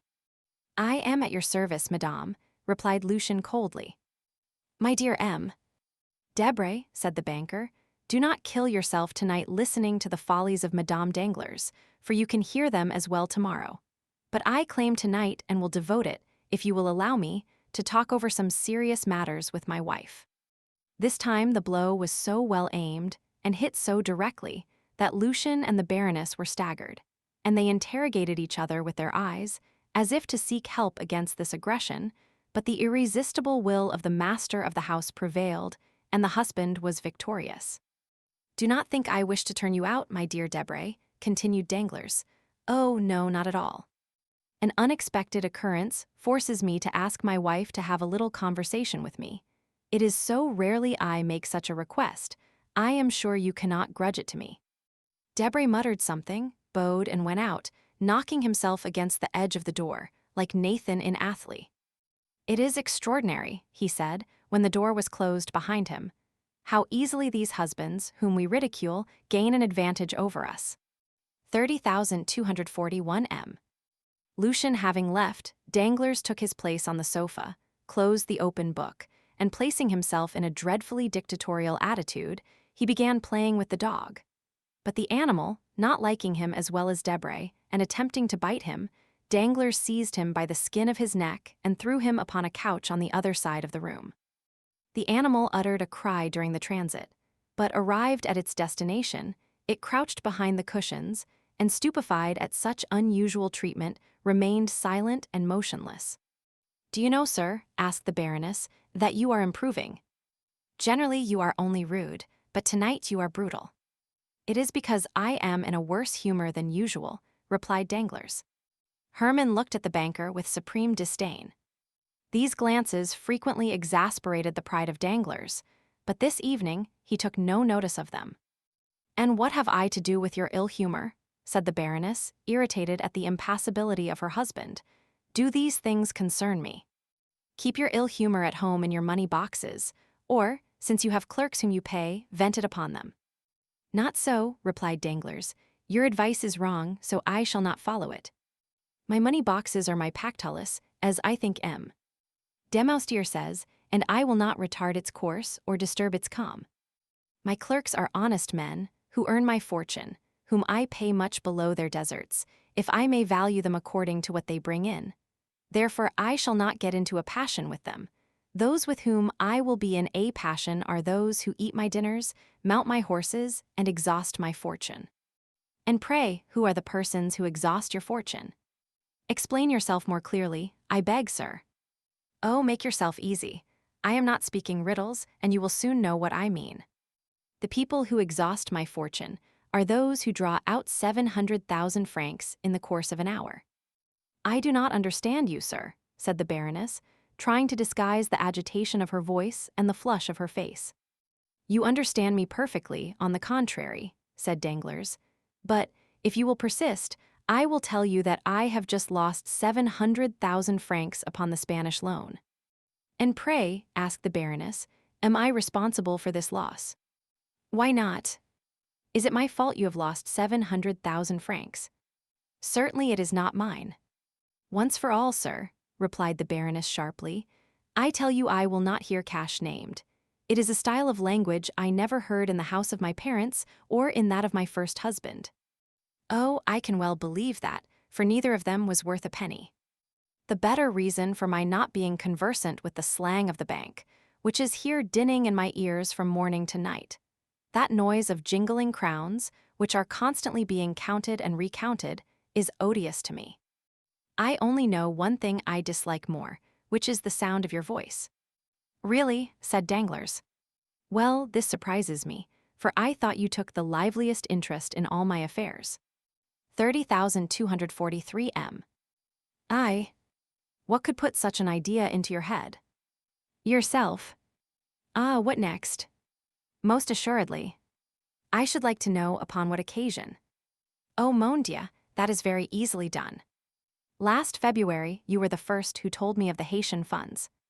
You had dreamed that a ship had entered the harbor at Le Havre, that this ship brought news that a payment we had looked upon as lost was going to be made.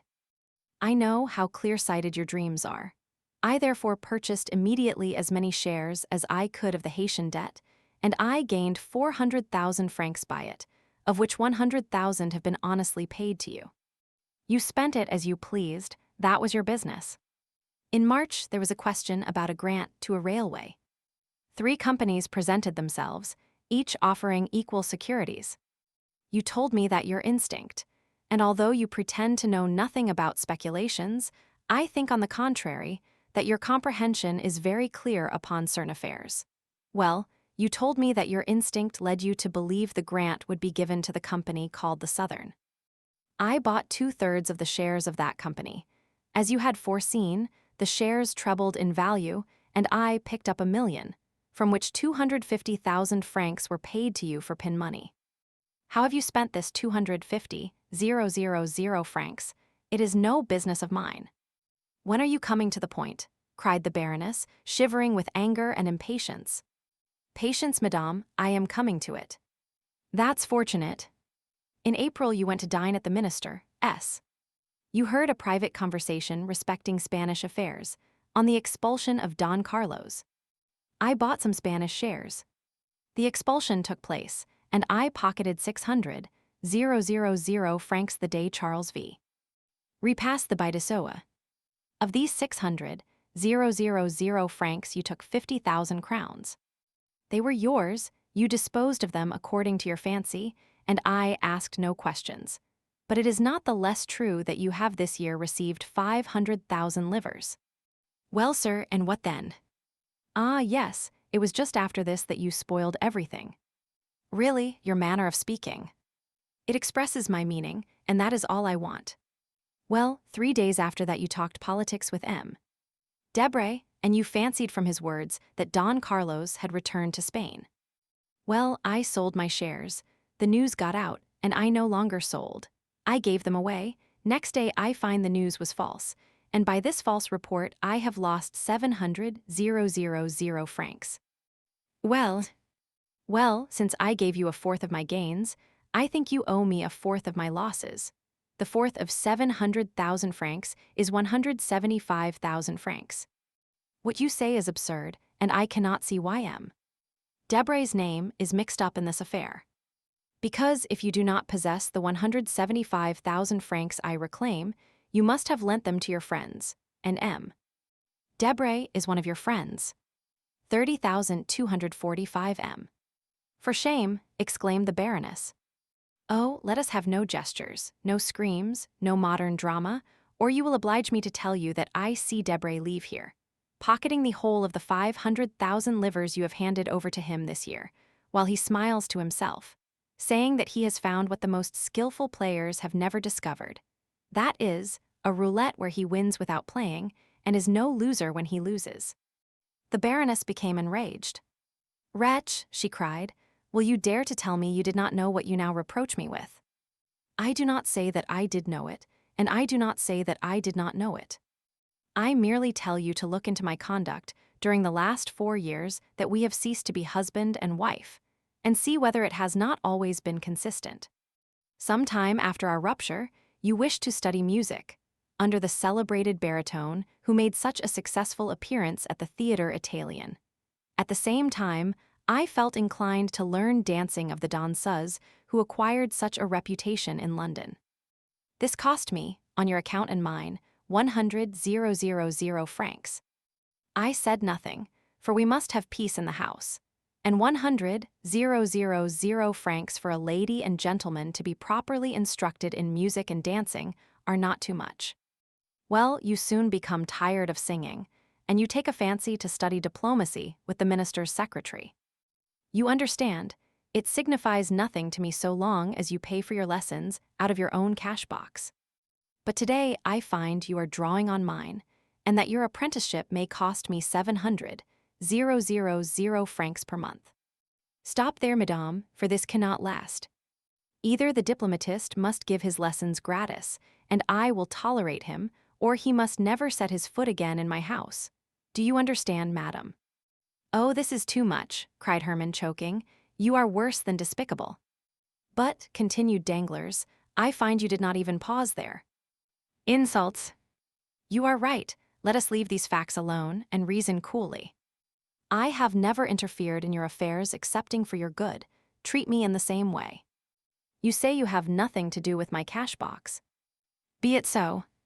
Do as you like with your own, but do not fill or empty mine. Besides, how do I know that this was not a political trick, that the minister, enraged at seeing me in the opposition, and jealous of the popular sympathy I excite, has not concerted with Debré to ruin me? A probable thing. Why not? Who ever heard of such an occurrence as this? A false telegraphic dispatch. It is almost impossible for wrong signals to be made as they were in the last 2 telegrams. It was done on purpose for me, I am sure of it. Sir, said the Baroness humbly, are you not aware that the man employed there was dismissed, that they talked of going to law with him, that orders were issued to arrest him, and that this order would have been put into execution if he had not escaped by flight, which proves that he was either mad or guilty? It was a mistake. Yes, which made fools laugh, which caused the minister to have a sleepless night, which has caused the minister's secretaries to blacken several sheets of paper, but which has cost me 700,000 francs. But sir, said Hermann suddenly, if all this is, as you say, caused by Debré, why, instead of going direct to him, do you come and tell me of it? Why, to accuse the man, do you address the woman? Do I know Debré, do I wish to know him? Do I wish to know that he gives advice? Do I wish to follow it? Do I speculate? No, you do all this, not I. Still it seems to me that as you profit by it. Danglars shrugged his shoulders. Foolish creature, he exclaimed. Women fancy they have talent because they have managed 2 or 3 intrigues without being the talk of Paris. But know that if you had even hidden your irregularities from your husband, who has but the commencement of the art, for generally husbands will not see, you would then have been but a faint imitation of most of your friends among the women of the world. But it has not been so with me, I see, and always have seen during the last 16 years. You may, perhaps, have hidden a thought, but not a step, not an action, not a fault has escaped me, while you flattered yourself upon your address and firmly believed you had deceived me. What has been the result? That, thanks to my pretended ignorance, there is none of your friends from de Villefort to Debré who has not trembled before me. There is not one who has not treated me as the master of the house, the only title I desire with respect to you. There is not one, in fact, who would have dared to speak of me as I have spoken of them this day. I will allow you to make me hateful, but I will prevent your rendering me ridiculous, and above all, I forbid you to ruin me. The Baroness had been tolerably composed until the name of Villefort had been pronounced, but then she became pale, and rising, as if touched by a spring, she stretched out her hands as though conjuring an apparition. She then took 2 or 3 steps towards her husband, as though to tear the secret from him, of which he was ignorant, or which he withheld from some odious calculation, odious as all his calculations were. De Villefort, what do you mean? I mean that Danglars, your first husband, being neither a philosopher nor a banker, or perhaps being both, and seeing there was nothing to be got out of a king's attorney, died of grief or anger at finding, after an absence of 9 months, that you had been enceinte 6. I am brutal, I not only allow it but boast of it. It is one of the reasons of my success in commercial business. Why did he kill himself instead of you? Because he had no cash to save. My life belongs to my cash. Debray has made me lose 700,000 francs. Let him bear his share of the loss, and we will go on as before. If not, let him become bankrupt for the 250,000 livres, and do as all bankrupts do, disappear. He is a charming fellow, I allow, when his news is correct. But when it is not, there are 50 others in the world who would do better than he. Madame Danglars was rooted to the spot. She made a violent effort to reply to this last attack, but she fell upon a chair thinking of Villefort, of the dinner scene, of the strange series of misfortunes which had taken place in her house during the last few days, and changed the usual calm of her establishment to a scene of scandalous debate. Danglars did not even look at her, though she did her best to faint. He shut the bedroom door after him, without adding another word, and returned to his apartments. And when Madame Danglars recovered from her half-fainting condition, she could almost believe that she had had a disagreeable dream. Chapter 66. Matrimonial Projects. The day following this scene, at the hour Debray usually chose to pay a visit to Madame Danglars on his way to his office, his coupe did not appear. At this time, that is, about 12:30, Madame Danglars ordered her carriage and went out. Danglars, hidden behind a curtain, watched the departure he had been waiting for. He gave orders that he should be informed as soon as Madame Danglars appeared, but at 2 o'clock she had not returned. He then called for his horses, drove to the chamber, and inscribed his name to speak against the budget. From 12 to 2 o'clock Danglars had remained in his study, unsealing his dispatches, and becoming more and more sad every minute, heaping figure upon figure, and receiving, among other visits, one from Major Cavalcanti, who, as stiff and exact as ever, presented himself precisely at the hour named the night before, to terminate his business with the banker. On leaving the chamber, Danglars, who had shown violent marks of agitation during the sitting, and been more bitter than ever against the ministry, re-entered his carriage, and told the coachman to drive to the Avenue des Champs-Élysées, No. 30. Monte Cristo was at home, only he was engaged with someone and begged Danglars to wait for a moment in the drawing-room. While the banker was waiting in the anteroom, the door opened, and a man dressed as an abbé and doubtless more familiar with the house than he was, came in and instead of waiting, merely bowed, passed on to the farther apartments, and disappeared. A minute after the door by which the priest had entered reopened, and Monte Cristo appeared. "Pardon me," said he, "my dear Baron, but one of my friends, the Abbé Busoni, whom you perhaps saw pass by, has just arrived in Paris. Not having seen him for a long time, I could not make up my mind to leave him sooner, so I hope this will be sufficient reason for my having made you wait." "Nay," said Danglars, "it is my fault. I have chosen my visit at a wrong time and will retire." "Not at all, on the contrary, be seated, but what is the matter with you? You look careworn, really you alarm me." Melancholy in a capitalist, like the appearance of a comet, presages some misfortune to the world. "I have been in ill luck for several days," said Danglars, "and I have heard nothing but bad news." "Ah, indeed," said Monte Cristo. "Have you had another fall at the Bourse?" "No, I am safe for a few days at least." "I am only annoyed about a bankrupt of Trieste." "Really? Does it happen to be Jacopo Manfredi?" "Exactly so. Imagine a man who has transacted business with me for I don't know how long, to the amount of 800,000 or 900,000 francs during the year. Never a mistake or delay, a fellow who paid like a prince. Well, I was 1,000,000 in advance with him, and now my fine Jacopo Manfredi suspends payment." "Really? It is an unheard-of fatality. I draw upon him for 600,000 francs, my bills are returned unpaid, and more than that, I hold bills of exchange signed by him to the value of 400,000 francs, payable at his correspondent, S in Paris, at the end of this month. Today is the 30th. I present them, but my correspondent has disappeared. This, with my Spanish affairs, made a pretty end to the month. Then you really lost by that affair in Spain.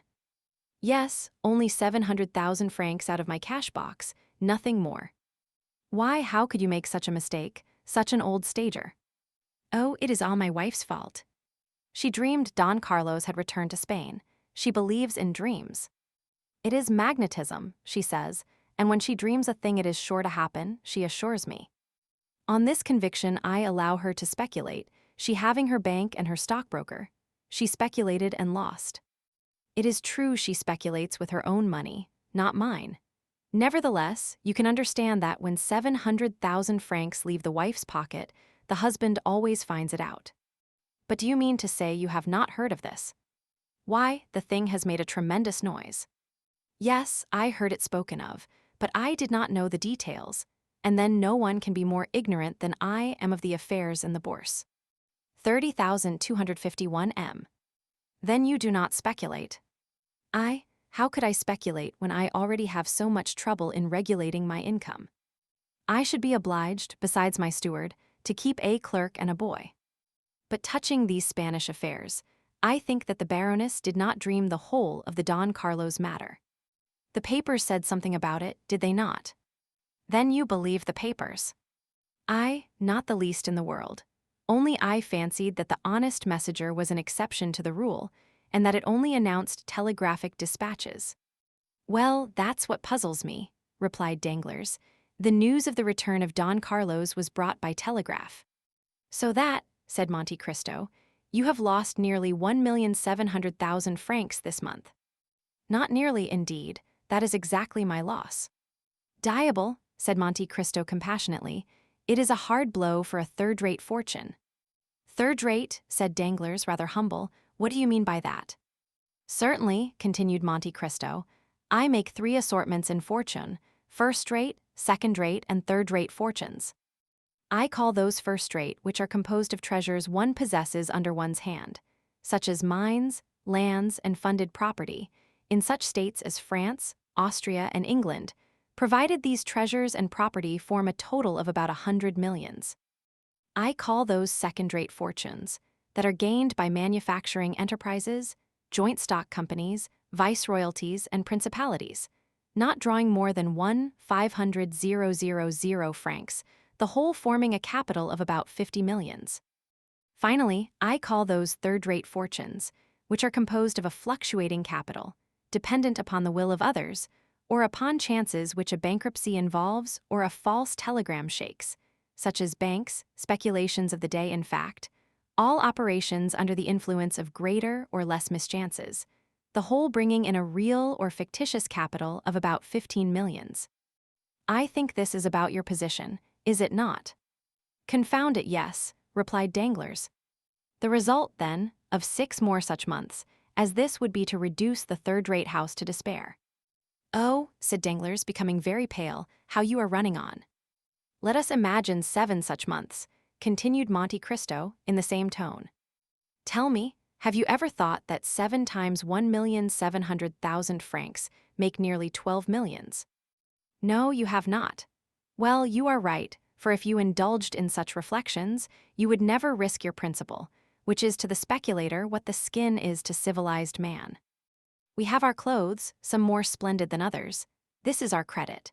But when a man dies, he has only his skin. In the same way, on retiring from business, you have nothing but your real principal of about 5 or 6 millions at the most. For third-rate fortunes are never more than a fourth of what they appear to be, like the locomotive on a railway, the size of which is magnified by the smoke and steam surrounding it. Well, out of the 5 or 6 millions which form your real capital, you have just lost nearly 2 millions, which must, of course, in the same degree diminish your credit and fictitious fortune. To follow out my simile, your skin has been opened by bleeding, and this, if repeated 3 or 4 times, will cause death. So pay attention to it, my dear Monsieur Danglars. Do you want money? Do you wish me to lend you some? 30,253 M. What a bad calculator you are, exclaimed Danglars, calling to his assistance all his philosophy and dissimulation. I have made money at the same time, by speculations which have succeeded. I have made up the loss of blood by nutrition. I lost a battle in Spain, I have been defeated in Trieste, but my naval army in India will have taken some galleons, and my Mexican pioneers will have discovered some mine. Very good, very good. But the wound remains, and will reopen at the first loss. No, for I am only embarked in certainties, replied Danglars, with the air of a mountebank sounding his own praises. To involve me, 3 governments must crumble to dust. Well, such things have been. That there should be a famine. Recollect the 7 fat and the 7 lean kine. Or that the sea should become dry, as in the days of Pharaoh, and even then my vessels would become caravans. So much the better. I congratulate you, my dear M. Danglars, said Monte Cristo, I see I was deceived, and that you belong to the class of second-rate fortunes. I think I may aspire to that honor, said Danglars with a smile, which reminded Monte Cristo of the sickly moons which bad artists are so fond of daubing into their pictures of ruins. But while we are speaking of business, Danglars added, pleased to find an opportunity of changing the subject, tell me what I am to do for M. Cavalcanti. Give him money if he is recommended to you, and the recommendation seems good. Excellent, he presented himself this morning with a bond of 40,000 francs, payable at sight, on you, signed by Busoni, and returned by you to me, with your endorsement, of course. I immediately counted him over the 40 banknotes. Monte Cristo nodded his head in token of assent. But that is not all, continued Danglars. He has opened an account with my house for his son. May I ask how much he allows the young man? 5,000 francs per month.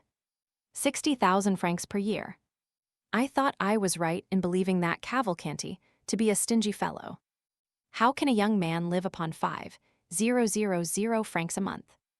But you understand that, if the young man should want a few thousands more, do not advance it, the father will never repay it. You do not know these ultramontane millionaires, they are regular misers. And by whom were they recommended to you? Oh, by the house of Fenzi, one of the best in Florence. I do not mean to say you will lose, but nevertheless, mind you hold to the terms of the agreement. Would you not trust the Cavalcanti? I would advance 10 millions on his signature. I was only speaking in reference to the second-rate fortunes we were mentioning just now. And with all this, how unassuming he is. I should never have taken him for anything more than a mere major. And you would have flattered him, for certainly, as you say, he has no manner. The first time I saw him, he appeared to me like an old lieutenant who had grown moldy under his epaulets. But all the Italians are the same. They are like old Jews when they are not glittering in oriental splendor. The young man is better, said Danglars. Yes, a little nervous perhaps, but upon the whole he appeared tolerable. I was uneasy about him. Why? Because you met him at my house, just after his introduction into the world, as they told me. He has been traveling with a very severe tutor, and had never been to Paris before.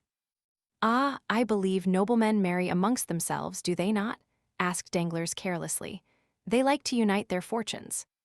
It is usual, certainly, but Cavalcanti is an original who does nothing like other people. I cannot help thinking that he has brought his son to France to choose a wife. Do you think so? I am sure of it. And you have heard his fortune mentioned. Nothing else was talked of, only some said he was worth millions, and others that he did not possess a farthing. And what is your opinion? I ought not to influence you, because it is only my own personal impression. Well, and it is that. My opinion is that all these old podestas, these ancient condottieri, for the Cavalcanti have commanded armies and governed provinces. My opinion, I say, is that they have buried their millions in corners, the secret of which they have transmitted only to their eldest sons, who have done the same from generation to generation.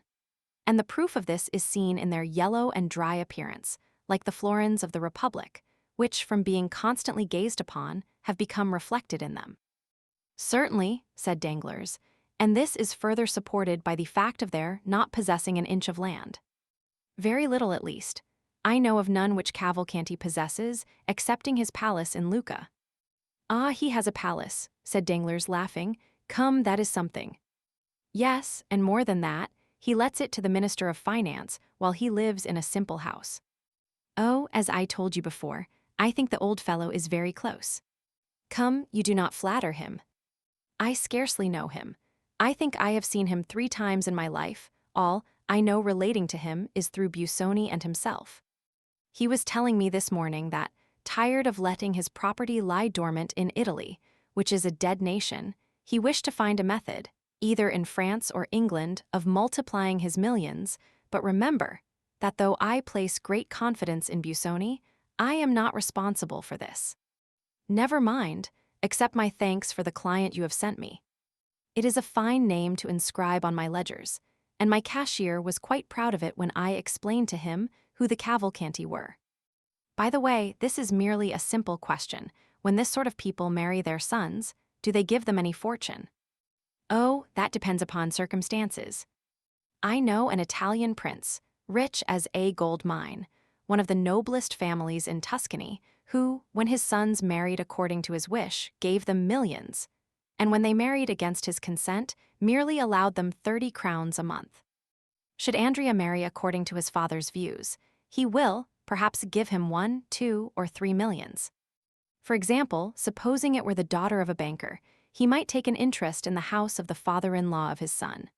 Then again, if he disliked his choice, the major takes the key, double locks his coffer, and Master Andrea would be obliged to live like the sons of a Parisian family, by shuffling cards or rattling the dice.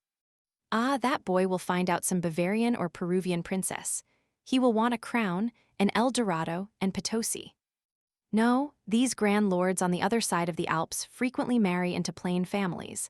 Like Jupiter, they like to cross the race. But do you wish to marry Andrea, my dear M.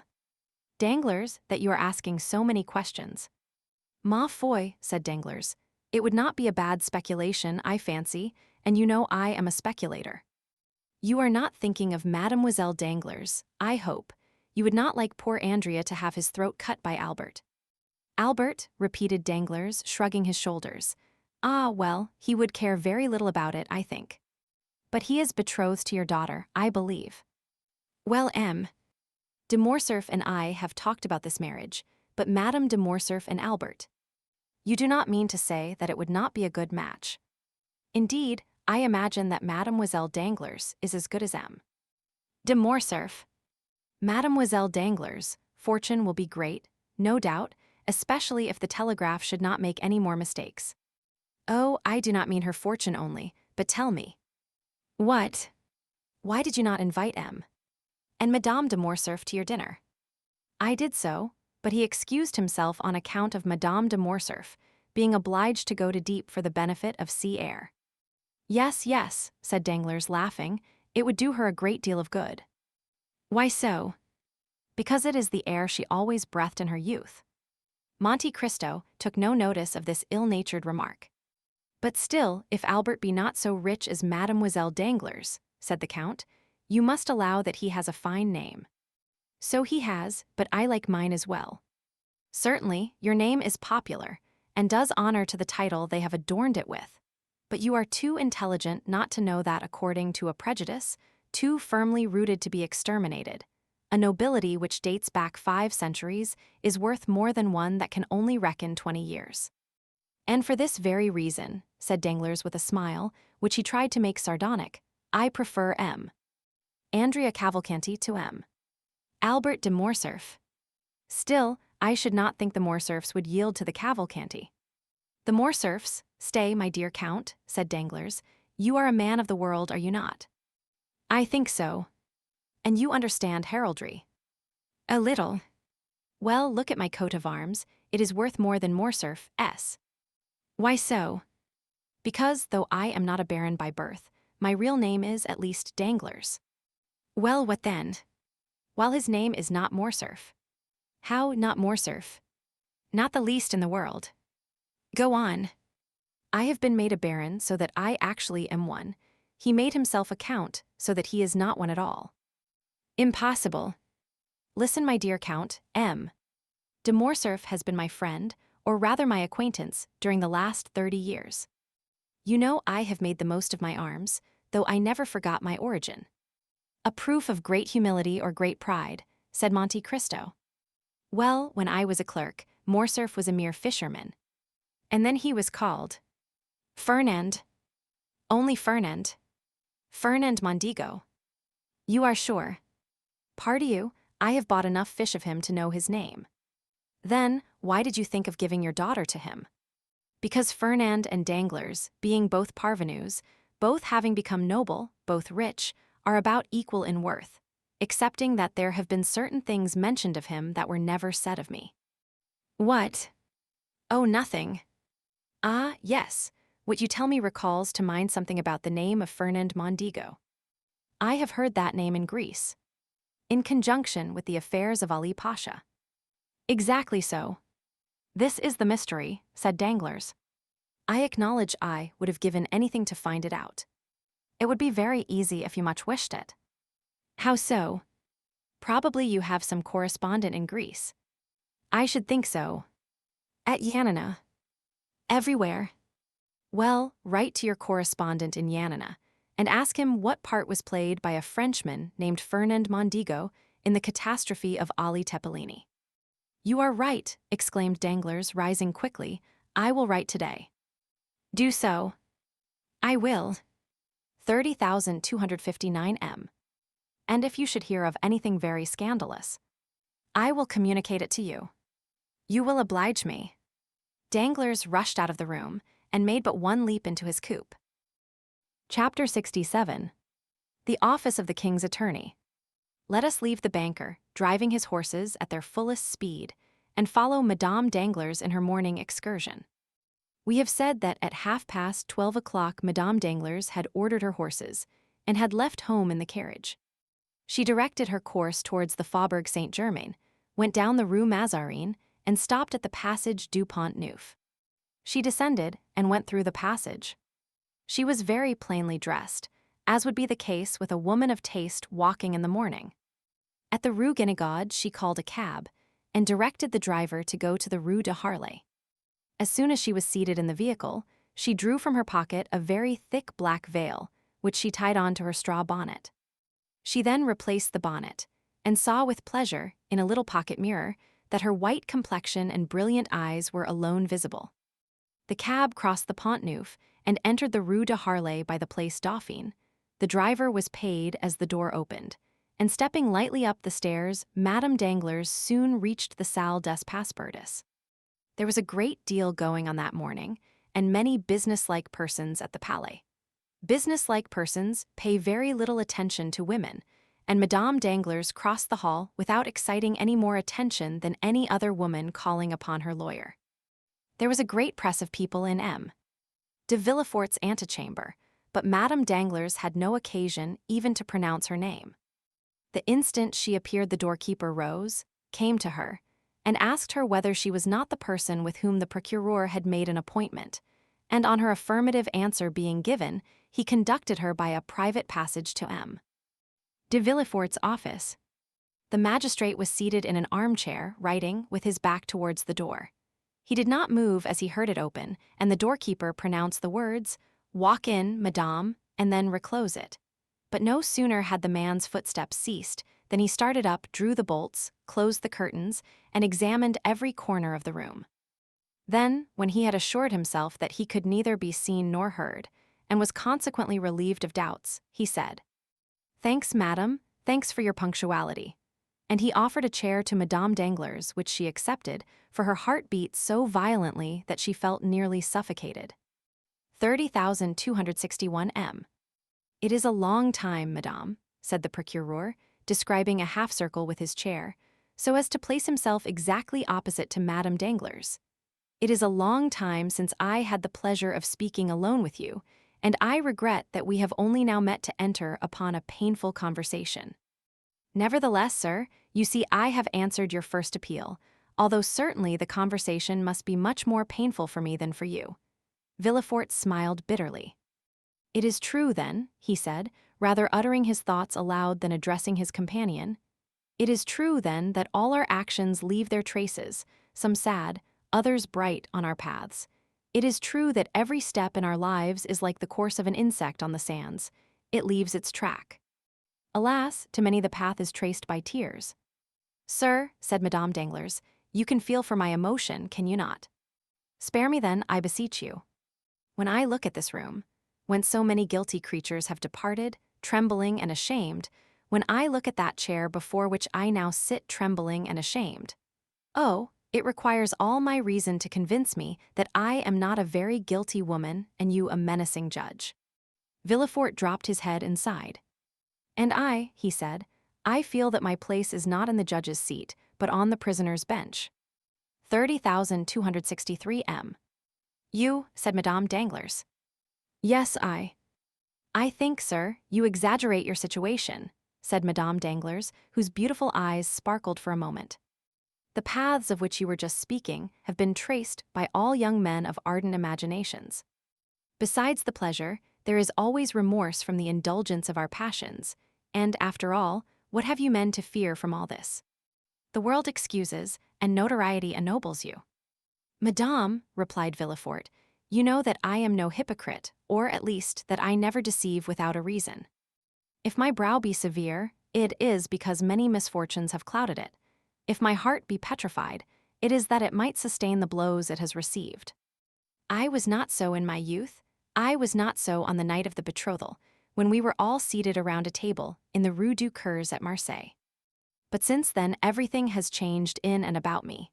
I am accustomed to brave difficulties, and, in the conflict, to crush those who, by their own free will, or by chance, voluntarily or involuntarily, interfere with me in my career.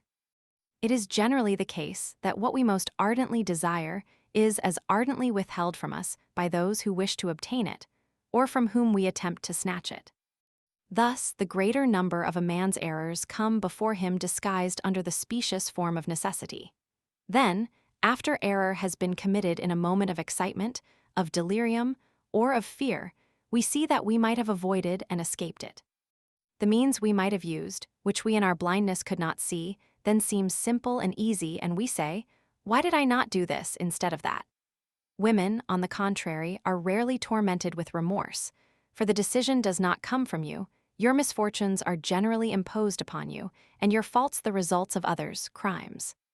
In any case, sir, you will allow, replied Madame Danglars, that, even if the fault were alone mine, I last night received a severe punishment for it. Poor thing, said Villefort, pressing her hand, it was too severe for your strength, for you were twice overwhelmed, and yet— Well, I must tell you. Collect all your courage, for you have not yet heard all. Ah, exclaimed Madame Danglars, alarmed, what is there more to hear?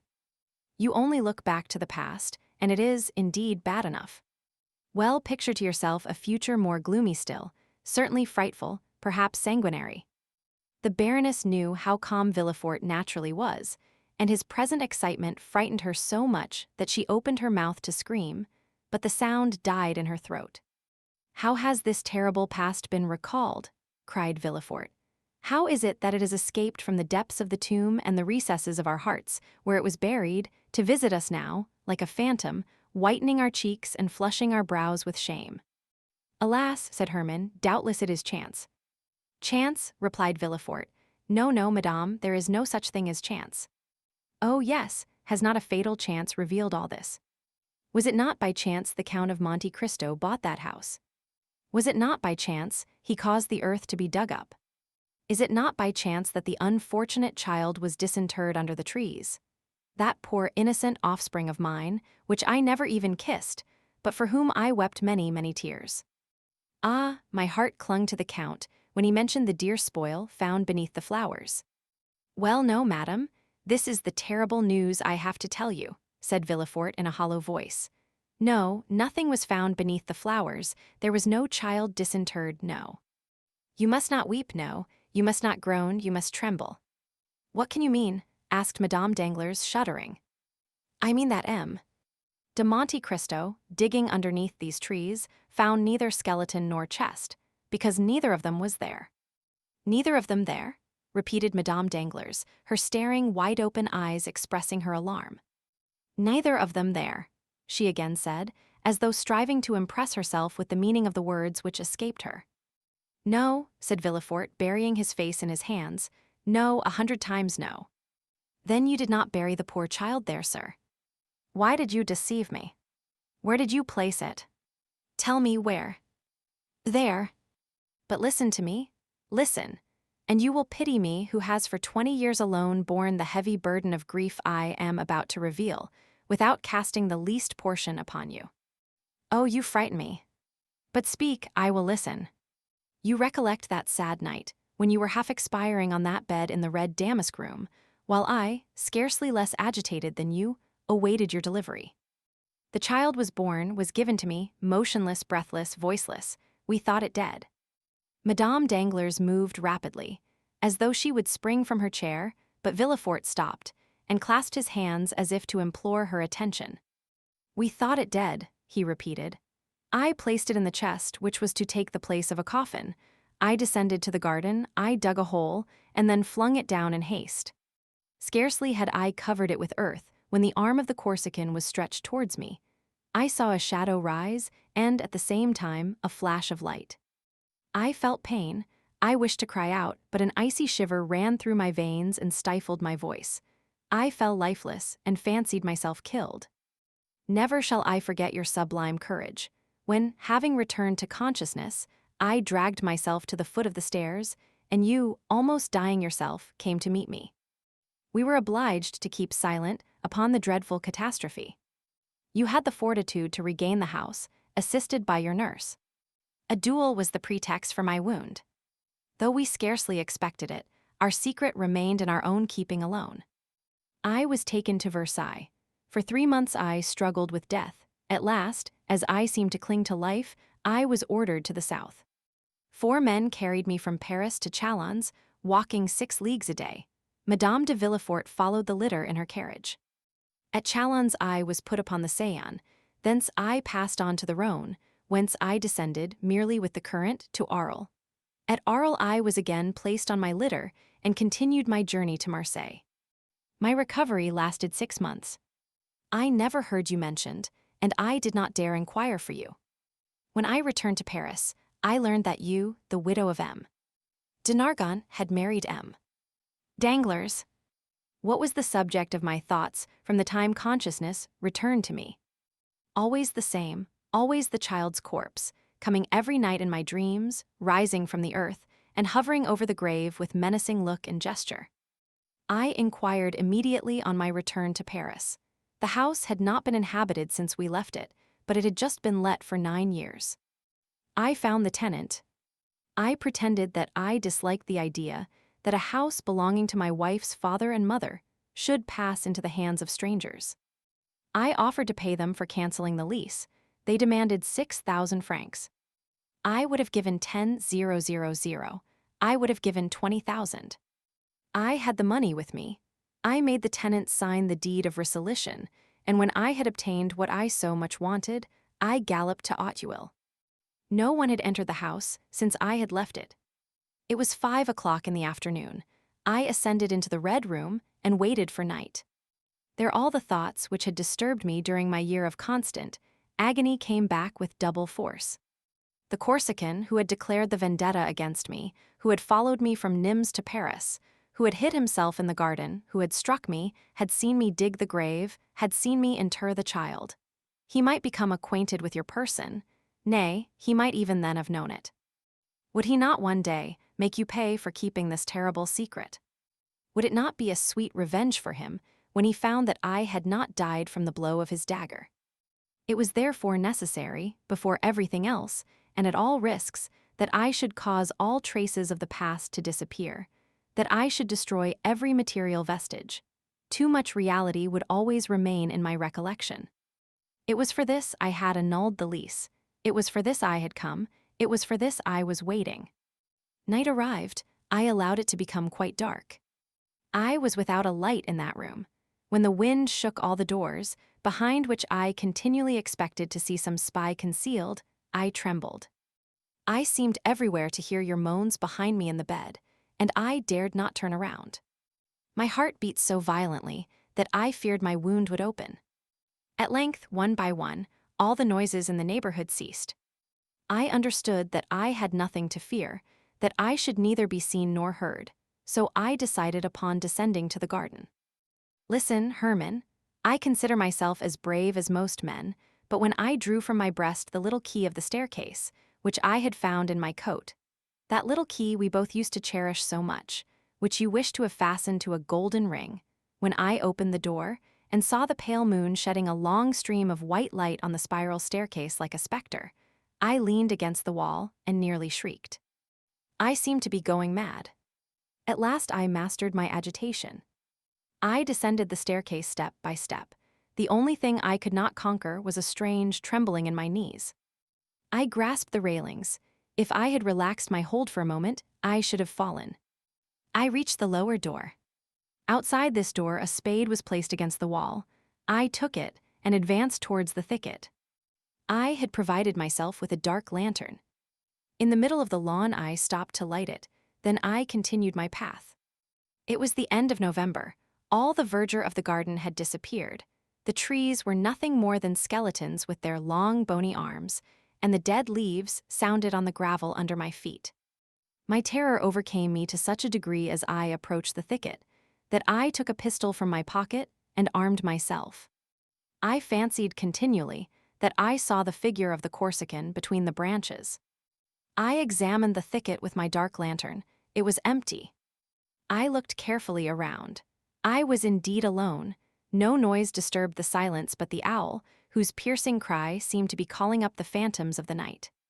I tied my lantern to a forked branch I had noticed a year before at the precise spot where I stopped to dig the hole. The grass had grown very thickly there during the summer, and when autumn arrived, no one had been there to mow it. Still, one place where the grass was thin attracted my attention. It evidently was their eye had turned up the ground. I went to work. The hour, then, for which I had been waiting during the last year had at length arrived. How I worked, how I hoped, how I struck every piece of turf, thinking to find some resistance to my spade. But no, I found nothing, though I had made a hole twice as large as the first. I thought I had been deceived, had mistaken the spot. I turned around, I looked at the trees, I tried to recall the details which had struck me at the time. A cold, sharp wind whistled through the leafless branches, and yet the drops fell from my forehead. I recollected that I was stabbed just as I was trampling the ground to fill up the hole. While doing so, I had leaned against a laburnum. Behind me was an artificial rockery, intended to serve as a resting place for persons walking in the garden. In falling, my hand, relaxing its hold of the laburnum, felt the coldness of the stone. On my right I saw the tree, behind me the rock. I stood in the same attitude and threw myself down. I rose and again began digging and enlarging the hole. Still I found nothing, nothing. The chest was no longer there. 30,269 m. The chest no longer there, murmured Madame Danglars, choking with fear. Think not I contented myself with this one effort, continued Villefort. No, I searched the whole thicket. I thought the assassin, having discovered the chest, and supposing it to be a treasure, had intended carrying it off, but perceiving his error, had dug another hole and deposited it there. But I could find nothing. Then the idea struck me that he had not taken these precautions, and had simply thrown it in a corner. In the last case, I must wait for daylight to renew my search. I remained in the room and waited. Oh heavens! 30,271 m. When daylight dawned, I went down again. My first visit was to the thicket. I hoped to find some traces which had escaped me in the darkness. I had turned up the earth over a surface of more than 20 feet square and a depth of 2 feet. A laborer would not have done in a day what occupied me an hour. But I could find nothing, absolutely nothing. Then I renewed the search. Supposing it had been thrown aside, it would probably be on the path which led to the little gate. But this examination was as useless as the first, and with a bursting heart I returned to the thicket, which now contained no hope for me. Oh, cried Madame Danglars, it was enough to drive you mad. I hoped for a moment that it might, said Villefort, but that happiness was denied me. However, recovering my strength and my ideas, why, said I, should that man have carried away the corpse? But you said, replied Madame Danglars, he would require it as a proof. Ah no, madame, that could not be. Dead bodies are not kept a year, they are shown to a magistrate, and the evidence is taken. Now, nothing of the kind has happened. What then? Asked Herman, trembling violently. Something more terrible, more fatal, more alarming for us. The child was, perhaps, alive, and the assassin may have saved it. Madame Danglars uttered a piercing cry, and seizing Villefort's hands, exclaimed, "My child was alive," said she. "You buried my child alive. You were not certain my child was dead, and you buried it." Ah! Madame Danglars had risen, and stood before the procureur, whose hands she wrung in her feeble grasp. "I know not. I merely suppose so, as I might suppose anything else," replied Villefort with a look so fixed, it indicated that his powerful mind was on the verge of despair and madness. "Ah, my child, my poor child," cried the Baroness, falling on her chair and stifling her sobs in her handkerchief.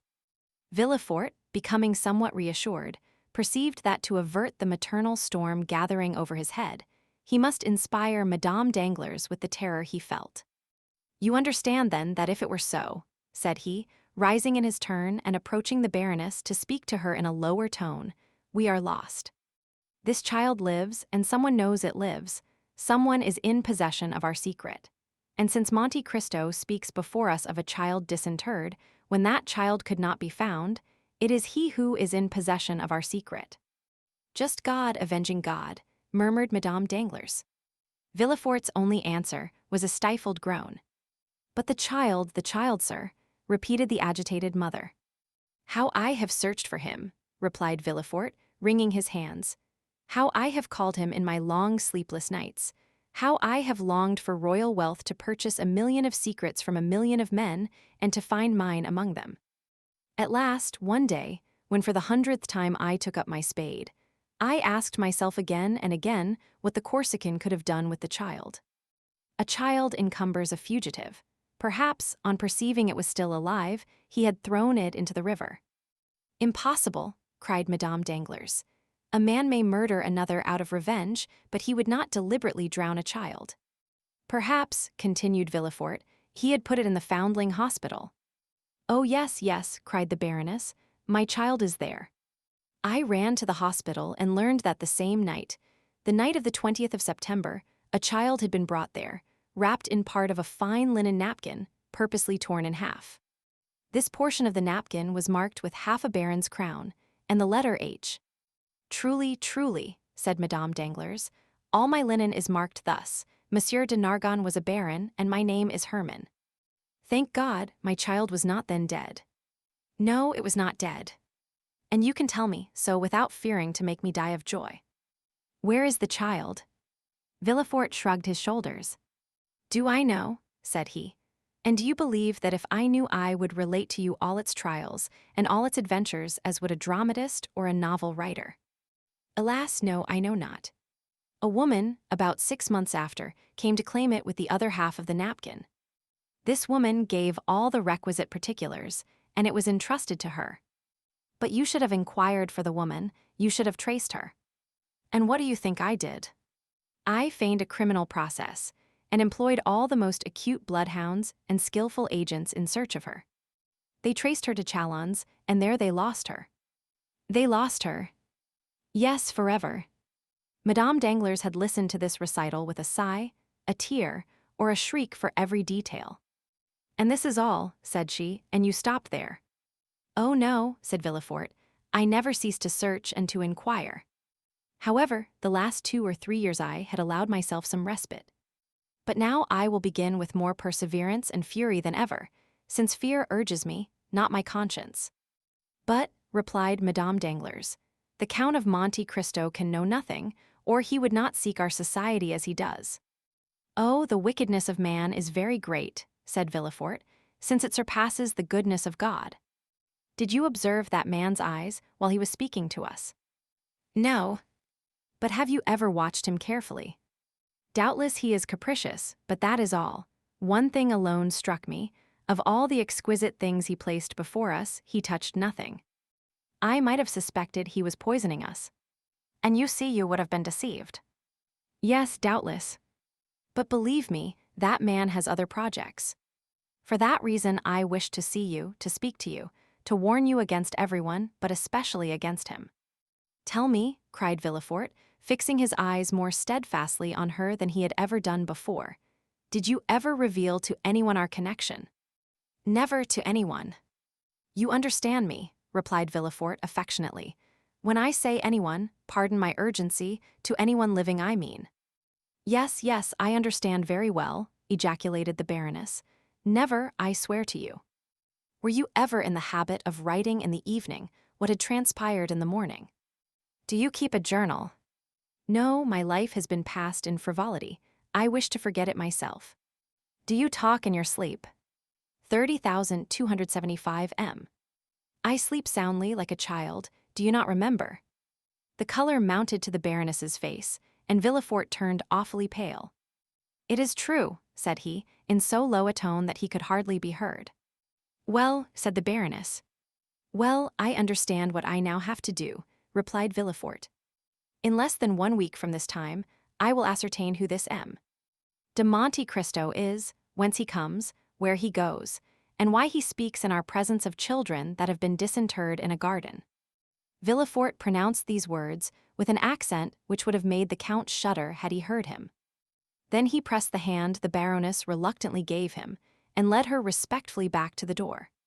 Madame Danglars returned in another cab to the passage, on the other side of which she found her carriage, and her coachman sleeping peacefully on his box while waiting for her. Chapter 68. A summer ball.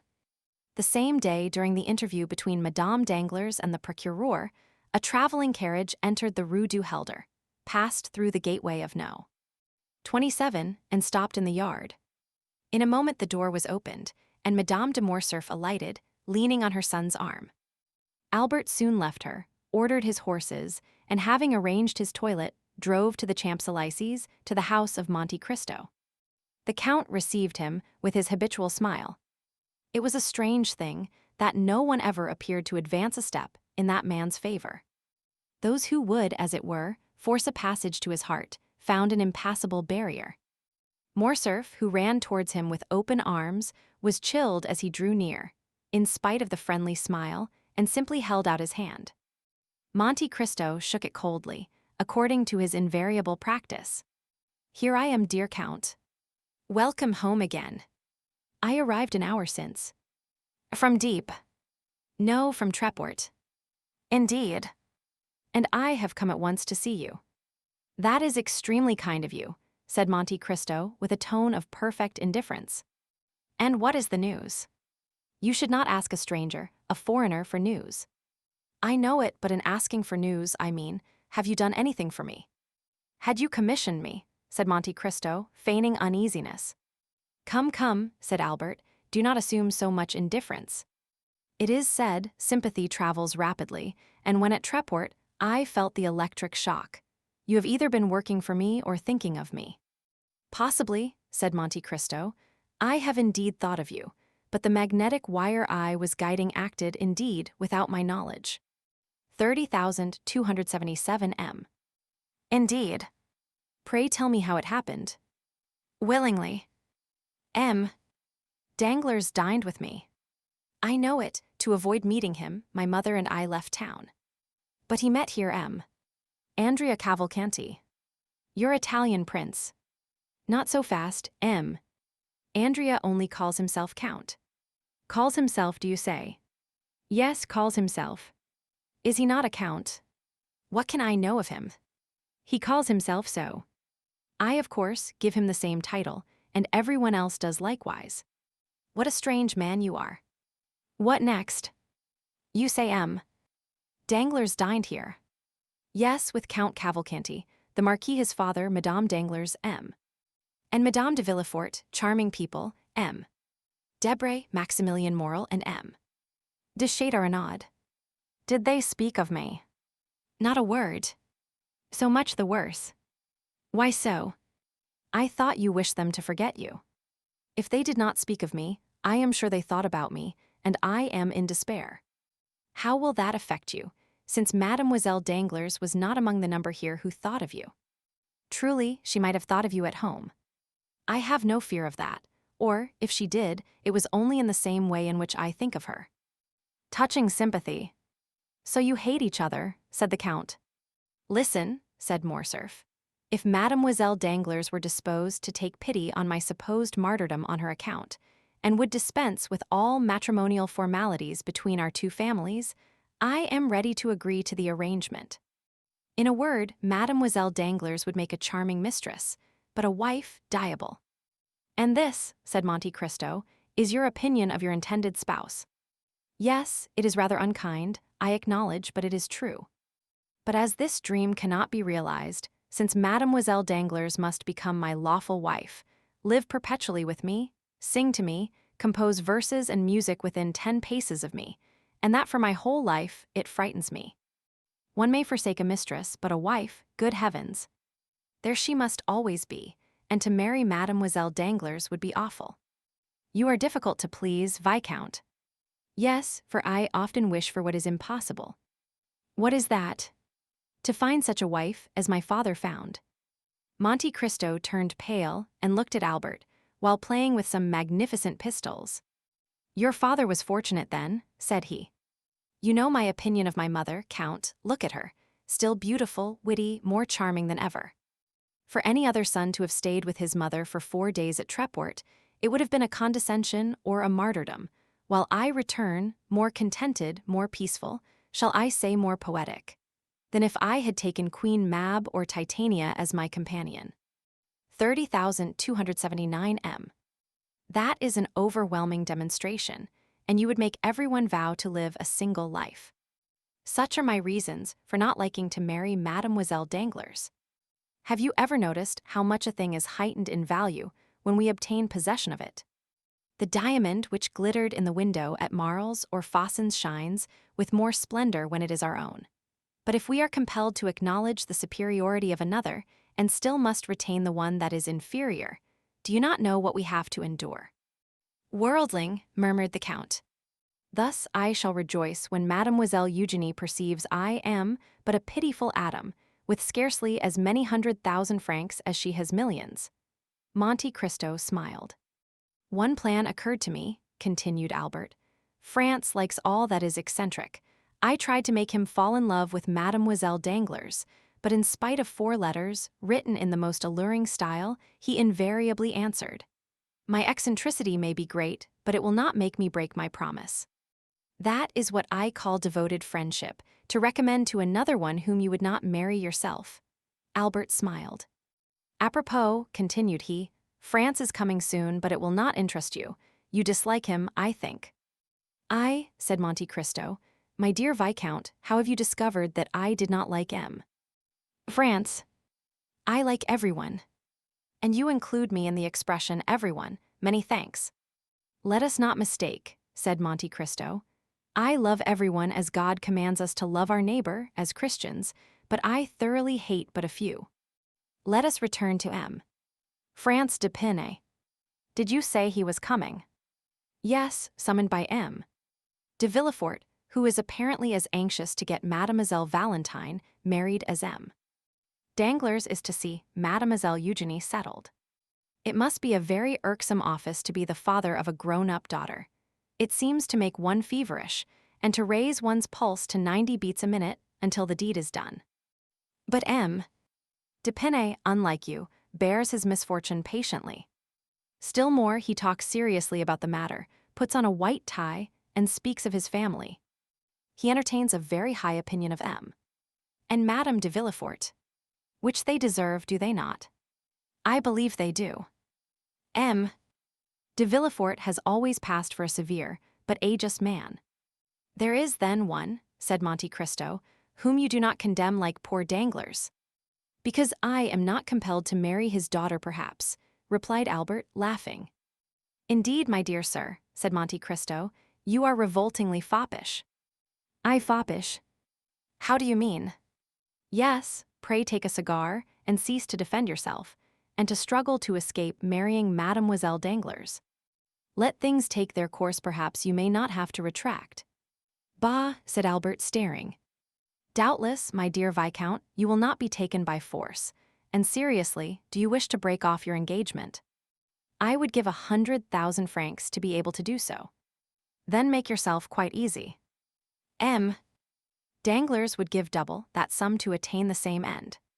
Am I indeed so happy? Said Albert, who still could not prevent an almost imperceptible cloud passing across his brow. But my dear Count, has M. Danglars any reason? There is your proud and selfish nature. You would expose the self-love of another with a hatchet, but you shrink if your own is attacked with a needle. But yet M. Danglars appeared. Delighted with you, was he not? Well, he is a man of bad taste, and is still more enchanted with another. I know not whom, look and judge for yourself. Thank you, I understand. But my mother, no, not my mother.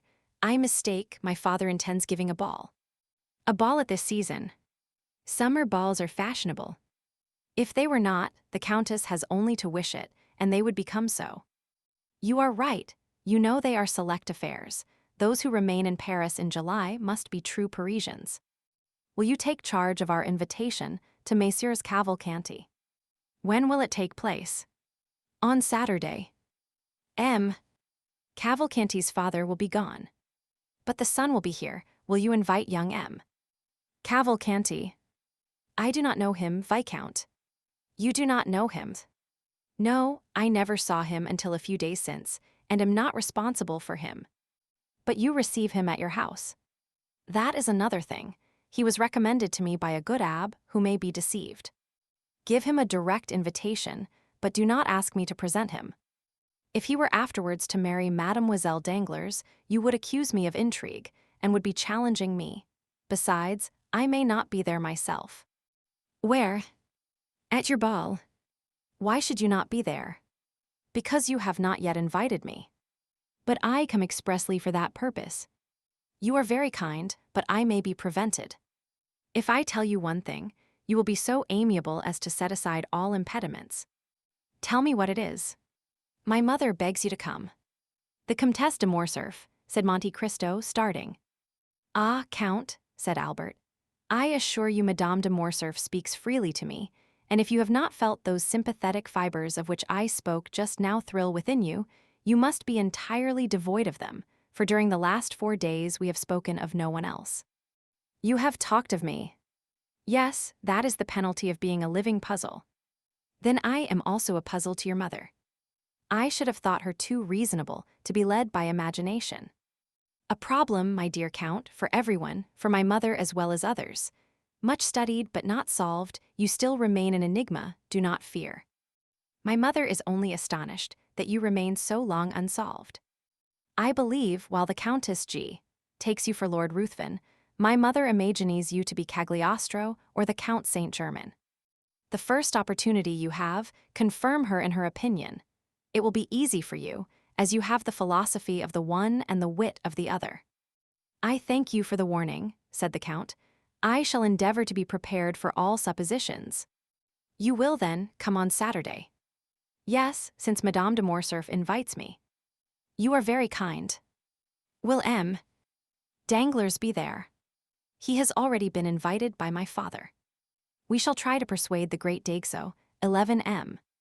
de Villefort to come, but have not much hope of seeing him. Never despair of anything, says the proverb. Do you dance, Count? I dance. Yes, you, it would not be astonishing. That is very well before one is over 40. No, I do not dance, but I like to see others do so. Does Madame de Morcerf dance? Never, you can talk to her, she so delights in your conversation. Indeed. 30,283 M. Yes, truly, and I assure you. You are the only man of whom I have heard her speak with interest. Albert rose and took his hat. The Count conducted him to the door. I have one thing to reproach myself with, said he, stopping Albert on the steps. What is it? I have spoken to you indiscreetly about Danglars. On the contrary, speak to me always in the same strain about him. I am glad to be reassured on that point. Apropos, when do you aspect M? Depend. 5 or 6 days hence at the latest. And when is he to be married? Immediately on the arrival of M. And Madame de Saint-Méran. Bring him to see me. Although you say I do not like him, I assure you I shall be happy to see him. I will obey your orders, my lord. Goodbye. Until Saturday, when I may expect you, may I not? Yes, I promised you. The Count watched Albert, waving his hand to him. When he had mounted his phaeton, Monte Cristo turned and seeing Bertuccio, "What news?" said he. "She went to the Palais," replied the steward. "Did she stay long there?" "An hour and a half." "Did she return home?" "Directly." "Well, my dear Bertuccio," said the Count, "I now advise you to go in quest of the little estate I spoke to you of in Normandy." Bertuccio bowed, and as his wishes were in perfect harmony with the order he had received, he started the same evening. Chapter 69. The Inquiry. M. de Villefort kept the promise he had made to Madame Danglars, to endeavor to find out how the Count of Monte Cristo had discovered the history of the house at Auteuil. He wrote the same day for the required information to M. de Beauville, who, from having been an inspector of prisons, was promoted to a high office in the police, and the latter begged for 2 days' time to ascertain exactly who would be most likely to give him full particulars. At the end of the second day, M. de Villefort received the following note. The person called the Count of Monte Cristo is an intimate acquaintance of Lord Wilmore, a rich foreigner, who is sometimes seen in Paris and who is there at this moment. He is also known to the Abbé Busoni, a Sicilian priest, of high repute in the East, where he has done much good. M. de Villefort replied by ordering the strictest inquiries to be made respecting these 2 persons. His orders were executed, and the following evening he received these details. The abbé, who was in Paris only for a month, inhabited a small 2-storied house behind St. Sulpice. There were 2 rooms on each floor, and he was the only tenant.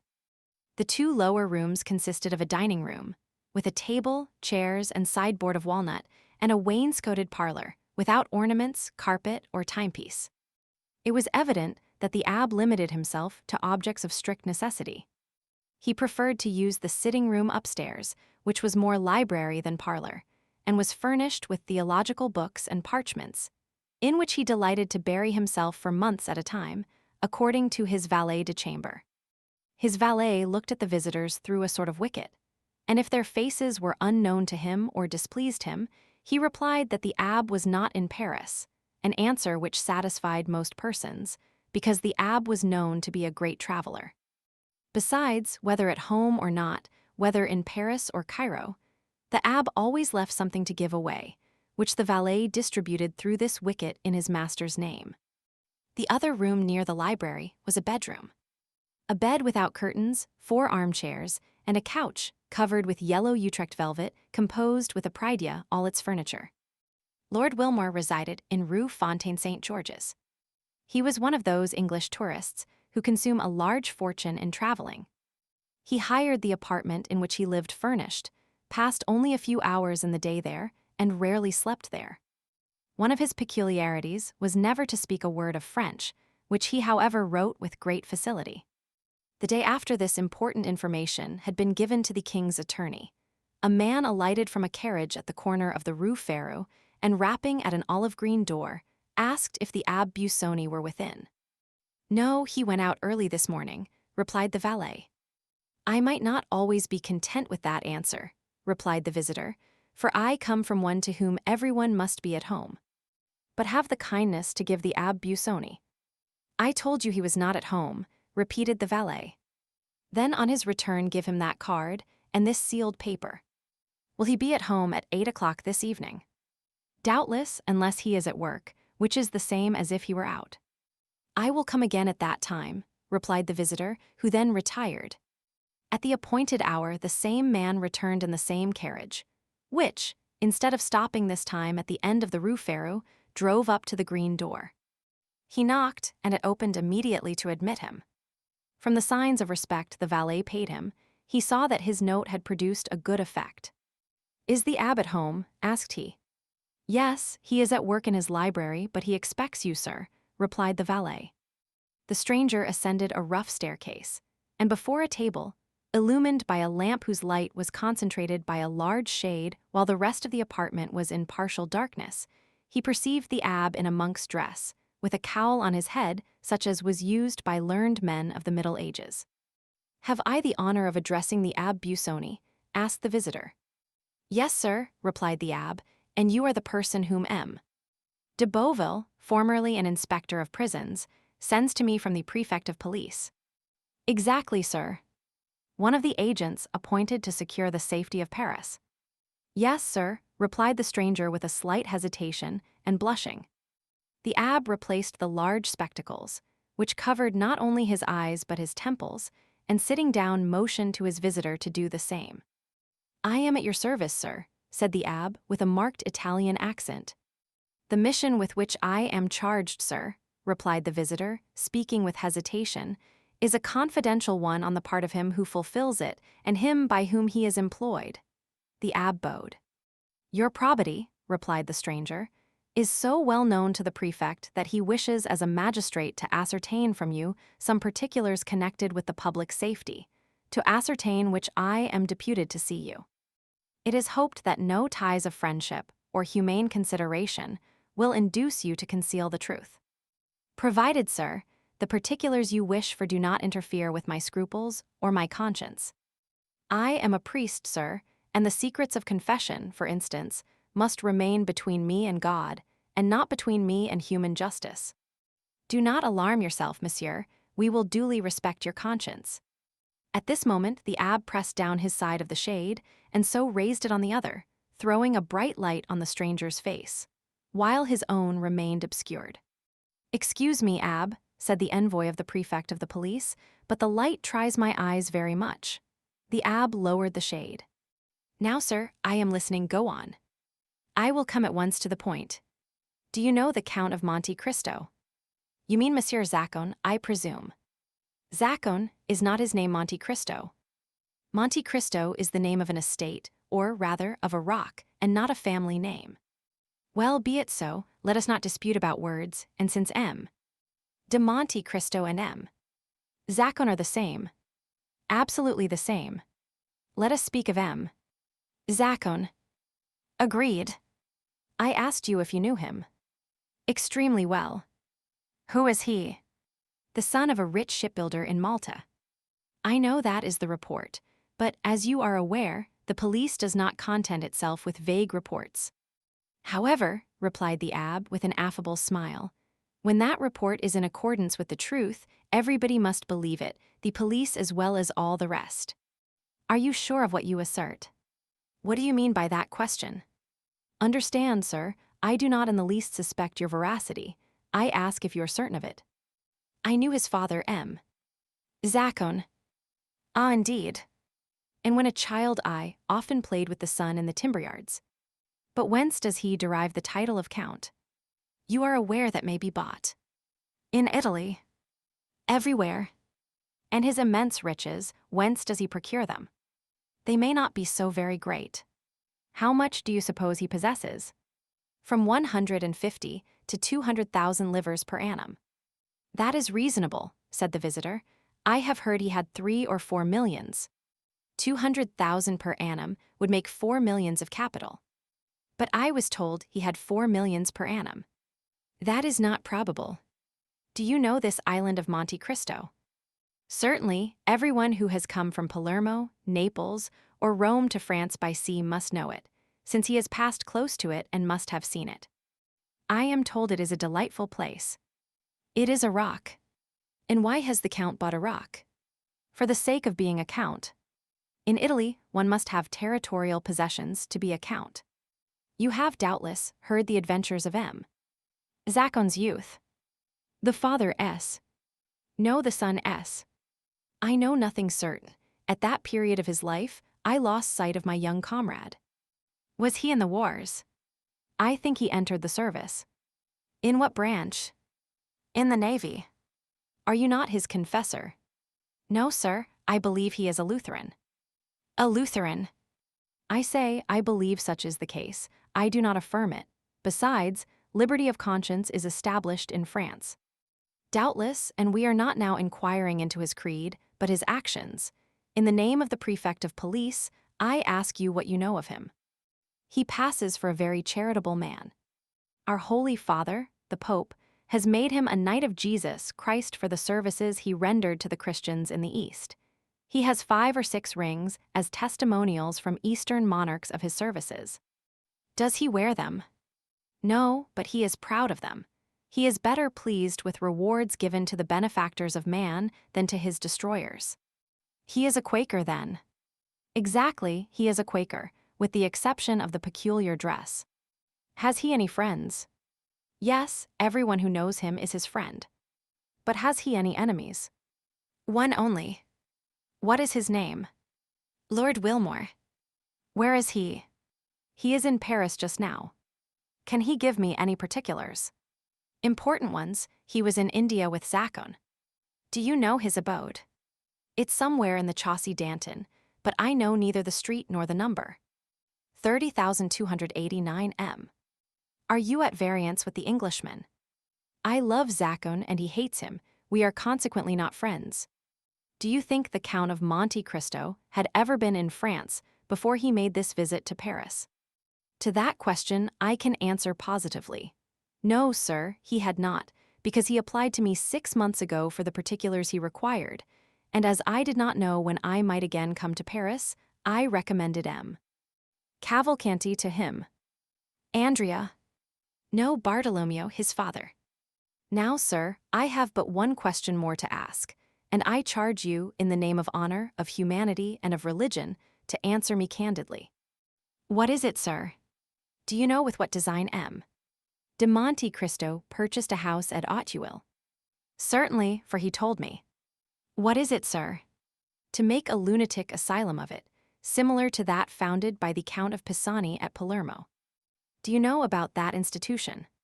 I have heard of it. It is a magnificent charity. Having said this, the abbé bowed to imply he wished to pursue his studies. The visitor either understood the abbé's meaning or had no more questions to ask. He arose, and the abbé accompanied him to the door. You are a great almsgiver, said the visitor, and although you are said to be rich, I will venture to offer you something for your poor people. Will you accept my offering? I thank you, sir. I am only jealous in one thing, and that is that the relief I give should be entirely from my own resources.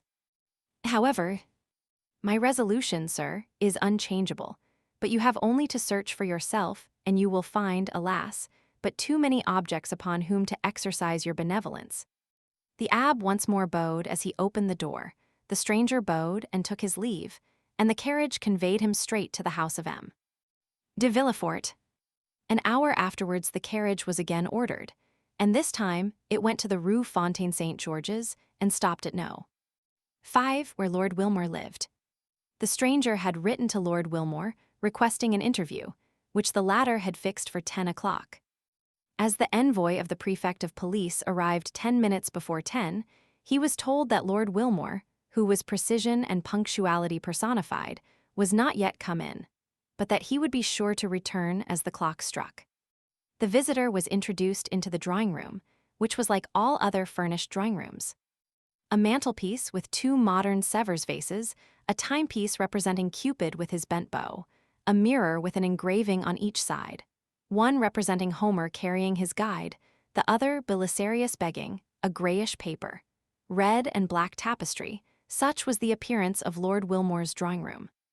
It was illuminated by lamps with ground-glass shades, which gave only a feeble light, as if out of consideration for the envoy's weak sight.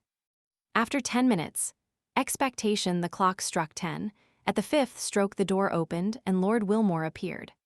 He was rather above the middle height, with thin reddish whiskers, light complexion and light hair, turning rather gray.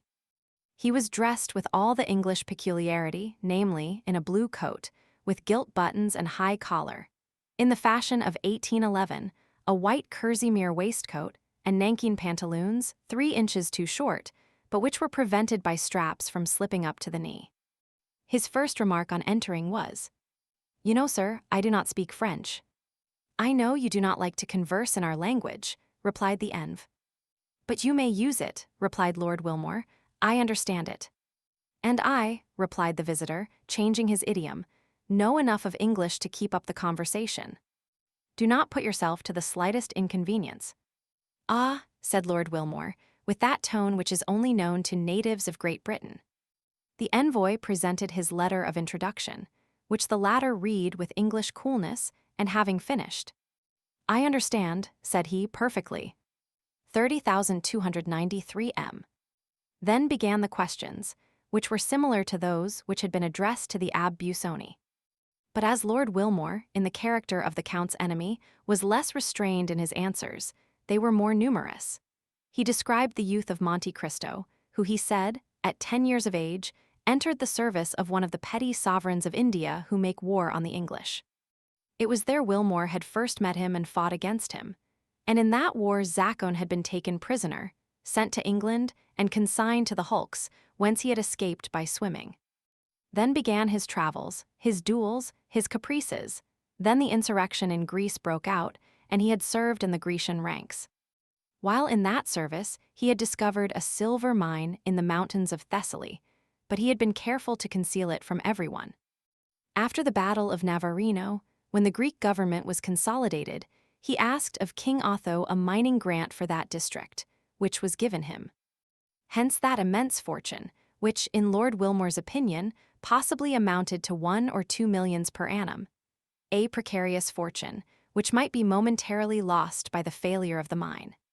"But," asked the visitor, "do you know why he came to France?" "He is speculating in railways," said Lord Wilmore, "and as he is an expert chemist and physicist, he has invented a new system of telegraphy, which he is seeking to bring to perfection." "How much does he spend yearly?" asked the prefect. "Not more than 500,000 or 600,000 francs, said Lord Wilmore. "He is a miser."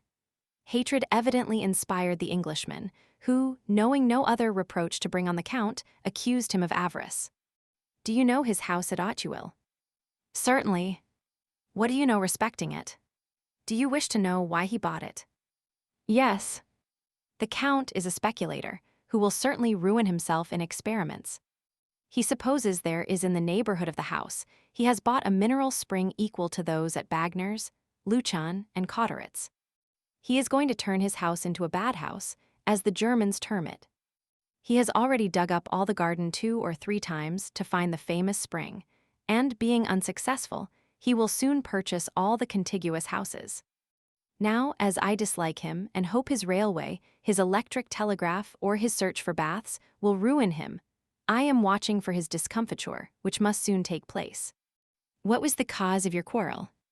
"When he was in England, he seduced the wife of one of my friends." "Why do you not seek revenge?" "I have already fought 3 duels with him," said the Englishman, "the first with the pistol, the second with the sword, and the third with the saber." "And what was the result of those duels?" "The first time he broke my arm, the second he wounded me in the breast, and the third time made this large wound." The Englishman turned down his shirt collar and showed a scar, whose redness proved it to be a recent one. "So that, you see, there is a deadly feud between us." "But," said the envoy, "you do not go about it in the right way to kill him, if I understand you correctly." "Ah," said the Englishman, "I practice shooting every day, and every other day Grossire comes to my house." This was all the visitor wished to ascertain, or rather, all the Englishman appeared to know. The agent arose, and having bowed to Lord Wilmore, who returned his salutation with the stiff politeness of the English, he retired. Lord Wilmore, having heard the door close after him, returned to his bedroom, where with one hand he pulled off his light hair, his red whiskers, his false jaw, and his wound, to resume the black hair, dark complexion, and pearly teeth of the Count of Monte Cristo. It was M. de Villefort, and not the prefect, who returned to the house of M. de Villefort. The procureur felt more at ease, although he had learned nothing really satisfactory, and, for the first time since the dinner party at Auteuil, he slept soundly. Chapter 70. The Ball. It was in the warmest days of July, when in due course of time, the Saturday arrived upon which the ball was to take place at M. de Morcerf's. It was 10 o'clock at night. The branches of the great trees in the garden of the Count's house stood out boldly against the azure canopy of heaven, which was studded with golden stars, but where the last fleeting clouds of a vanishing storm yet lingered. From the apartments on the ground floor might be heard the sound of music, with the whirl of the waltz and gallop, while brilliant streams of light shone through the openings of the Venetian blinds. At this moment, the garden was only occupied by about 10 servants, who had just received orders from their mistress to prepare the supper, the serenity of the weather continuing to increase. Until now, it had been undecided whether the supper should take place in the dining room or under a long tent erected on the lawn, but the beautiful blue sky, studded with stars, had settled the question in favor of the lawn. The gardens were illuminated with colored lanterns, according to the Italian custom, and, as is usual in countries where the luxuries of the table, the rarest of all luxuries in their complete form, are well understood, the supper table was loaded with wax lights and flowers. 30,297 m. At the time the Countess of Morcerf returned to the rooms, after giving her orders, many guests were arriving, more attracted by the charming hospitality of the Countess than by the distinguished position of the Count. For, owing to the good taste of Mercédès, one was sure of finding some devices at her entertainment worthy of describing or even copying in case of need. Madame Danglars, in whom the events we have related had caused deep anxiety, had hesitated about going to Madame de Morcerf's, when during the morning her carriage happened to meet that of Villefort. The latter made a sign, and when the carriages had drawn close together, said, "You are going to Madame de Morcerf's, are you not?" "No," replied Madame Danglars, "I am too ill." "You are wrong," replied Villefort significantly. "It is important that you should be seen there." "Do you think so?" asked the Baroness. "I do." "In that case, I will go." And the two carriages passed on towards their different destinations.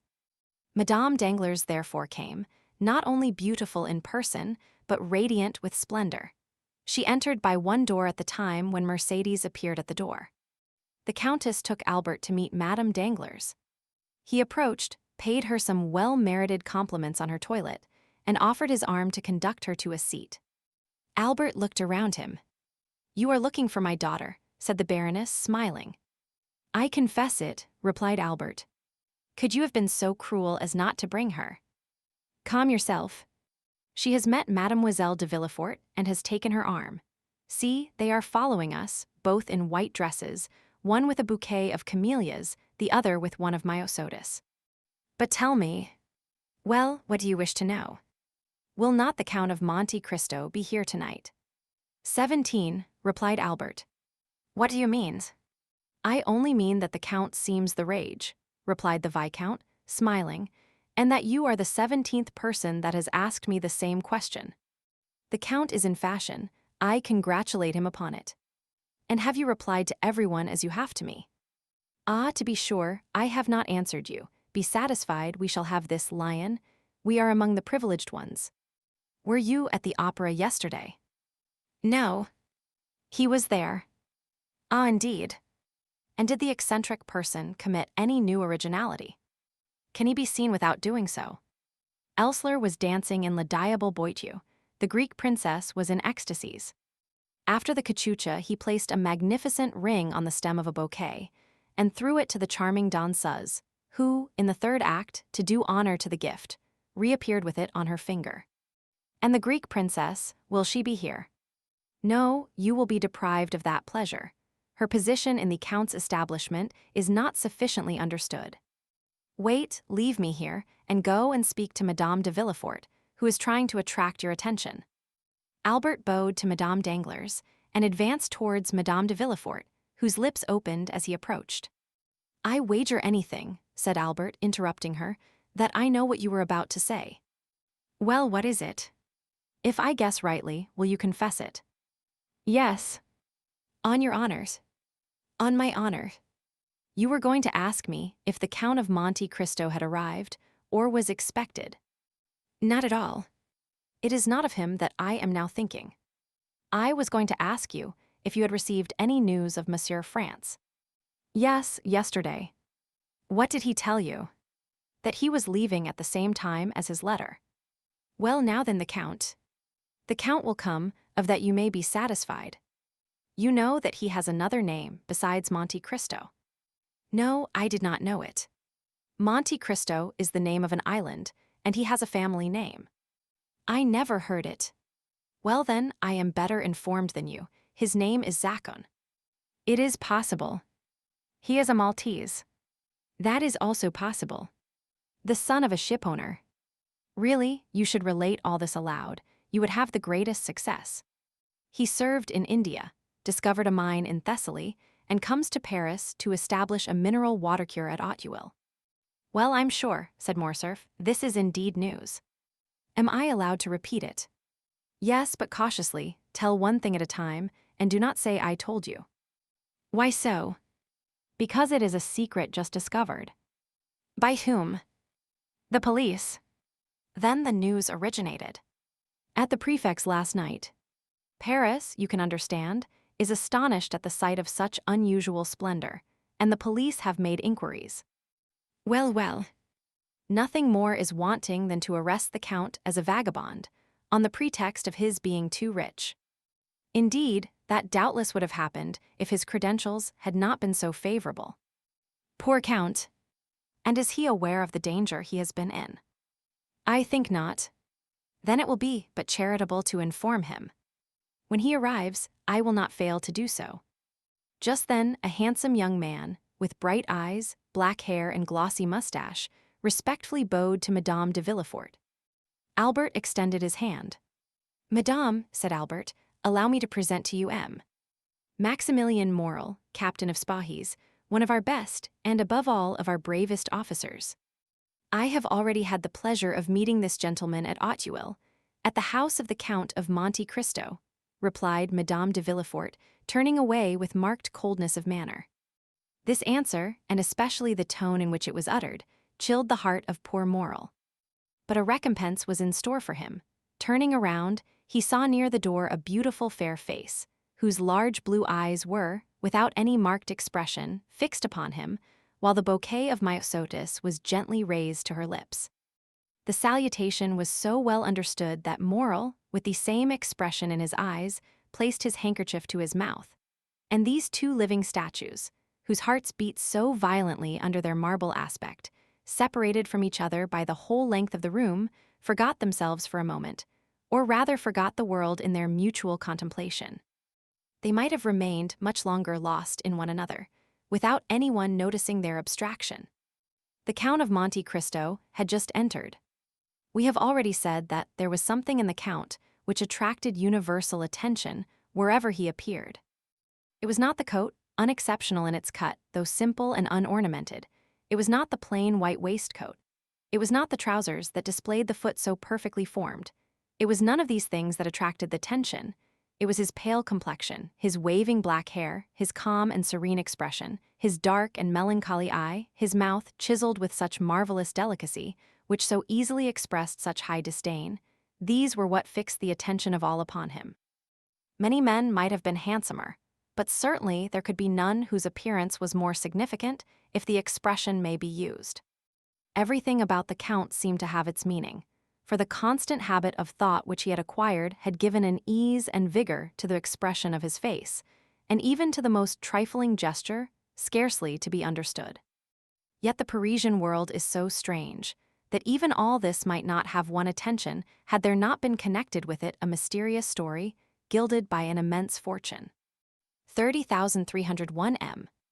Meanwhile, he advanced through the assemblage of guests, under a battery of curious glances towards Madame de Morcerf, who, standing before a mantelpiece ornamented with flowers, had seen his entrance in a looking-glass placed opposite the door, and was prepared to receive him.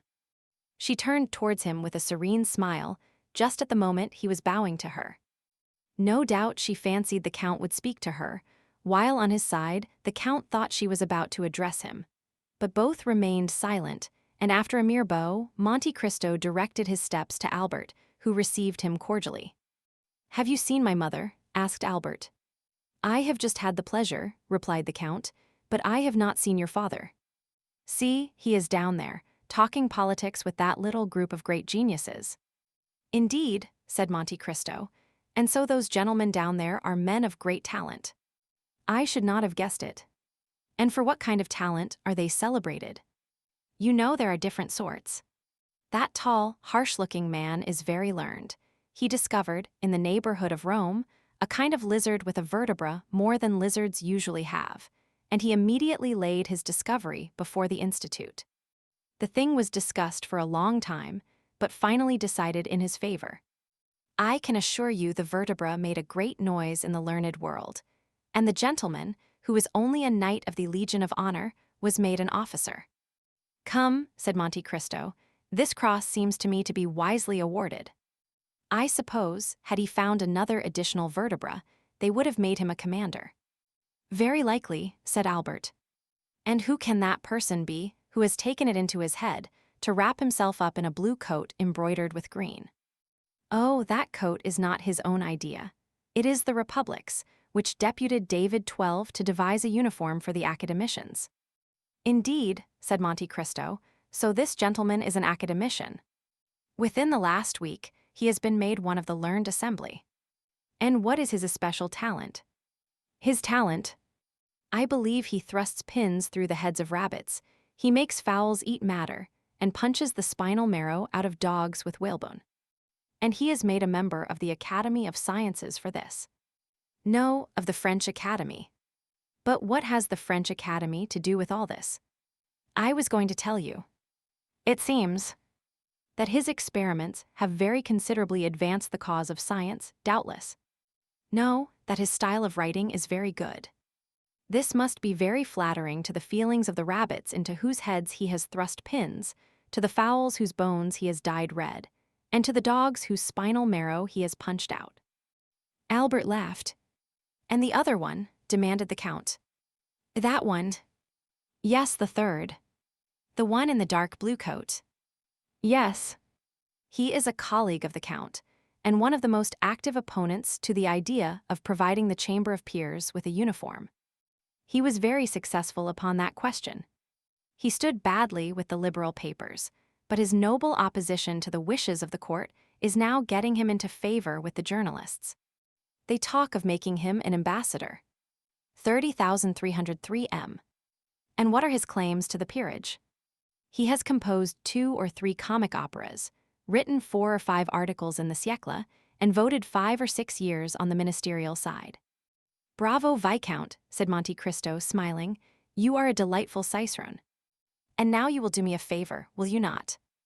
What is it? Do not introduce me to any of these gentlemen, and should they wish it, you will warn me. Just then the Count felt his arm pressed. He turned round, it was Danglars. Is it you, Baron? Said he. Why do you call me Baron? Said Danglars. You know that I care nothing for my title. I am not like you, Viscount. You like your title, do you not? Certainly, replied Albert, seeing that without my title I should be nothing, while you, sacrificing the Baron, would still remain the millionaire. Which seems to me the finest title under the royalty of July, replied Danglars. Unfortunately, said Monte Cristo, one's title to a millionaire does not last for life, like that of Baron, Peer of France, or Academician. For example, the millionaires Frank and Paulman of Frankfurt, who have just become bankrupts.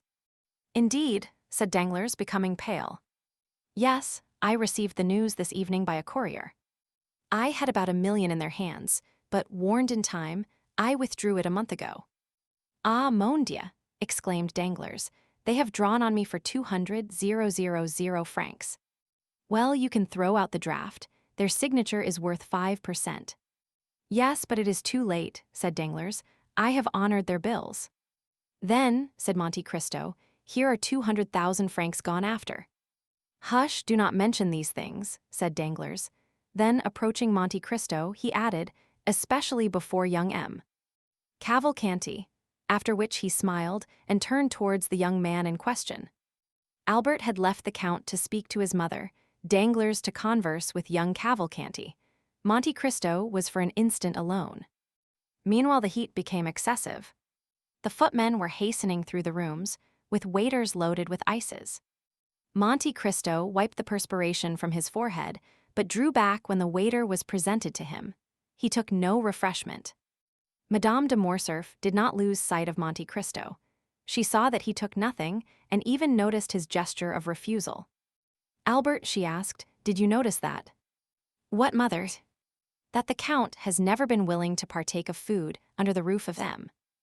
De Morcerf. Yes, but then he breakfasted with me. Indeed, he made his first appearance in the world on that occasion. But your house is not M. De Morcerf's, murmured Mercédès, and since he has been here I have watched him. Well, he has taken nothing yet. The Count is very temperate. Mercédès smiled sadly. Approach him, said she, and when the next waiter passes, insist upon his taking something. But why, mothers? Just to please me, Albert, said Mercédès. Albert kissed his mother's hand and drew near the Count. Another salver passed, loaded like the preceding ones. She saw Albert attempt to persuade the Count, but he obstinately refused. Albert rejoined his mother. She was very pale. Well, said she, you see he refuses. Yes, but why need this annoy you? You know, Albert, women are singular creatures. I should like to have seen the Count take something in my house, if only an ice. Perhaps he cannot reconcile himself to the French style of living, and might prefer something else. Oh no, I have seen him eat of everything in Italy. No doubt he does not feel inclined this evening. And besides, said the Countess, accustomed as he is to burning climates, possibly he does not feel the heat as we do. I do not think that, for he has complained of feeling almost suffocated, and asked why the Venetian blinds were not opened as well as the windows. In a word, said Mercédès, it was a way of assuring me that his abstinence was intended. And she left the room. A minute afterwards the blinds were thrown open, and through the jessamine and clematis that overhung the window one could see the garden ornamented with lanterns, and the supper laid under the tent. Dancers, players, talkers, all uttered an exclamation of joy. Everyone inhaled with delight the breeze that floated in. At the same time, Mercédès reappeared, paler than before, but with that imperturbable expression of countenance which she sometimes wore. She went straight to the group, of which her husband formed the center. Do not detain those gentlemen here, Count, she said. They would prefer, I should think, to breathe in the garden rather than suffocate here, since they are not playing. Ah, said a gallant old general, who, in 1809, had sung partant pour la Syrie, we will not go alone to the garden. Then, said Mercédès, I will lead the way. Turning towards Monte Cristo, she added, Count, will you oblige me with your arm? The Count almost staggered at these simple words. Then he fixed his eyes on Mercédès. It was only a momentary glance, but it seemed to the Countess to have lasted for a century, so much was expressed in that one look. He offered his arm to the Countess. She took it, or rather just touched it with her little hand, and they together descended the steps, lined with rhododendrons and camellias. Behind them, by another outlet, a group of about 20 persons rushed into the garden with loud exclamations of delight. Chapter 71. Bread and Salt. Madame de Morcerf entered an archway of trees with her companion. It led through a grove of lindens to a conservatory. It was too warm in the room, was it not, Count? She asked. Yes, madame, and it was an excellent idea of yours to open the doors and the blinds. As he ceased speaking, the Count felt the hand of Mercédès tremble. But you, he said, with that light dress, and without anything to cover you but that gauze scarf, perhaps you feel cold. Do you know where I am leading you? Said the Countess, without replying to the question. No, madame, replied Monte Cristo, but you see I make no resistance. We are going to the greenhouse that you see at the other end of the grove. The Count looked at Mercédès as if to interrogate her, but she continued to walk on in silence, and he refrained from speaking. They reached the building, ornamented with magnificent fruits, which ripen at the beginning of July in the artificial temperature which takes the place of the sun, so frequently absent in our climate. The Countess left the arm of Monte Cristo and gathered a bunch of muscatel grapes. See, Count, she said, with a smile so sad in its expression that one could almost detect the tears on her eyelids. See, our French grapes are not to be compared, I know, with yours of Sicily and Cyprus, but you will make allowance for our northern sun. The Count bowed, but stepped back. Do you refuse? Said Mercédès in a tremulous voice. Pray excuse me, madame, replied Monte Cristo, but I never eat muscatel grapes. Mercédès let them fall and sighed. A magnificent peach was hanging against an adjoining wall, ripened by the same artificial heat. Mercédès drew near and plucked the fruit. Take this peach, then, she said. The Count again refused. What again? She exclaimed, in so plaintive an accent that it seemed to stifle a sob. Really, you pain me." A long silence followed. The peach, like the grapes, fell to the ground. "Count," added Mercédès with a supplicating glance, "there is a beautiful Arabian custom, which makes eternal friends of those who have together eaten bread and salt under the same roof." "I know it, madame," replied the Count.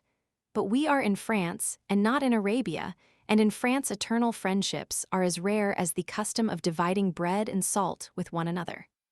"But," said the Countess breathlessly, with her eyes fixed on Monte Cristo, whose arm she convulsively pressed with both hands, "we are friends, are we not?" The Count became pale as death, the blood rushed to his heart, and then again rising, dyed his cheeks with crimson. His eyes swam like those of a man suddenly dazzled. "Certainly we are friends," he replied. "Why should we not be?" The answer was so little like the one Mercédès desired that she turned away to give vent to a sigh, which sounded more like a groan. "Thank you," she said. And they walked on again. They went the whole length of the garden without uttering a word. "Sir," suddenly exclaimed the Countess, after their walk had continued 10 minutes in silence, "is it true that you have seen so much traveled so far and suffered so deeply?" "I have suffered deeply, madame," answered Monte Cristo. "But now you are happy." "Doubtless," replied the Count, "since no one hears me complain." "And your present happiness, has it softened your heart?" "My present happiness equals my past misery," said the Count. "Are you not married?" asked the Countess. "I married?" exclaimed Monte Cristo, shuddering. "Who could have told you so?" "No one told me you were, but you have frequently been seen at the opera with a young and lovely woman." "She is a slave whom I bought at Constantinople, madame, the daughter of a prince." "I have adopted her as my daughter, having no one else to love in the world." "You live alone, then?" "I do." "You have no sister, no son, no father?" "I have no one." "How can you exist thus without anyone to attach you to life?" "It is not my fault, madame. At Malta, I loved a young girl, was on the point of marrying her, when war came and carried me away. I thought she loved me well enough to wait for me, and even to remain faithful to my memory. When I returned, she was married. This is the history of most men who have passed 20 years of age. Perhaps my heart was weaker than the hearts of most men, and I suffered more than they would have done in my place. That is all." The Countess stopped for a moment, as if gasping for breath. "Yes," she said, "and you have still preserved this love in your heart. One can only love once. And did you ever see her again?" 30,309 M. "Never. Never. I never returned to the country where she lived." "To Malta?" "Yes, Malta." "She is then now at Malta?" "I think so." "And have you forgiven her for all she has made you suffer?" "Her, yes." "But only her. Do you then still hate those who separated you?" "I hate them." "Not at all. Why should I?" The Countess placed herself before Monte Cristo, still holding in her hand a portion of the perfumed grapes. "Take some," she said. "Madame, I never eat muscatel grapes," replied Monte Cristo, as if the subject had not been mentioned before. The Countess dashed the grapes into the nearest thicket with a gesture of despair. "Inflexible man," she murmured. Monte Cristo remained as unmoved as if the reproach had not been addressed to him. Albert at this moment ran in. "Oh, mother," he exclaimed, "such a misfortune has happened." "What? What has happened?" asked the Countess, as though awakening from a sleep to the realities of life. "Did you say a misfortune?" "Indeed, I should expect misfortunes." "M. de Villefort is here." "Well?" "He comes to fetch his wife and daughter." "Why so?" "Because Madame de Saint-Méran is just arrived in Paris, bringing the news of M. de Saint-Méran's death, which took place on the first stage after he left Marseilles. Madame de Villefort, who was in very good spirits, would neither believe nor think of the misfortune, but Mademoiselle Valentine, at the first words, guessed the whole truth, notwithstanding all the precautions of her father. The blow struck her like a thunderbolt, and she fell senseless. "And how was M. de Saint-Méran related to Mademoiselle de Villefort?" said the Count. "He was her grandfather on the mother's side. He was coming here to hasten her marriage with France." "Ah, indeed. So France must wait." Why was not M. de Saint-Méran also grandfather to Mademoiselle Danglars? Albert, Albert, said Madame de Morcerf, in a tone of mild reproof, what are you saying? Ah, Count, he esteems you so highly. Tell him that he has spoken amiss. And she took 2 or 3 steps forward. Monte Cristo watched her with an air so thoughtful and so full of affectionate admiration that she turned back and grasped his hand. At the same time, she seized that of her son and joined them together. We are friends, are we not? She asked. Oh, madame, I do not presume to call myself your friend, but at all times I am your most respectful servant. The Countess left with an indescribable pang in her heart, and before she had taken 10 steps, the Count saw her raise her handkerchief to her eyes. Do not my mother and you agree? Asked Albert, astonished. On the contrary, replied the Count, did you not hear her declare that we were friends? They re-entered the drawing-room, which Valentine and Madame de Villefort had just quitted. It is perhaps needless to add that Morel departed almost at the same time. Chapter 72. Madame de Saint-Méran. A gloomy scene had indeed just passed at the house of M. de Villefort. After the ladies had departed for the ball, whither all the entreaties of Madame de Villefort had failed in persuading him to accompany them, the procureur had shut himself up in his study, according to his custom, with a heap of papers calculated to alarm anyone else, but which generally scarcely satisfied his inordinate desires. But this time the papers were a mere matter of form. Villefort had secluded himself, not to study, but to reflect, and with the door locked and orders given that he should not be disturbed excepting for important business, he sat down in his armchair and began to ponder over the events, the remembrance of which had during the last 8 days filled his mind with so many gloomy thoughts and bitter recollections. Then, instead of plunging into the mass of documents piled before him, he opened the drawer of his desk, touched a spring, and drew out a parcel of cherished memoranda, amongst which he had carefully arranged, in characters only known to himself, the names of all those who, either in his political career, in money matters, at the bar, or in his mysterious love affairs, had become his enemies. Their number was formidable, now that he had begun to fear, and yet these names, powerful though they were, had often caused him to smile with the same kind of satisfaction experienced by a traveler who from the summit of a mountain beholds at his feet the craggy eminences, the almost impassable paths, and the fearful chasms, through which he has so perilously climbed. When he had run over all these names in his memory, again read and studied them, commenting meanwhile upon his lists, he shook his head. No, he murmured, none of my enemies would have waited so patiently and laboriously for so long a space of time, that they might now come and crush me with this secret. Sometimes, as Hamlet says, foul deeds will rise, though all the earth o'erwhelm them, to men's eyes. But like a phosphoric light, they rise but to mislead. The story has been told by the Corsican to some priest, who in his turn has repeated it. M. de Monte Cristo may have heard it, and to enlighten himself. But why should he wish to enlighten himself upon the subject? Asked Villefort, after a moment's reflection, what interest can this M. de Monte Cristo or M. Zacon, son of a shipowner of Malta, discoverer of a mine in Thessaly, now visiting Paris for the first time. What interest, I say, can he take in discovering a gloomy, mysterious, and useless fact like this?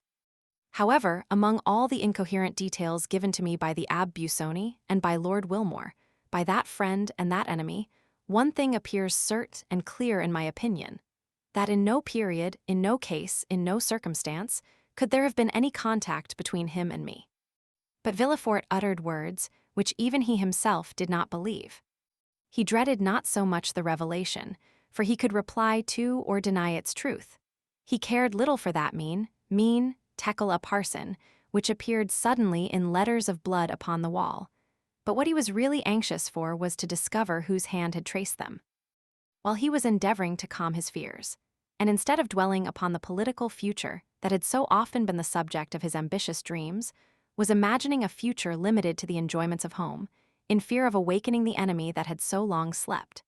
The noise of a carriage sounded in the yard, then he heard the steps of an aged person ascending the stairs, followed by tears and lamentations, such as servants always give vent to when they wish to appear interested in their master's grief. He drew back the bolt of his door, and almost directly an old lady entered, unannounced, carrying her shawl on her arm and her bonnet in her hand. The white hair was thrown back from her yellow forehead, and her eyes, already sunken by the furrows of age, now almost disappeared beneath the eyelids swollen with grief. "Oh, sir," she said, "oh, sir, what a misfortune! I shall die of it, oh yes, I shall certainly die of it." And then, falling upon the chair nearest the door, she burst into a paroxysm of sobs. The servants, standing in the doorway, not daring to approach nearer, were looking at Noirtier's old servant, who had heard the noise from his master's room and run there also, remaining behind the others. Villefort rose and ran towards his mother-in-law, for it was she. "Why, what can have happened?" he exclaimed. "What has thus disturbed you? Is M. de Saint-Méran with you?" "M. de Saint-Méran is dead," answered the old Marchioness, without preface and without expression. She appeared to be stupefied. Villefort drew back, and clasping his hands together, exclaimed, "Dead so suddenly?" "A week ago," continued Madame de Saint-Méran, "we went out together in the carriage after dinner. M. de Saint-Méran had been unwell for some days. Still, the idea of seeing our dear Valentine again inspired him with courage, and notwithstanding his illness he would leave. At 6 leagues from Marseilles, after having eaten some of the lozenges he is accustomed to take, he fell into such a deep sleep that it appeared to me unnatural. Still I hesitated to wake him, although I fancied that his face was flushed, and that the veins of his temples throbbed more violently than usual. However, as it became dark and I could no longer see, I fell asleep. I was soon aroused by a piercing shriek, as from a person suffering in his dreams, and he suddenly threw his head back violently. I called the valet, I stopped the postilion, I spoke to M. de Saint-Méran, I applied my smelling salts, but all was over, and I arrived at Aix by the side of a corpse. Villefort stood with his mouth half open, quite stupefied. "Of course you sent for a doctor?" "Immediately, but as I have told you, it was too late." "Yes, but then he could tell of what complaint the poor Marquis had died." "Oh, yes, sir, he told me. It appears to have been an apoplectic stroke." "And what did you do then?" M. de Saint-Méran had always expressed a desire, in case his death happened during his absence from Paris, that his body might be brought to the family vault. I had him put into a leaden coffin, and I am preceding him by a few days." "Oh, my poor mother," said Villefort, "to have such duties to perform at your age after such a blow. God has supported me through all. And then, my dear Marquis, he would certainly have done everything for me that I performed for him. It is true that since I left him, I seem to have lost my senses. I cannot cry. At my age they say that we have no more tears. Still I think that when one is in trouble one should have the power of weeping. Where is Valentine, sir?" "It is on her account I am here. I wish to see Valentine." 30,315 M. Villefort thought it would be terrible to reply that Valentine was at a ball. So he only said that she had gone out with her stepmother, and that she should be fetched. "This instant, sir, this instant, I beseech you," said the old lady. Villefort placed the arm of Madame de Saint-Méran within his own, and conducted her to his apartment. "Rest yourself, mother," he said. The Marchioness raised her head at this word, and beholding the man who so forcibly reminded her of her deeply regretted child, who still lived for her in Valentine, she felt touched at the name of mother, and bursting into tears, she fell on her knees before an armchair, where she buried her venerable head.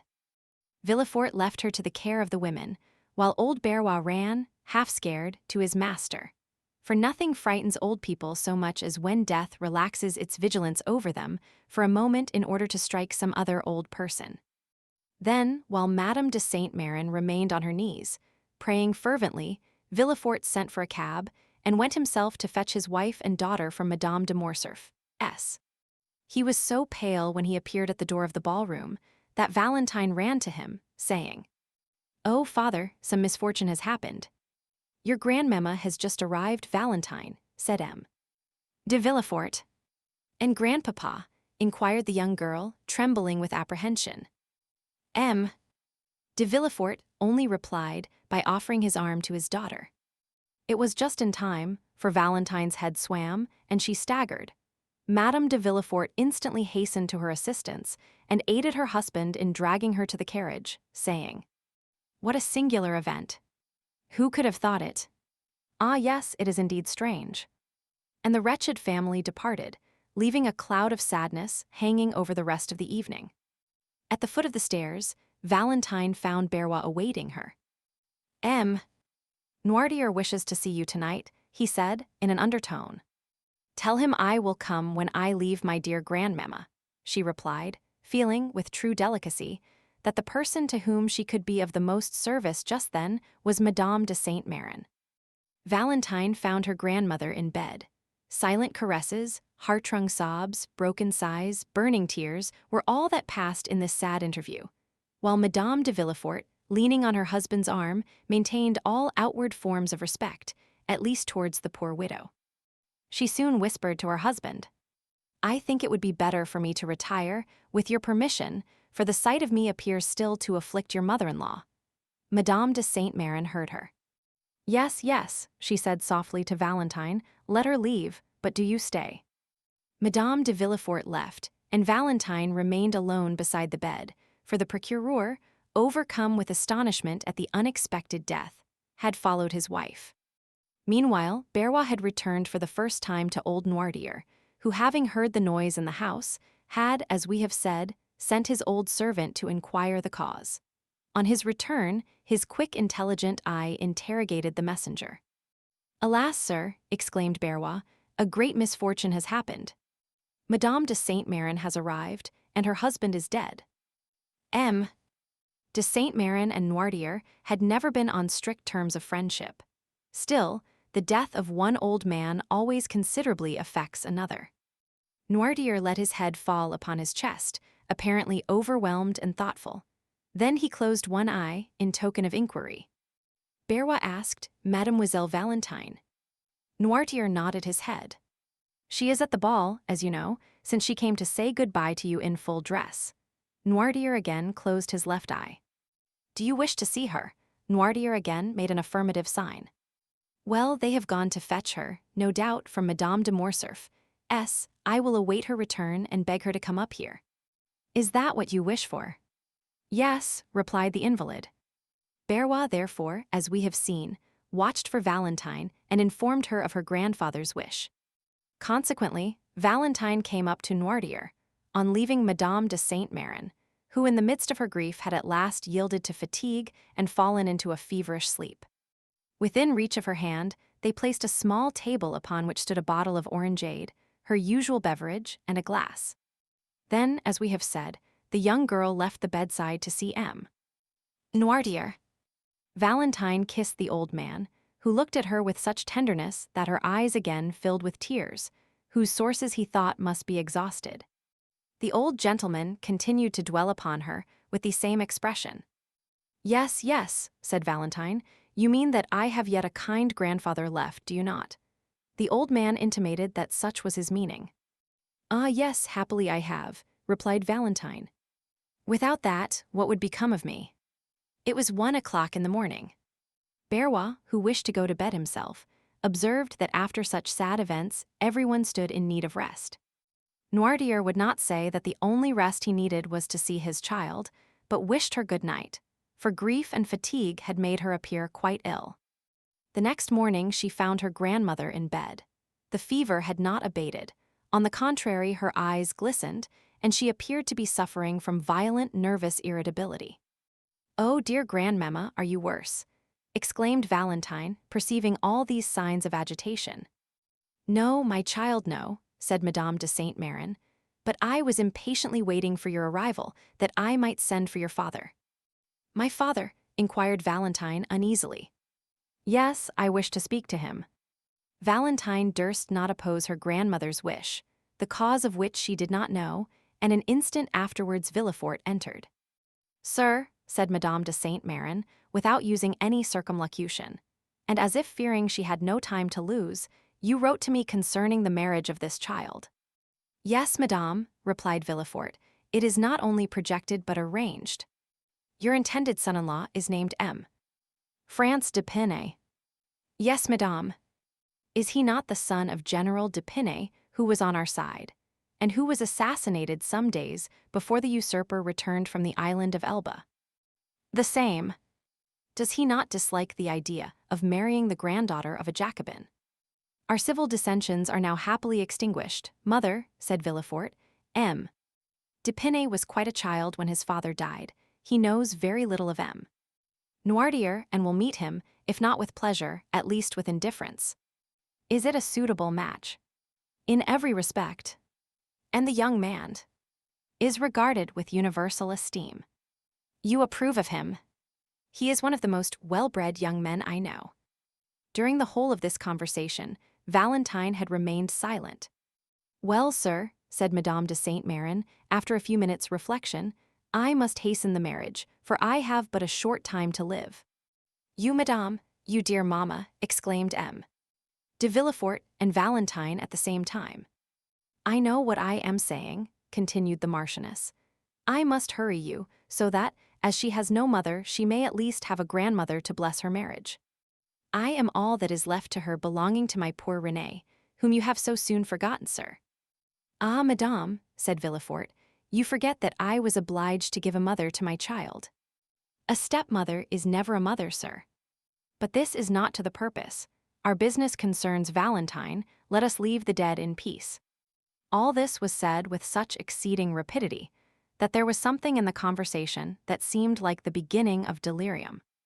It shall be as you wish, madame, said Villefort, more especially since your wishes coincide with mine, and as soon as M. de Pinay arrives in Paris. 30,319 M. My dear grandmother, interrupted Valentine, consider decorum the recent death. You would not have me marry under such sad auspices. My child, exclaimed the old lady sharply, let us hear none of the conventional objections that deter weak minds from preparing for the future. I also was married at the deathbed of my mother, and certainly I have not been less happy on that account. Still that idea of death, madame, said Villefort.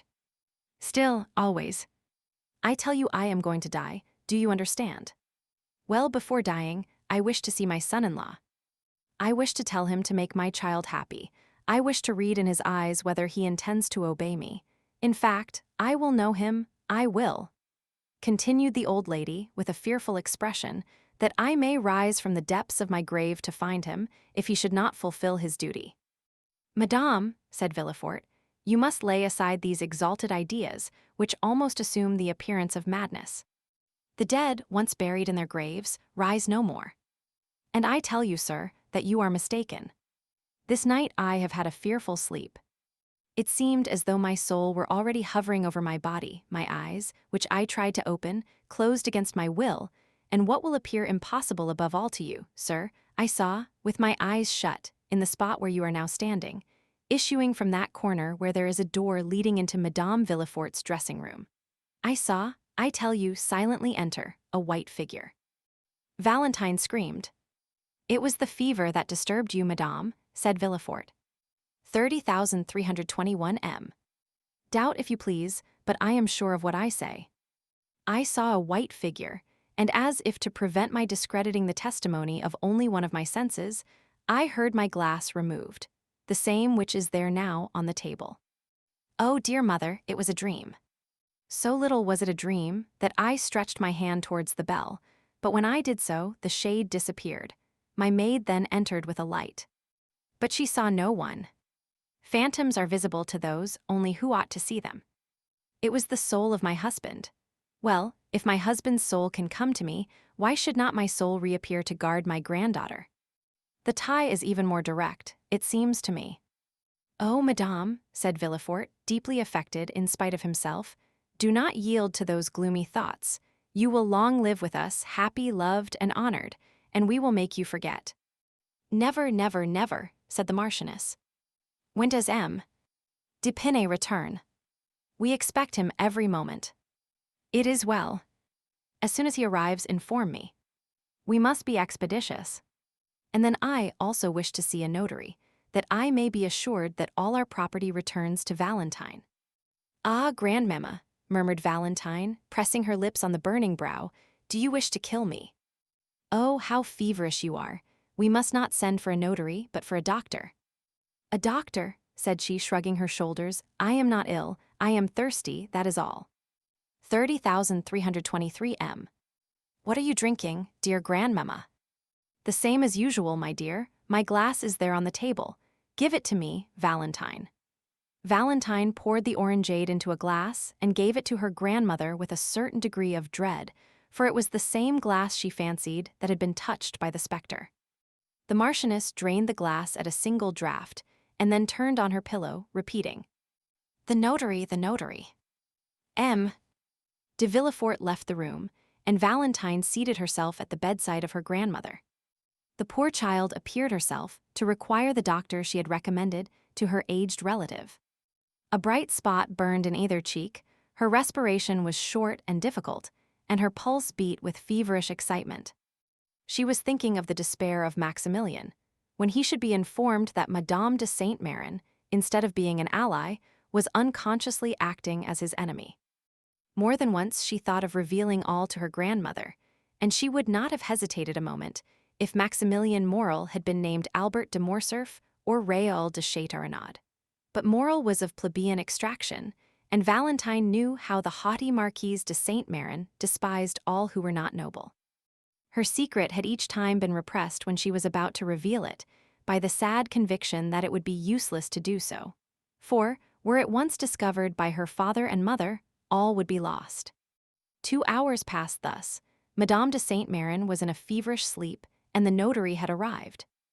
Though his coming was announced in a very low tone, Madame de Saint-Méran arose from her pillow.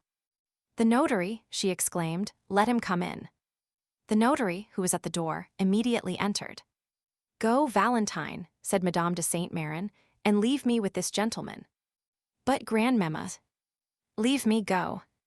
The young girl kissed her grandmother and left with her handkerchief to her eyes. At the door she found the valet de chambre, who told her that the doctor was waiting in the dining room. Valentine instantly ran down.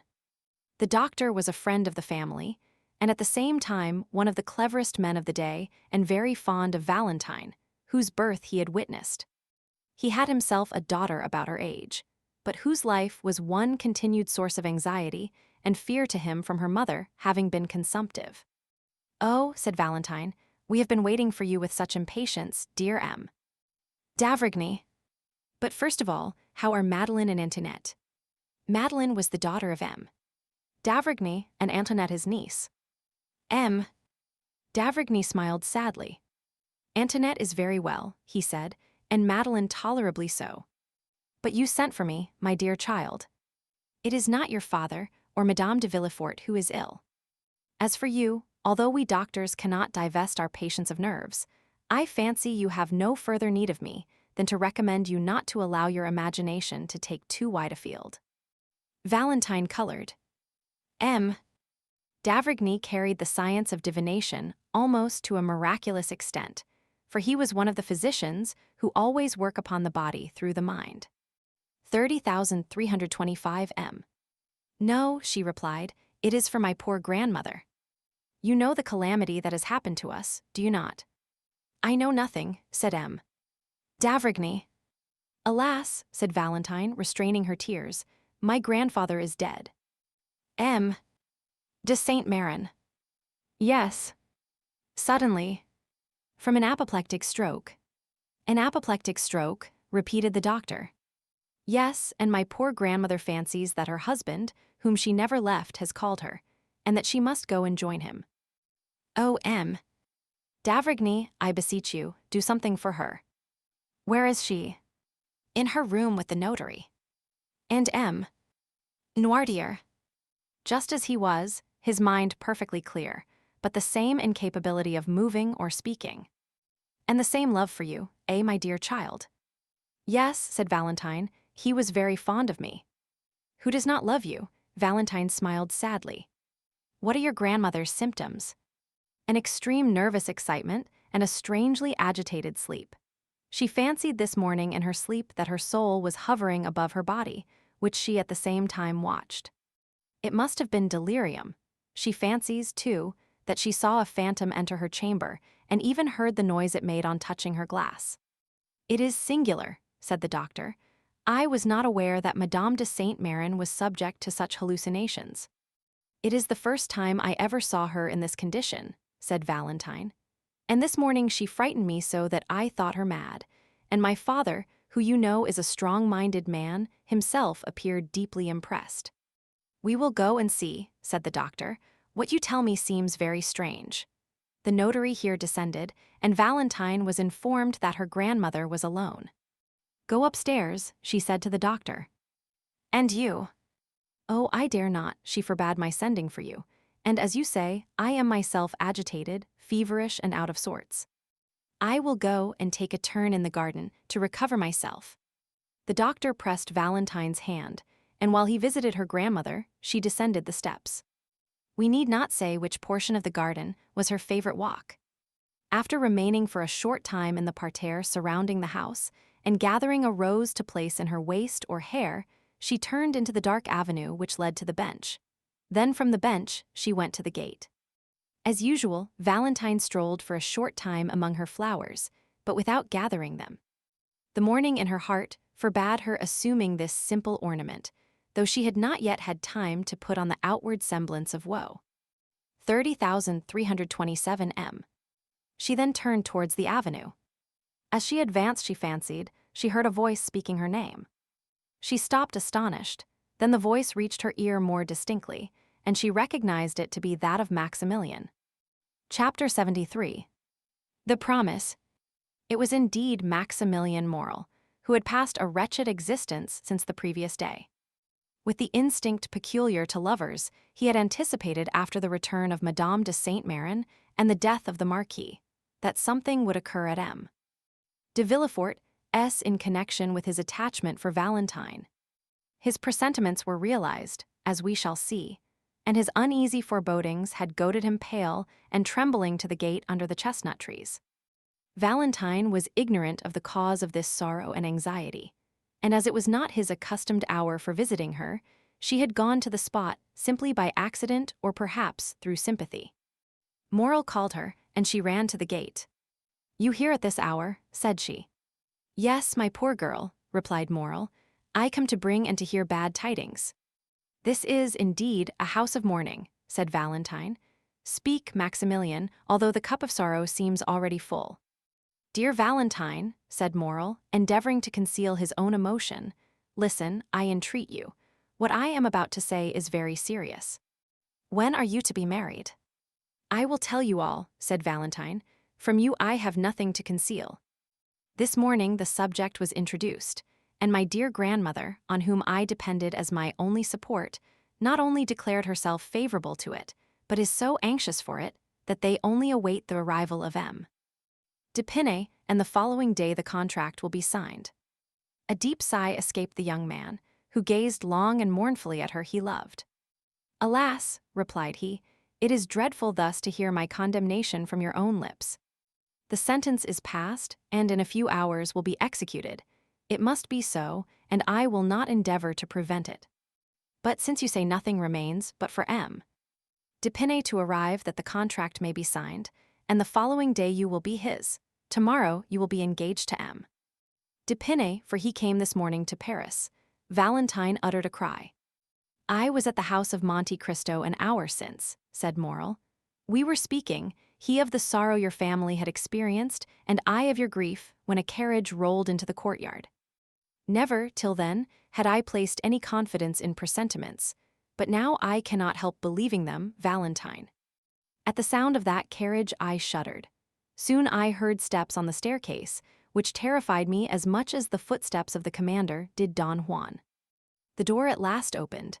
Albert de Morcerf entered first, and I began to hope my fears were vain, when, after him, another young man advanced, and the Count exclaimed, 'Ah, here is the Baron Franz de Pinay.'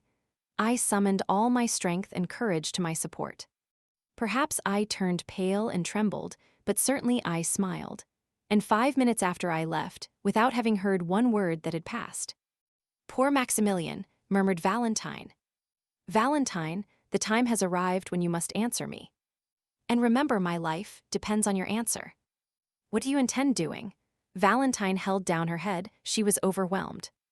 Listen, said Morel. It is not the first time you have contemplated our present position, which is a serious and urgent one. I do not think it is a moment to give way to useless sorrow. Leave that for those who like to suffer at their leisure and indulge their grief in secret. There are such in the world, and God will doubtless reward them in heaven for their resignation on earth. But those who mean to contend must not lose one precious moment, but must return immediately the blow which fortune strikes. Do you intend to struggle against our ill fortune? Tell me, Valentine, for it is that I came to know. Valentine trembled and looked at him with amazement. The idea of resisting her father, her grandmother, and all the family had never occurred to her. What do you say, Maximilian? Asked Valentine. What do you mean by a struggle? Oh, it would be a sacrilege. What? I resist my father's order and my dying grandmother's wish. Impossible. Morel started. You are too noble not to understand me, and you understand me so well that you already yield, dear Maximilian. No, no, I shall need all my strength to struggle with myself and support my grief in secret, as you say. But to grieve my father, to disturb my grandmother's last moments, never. You are right, said Morel calmly. In what a tone you speak, cried Valentine. I speak as one who admires you, mademoiselle. Mademoiselle, cried Valentine, mademoiselle. Oh, selfish man. He sees me in despair and pretends he cannot understand me. You mistake, I understand you perfectly. You will not oppose M. Villefort, you will not displease the Marchioness, and tomorrow you will sign the contract which will bind you to your husband. But mon Dieu, tell me, how can I do otherwise? Do not appeal to me, mademoiselle. I shall be a bad judge in such a case. My selfishness will blind me, replied Morel, whose low voice and clenched hands announced his growing desperation. What would you have proposed, Maximilian, had you found me willing to accede? It is not for me to say. You are wrong, you must advise me what to do. Do you seriously ask my advice, Valentine? Certainly, dear Maximilian, for if it is good, I will follow it. You know my devotion to you. Valentine, said Morel, pushing aside a loose plank, give me your hand in token of forgiveness of my anger. My senses are confused, and during the last hour, the most extravagant thoughts have passed through my brain. Oh, if you refuse my advice. What do you advise? Said Valentine, raising her eyes to heaven and sighing. I am free, replied Maximilian, and rich enough to support you. I swear to make you my lawful wife before my lips even shall have approached your forehead. You make me tremble, said the young girl. Follow me, said Morel. I will take you to my sister, who is worthy also to be yours. We will embark for Algiers, for England, for America, or, if you prefer it, retire to the country and only return to Paris when our friends have reconciled your family. Valentine shook her head. I feared it, Maximilian, said she. It is the counsel of a madman, and I should be more mad than you, did I not stop you at once with the word impossible, Morel, impossible. You will then submit to what fate decrees for you without even attempting to contend with it, said Morel sorrowfully. Yes, if I die. Well, Valentine, resumed Maximilian, I can only say again that you are right. Truly, it is I who am mad, and you prove to me that passion blinds the most well-meaning. I appreciate your calm reasoning. It is then understood that tomorrow you will be irrevocably promised to M. France d'Épinay, not only by that theatrical formality invented to heighten the effect of a comedy called the signature of the contract, but your own will. Again you drive me to despair, Maximilian, said Valentine. Again you plunge the dagger into the wound. What would you do, tell me, if your sister listened to such a proposition? Mademoiselle, replied Morel with a bitter smile, I am selfish, you have already said so, and as a selfish man I think not of what others would do in my situation, but of what I intend doing myself. I think only that I have known you not a whole year. From the day I first saw you, all my hopes of happiness have been in securing your affection. One day you acknowledged that you loved me, and since that day my hope of future happiness has rested on obtaining you, for to gain you would be life to me. Now I think no more. I say only that fortune has turned against me. I had thought to gain heaven, and now I have lost it. It is an everyday occurrence for a gambler to lose not only what he possesses, but also what he has not. Morel pronounced these words with perfect calmness. Valentine looked at him a moment with her large, scrutinizing eyes, endeavoring not to let Morel discover the grief which struggled in her heart. "But in a word, what are you going to do?" asked she. "I am going to have the honor of taking my leave of you, mademoiselle, solemnly assuring you that I wish your life may be so calm, so happy, and so fully occupied that there may be no place for me even in your memory." "Oh," murmured Valentine. "Adieu, Valentine, adieu," said Morel, bowing. "Where are you going?" cried the young girl, extending her hand through the opening and seizing Maximilian by his coat, for she understood from her own agitated feelings that her lover's calmness could not be real. "Where are you going?" "I am going that I may not bring fresh trouble into your family, and to set an example which every honest and devoted man, situated as I am, may follow." "Before you leave me, tell me what you are going to do, Maximilian." The young man smiled sorrowfully. "Speak, speak," said Valentine, "I entreat you." "Has your resolution changed, Valentine?" "It cannot change, unhappy man, you know it must not," cried the young girl. "Then adieu, Valentine." Valentine shook the gate with a strength of which she could not have been supposed to be possessed, as Morel was going away, and passing both her hands through the opening, she clasped and wrung them. "I must know what you mean to do," said she.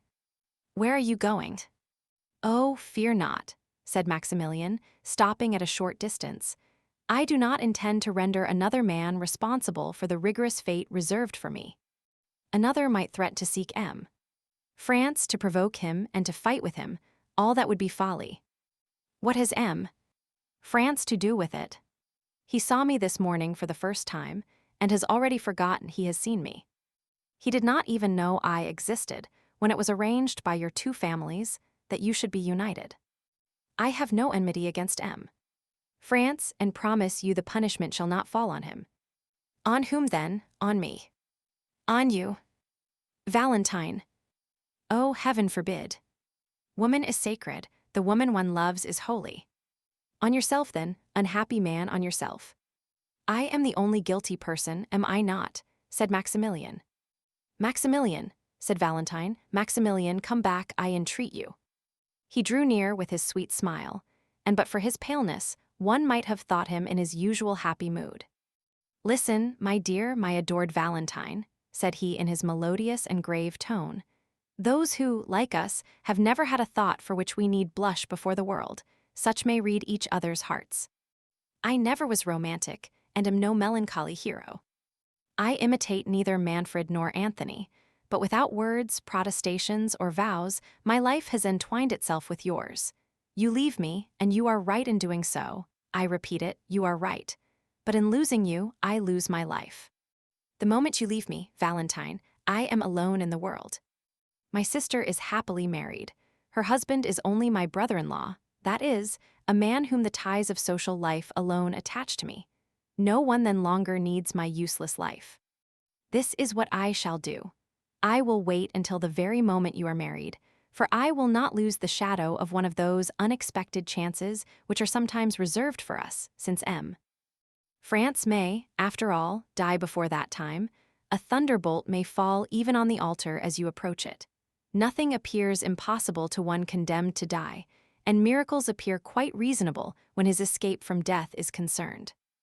I will, then, wait until the last moment, and when my misery is certain, irremediable, hopeless, I will write a confidential letter to my brother-in-law, another to the prefect of police, to acquaint them with my intention, and at the corner of some wood, on the brink of some abyss, on the bank of some river, I will put an end to my existence, as certainly as I am the son of the most honest man who ever lived in France. 30,333 Valentine trembled convulsively. She loosened her hold of the gate, her arms fell by her side, and two large tears rolled down her cheeks. The young man stood before her, sorrowful and resolute. "Oh, for pity's sake," said she, "you will live, will you not?" "No, on my honor," said Maximilian, "but that will not affect you. You have done your duty, and your conscience will be at rest." Valentine fell on her knees, and pressed her almost bursting heart. "Maximilian," said she, "Maximilian, my friend, my brother on earth, my true husband in heaven, I entreat you, do as I do, live in suffering. Perhaps we may one day be united." "Adieu, Valentine," repeated Morrel. "My God," said Valentine, raising both her hands to heaven with a sublime expression, "I have done my utmost to remain a submissive daughter. I have begged, entreated, implored. He has regarded neither my prayers, my entreaties, nor my tears." "It is done," cried she, wiping away her tears and resuming her firmness. "I am resolved not to die of remorse, but rather of shame.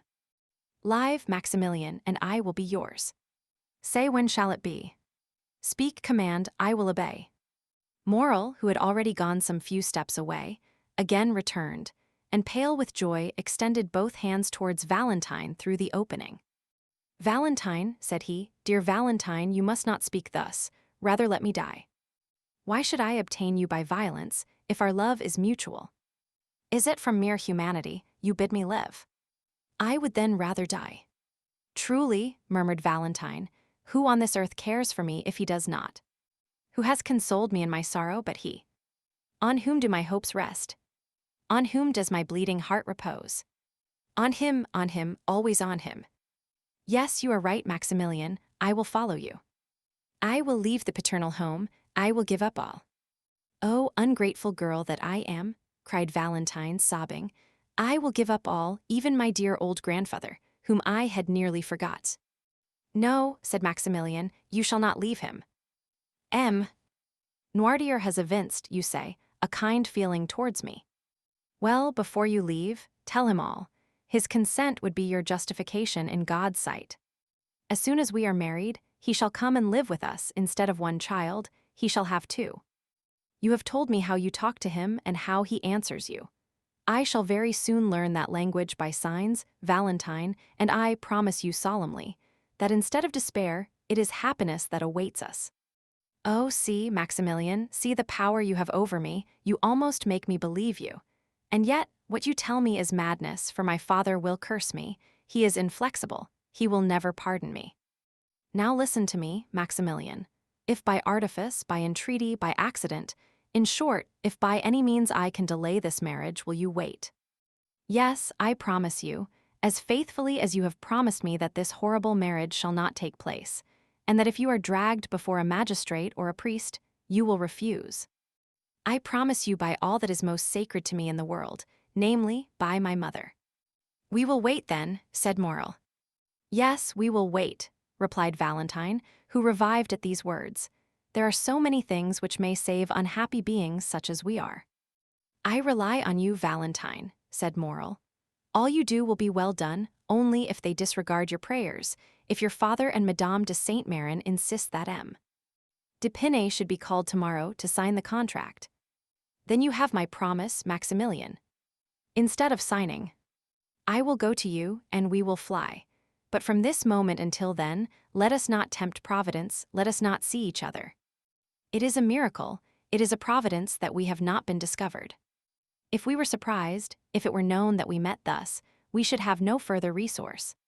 You are right, Valentine, but how shall I ascertain? From the notary M. Deschamps. I know him. And for myself, I will write to you, depend on me. I dread this marriage, Maximilian, as much as you. Thank you, my adored Valentine, thank you, that is enough. When once I know the hour, I will hasten to this spot. You can easily get over this fence with my assistance. A carriage will await us at the gate, in which you will accompany me to my sister. S. There living, retired, or mingling in society, as you wish, we shall be enabled to use our power to resist oppression, and not suffer ourselves to be put to death like sheep, which only defend themselves by sighs. Yes, said Valentine, I will now acknowledge you are right, Maximilian, and now are you satisfied with your betrothal? Said the young girl sorrowfully. My adored Valentine, words cannot express one half of my satisfaction. Valentine had approached, or rather, had placed her lips so near the fence that they nearly touched those of Morrel, which were pressed against the other side of the cold and inexorable barrier. Adieu, then, till we meet again, said Valentine, tearing herself away. I shall hear from you. Yes. Thanks, dear love, adieu." The sound of a kiss was heard, and Valentine fled through the avenue. Moral listened to catch the last sound of her dress brushing the branches, and of her footstep on the gravel, then raised his eyes with an ineffable smile of thankfulness to heaven for being permitted to be thus loved, and then also disappeared. The young man returned home and waited all the evening, and all the next day without getting any message. It was only on the following day, at about 10 o'clock in the morning, as he was starting to call on M. Deschamps, the notary, that he received from the postman a small billet, which he knew to be from Valentine, although he had not before seen her writing. It was to this effect: "Tears, entreaties, prayers have availed me nothing. Yesterday, for 2 hours, I was at the church of Saint Philippe du Roule, and for 2 hours I prayed most fervently. Heaven is as inflexible as man, and the signature of the contract is fixed for this evening at 9 o'clock. I have but one promise and but one heart to give. That promise is pledged to you, that heart is also yours. This evening, then, at 8:45 at the gate. Your betrothed, Valentine de Villefort. P.S. My poor grandmother gets worse and worse. Yesterday her fever amounted to delirium. Today her delirium is almost madness. You will be very kind to me, will you not, Moral, to make me forget my sorrow in leaving her thus? I think it is kept a secret from Grandpapa Noirtier that the contract is to be signed this evening." Moral went also to the notary, who confirmed the news that the contract was to be signed that evening. Then he went to call on Monte Cristo and heard still more. France had been to announce the ceremony, and Madame de Villefort had also written to beg the Count to excuse her not inviting him, the death of M. de Saint-Méran and the dangerous illness of his widow would cast a gloom over the meeting which she would regret should be shared by the Count, whom she wished every happiness. The day before, France had been presented to Madame de Saint-Méran, who had left her bed to receive him, but had been obliged to return to it immediately after. It is easy to suppose that Moral's agitation would not escape the Count's penetrating eye. Monte Cristo was more affectionate than ever. Indeed, his manner was so kind that several times Moral was on the point of telling him all. But he recalled the promise he had made to Valentine and kept his secret.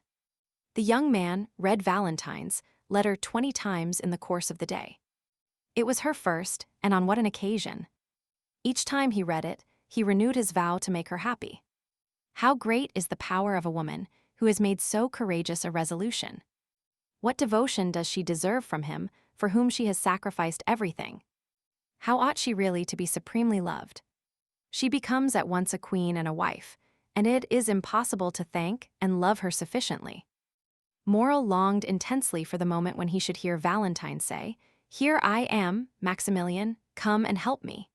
He had arranged everything for her escape. 2 ladders were hidden in the clover field. A cabriolet was ordered for Maximilian alone, without a servant, without lights. At the turning of the first street, they would light the lamps, as it would be foolish to attract the notice of the police by too many precautions. Occasionally he shuddered. He thought of the moment when, from the top of that wall, he should protect the descent of his dear Valentine, pressing in his arms for the first time her of whom he had yet only kissed the delicate hand. When the afternoon arrived and he felt that the hour was drawing near, he wished for solitude. His agitation was extreme. A simple question from a friend would have irritated him. He shut himself in his room and tried to read, but his eye glanced over the page without understanding a word, and he threw away the book, and for the second time sat down to sketch his plan, the ladders and the fence. At length the hour drew near. Never did a man deeply in love allow the clocks to go on peacefully. Moral tormented his so effectually that they struck 8 at 6:30. He then said, "It is time to start." The signature was indeed fixed to take place at 9 o'clock, but perhaps Valentine will not wait for that. Consequently, Moral, having left the Rue Meslay at 8:30 by his timepiece, entered the Cloverfield while the clock of Saint Philippe du Roule was striking 8. The horse and cabriolet were concealed behind a small ruin, where Moral had often waited. The night gradually drew on, and the foliage in the garden assumed a deeper hue. Then Moral came out from his hiding place with a beating heart and looked through the small opening in the gate. There was yet no one to be seen. The clock struck 8:30, and still another half-hour was passed in waiting, while Morel walked to and fro and gazed more and more frequently through the opening. The garden became darker still, but in the darkness he looked in vain for the white dress, and in the silence he vainly listened for the sound of footsteps. The house, which was discernible through the trees, remained in darkness, and gave no indication that so important an event as the signature of a marriage contract was going on. Morel looked at his watch, which wanted 9:15, but soon the same clock he had already heard strike 2 or 3 times rectified the error by striking 9:30. This was already half an hour past the time Valentine had fixed. It was a terrible moment for the young man. The slightest rustling of the foliage, the least whistling of the wind, attracted his attention and drew the perspiration to his brow. Then he tremblingly fixed his ladder, and not to lose a moment, placed his foot on the first step. Amidst all these alternations of hope and fear, the clock struck 10. "It is impossible," said Maximilian, "that the signing of a contract should occupy so long a time without unexpected interruptions. I have weighed all the chances, calculated the time required for all the forms. Something must have happened." And then he walked rapidly to and fro, and pressed his burning forehead against the fence. Had Valentine fainted? Or had she been discovered and stopped in her flight? These were the only obstacles which appeared possible to the young man. The idea that her strength had failed her in attempting to escape, and that she had fainted in one of the paths, was the one that most impressed itself upon his mind. "In that case," said he, "I should lose her, and by my own fault." He dwelt on this idea for a moment, then it appeared reality. He even thought he could perceive something on the ground at a distance. He ventured to call, and it seemed to him that the wind wafted back an almost inarticulate sigh. At last the half-hour struck.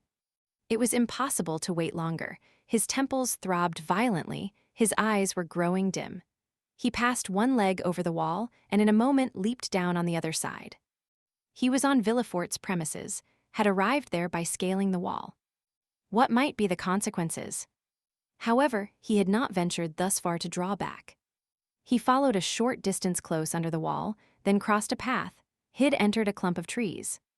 In a moment he had passed through them, and could see the house distinctly. 30,341 m. Then Morel saw that he had been right in believing that the house was not illuminated. Instead of lights at every window, as is customary on days of ceremony, he saw only a gray mass, which was veiled also by a cloud, which at that moment obscured the moon's feeble light. A light moved rapidly from time to time, past 3 windows of the second floor. These 3 windows were in Madame de Saint-Méran's room. Another remained motionless behind some red curtains, which were in Madame de Villefort's bedroom. Morel guessed all this. So many times, in order to follow Valentine in thought at every hour in the day, had he made her describe the whole house, that without having seen it he knew it all. This darkness and silence alarmed Morel still more than Valentine's absence had done. Almost mad with grief and determined to venture everything in order to see Valentine once more, and be certain of the misfortune he feared, Morel gained the edge of the clump of trees, and was going to pass as quickly as possible through the flower garden, when the sound of a voice, still at some distance, but which was borne upon the wind, reached him. At this sound, as he was already partially exposed to view, he stepped back and concealed himself completely, remaining perfectly motionless. He had formed his resolution. If it was Valentine alone, he would speak as she passed. If she was accompanied and he could not speak, still he should see her and know that she was safe. If they were strangers, he would listen to their conversation and might understand something of this hitherto incomprehensible mystery. The moon had just then escaped from behind the cloud which had concealed it, and Morel saw Villefort come out upon the steps, followed by a gentleman in black. They descended and advanced towards the clump of trees, and Morel soon recognized the other gentleman as Dr. d'Avrigny. 30,339 m. The young man, seeing them approach, drew back mechanically until he found himself stopped by a sycamore tree in the center of the clump. There he was compelled to remain. Soon the 2 gentlemen stopped also. "Ah, my dear doctor," said the procureur, "heaven declares itself against my house. What a dreadful death, what a blow!" Seek not to console me. Alas, nothing can alleviate so great a sorrow. The wound is too deep and too fresh. Dead, dead. The cold sweat sprang to the young man's brow, and his teeth chattered. Who could be dead in that house, which Villefort himself had called accursed? My dear M. de Villefort, replied the doctor, with a tone which redoubled the terror of the young man, I have not led you here to console you. On the contrary. What can you mean? Asked the procureur, alarmed. I mean that behind the misfortune which has just happened to you, there is another, perhaps, still greater. Can it be possible? Murmured Villefort, clasping his hands. What are you going to tell me? Are we quite alone, my friend? Yes, quite, but why all these precautions? Because I have a terrible secret to communicate to you, said the doctor. Let us sit down. Villefort fell, rather than seated himself. The doctor stood before him, with one hand placed on his shoulder. Morel, horrified, supported his head with one hand, and with the other pressed his heart, lest its beatings should be heard. Dead, dead, repeated he within himself, and he felt as if he were also dying. Speak, doctor, I am listening, said Villefort. Strike, I am prepared for everything. Madame de Saint-Méran was, doubtless, advancing in years, but she enjoyed excellent health. Morel began again to breathe freely, which he had not done during the last 10 minutes. Grief has consumed her, said Villefort. Yes, grief, doctor. After living 40 years with the Marquis. It is not grief, my dear Villefort, said the doctor. Grief may kill, although it rarely does, and never in a day, never in an hour, never in 10 minutes. Villefort answered nothing. He simply raised his head, which had been cast down before, and looked at the doctor with amazement. Were you present during the last struggle? Asked M. d'Avrigny. I was, replied the procureur. You begged me not to leave. Did you notice the symptoms of the disease to which Madame de Saint-Méran has fallen a victim? I did. Madame de Saint-Méran had 3 successive attacks, at intervals of some minutes, each one more serious than the former. When you arrived, Madame de Saint-Méran had already been panting for breath some minutes. She then had a fit, which I took to be simply a nervous attack, and it was only when I saw her raise herself in the bed and her limbs and neck appear stiffened that I became really alarmed. Then I understood from your countenance there was more to fear than I had thought. This crisis past, I endeavored to catch your eye but could not. You held her hand, you were feeling her pulse, and the second fit came on before you had turned towards me. This was more terrible than the first. The same nervous movements were repeated, and the mouth contracted and turned purple. And at the third she expired. At the end of the first attack, I discovered symptoms of tetanus. You confirmed my opinion. Yes, before others, replied the doctor, but now we are alone. What are you going to say? Oh, spare me. That the symptoms of tetanus and poisoning by vegetable substances are the same. M. de Villefort started from his seat, then in a moment fell down again, silent and motionless. Morel knew not if he were dreaming or awake. Listen, said the doctor. I know the full importance of the statement I have just made, and the disposition of the man to whom I have made it. Do you speak to me as a magistrate or as a friend? Asked Villefort. As a friend, and only as a friend at this moment. The similarity in the symptoms of tetanus and poisoning by vegetable substances is so great that were I obliged to affirm by oath what I have now stated, I should hesitate. I therefore repeat to you, I speak not to a magistrate, but to a friend. And to that friend I say, during the 3/4 of an hour that the struggle continued, I watched the convulsions and the death of Madame de Saint-Méran, and am thoroughly convinced that not only did her death proceed from poison, but I could also specify the poison. Can it be possible? The symptoms are marked, do you see? Sleep broken by nervous spasms, excitation of the brain, torpor of the nerve centers. Madame de Saint-Méran succumbed to a powerful dose of brucine or of strychnine, which by some mistake, perhaps, has been given to her. Villefort seized the doctor's hand. Oh, it is impossible, said he, I must be dreaming. It is frightful to hear such things from such a man as you. Tell me, I entreat you, my dear doctor, that you may be deceived. Doubtless I may, but 30,345 m. But I do not think so. Have pity on me, doctor. So many dreadful things have happened to me lately that I am on the verge of madness. Has anyone besides me seen Madame de Saint-Méran? No. Has anything been sent for from a chemist, that I have not examined? Nothing. Had Madame de Saint-Méran any enemies? Not to my knowledge. Would her death affect anyone's interest? It could not indeed. My daughter is her only heiress, Valentine alone. Oh, if such a thought could present itself, I would stab myself to punish my heart for having for one instant harbored it. Indeed, my dear friend, said M. d'Avrigny, I would not accuse anyone. I speak only of an accident, you understand, of a mistake. But whether accident or mistake, the fact is there. It is on my conscience and compels me to speak aloud to you. Make inquiry. Of whom, how, of what? May not Berrois, the old servant, have made a mistake, and have given Madame de Saint-Méran a dose prepared for his master? For my father? Yes. But how could a dose prepared for M. Noirtier poison Madame de Saint-Méran? Nothing is more simple. You know poisons become remedies in certain diseases, of which paralysis is one.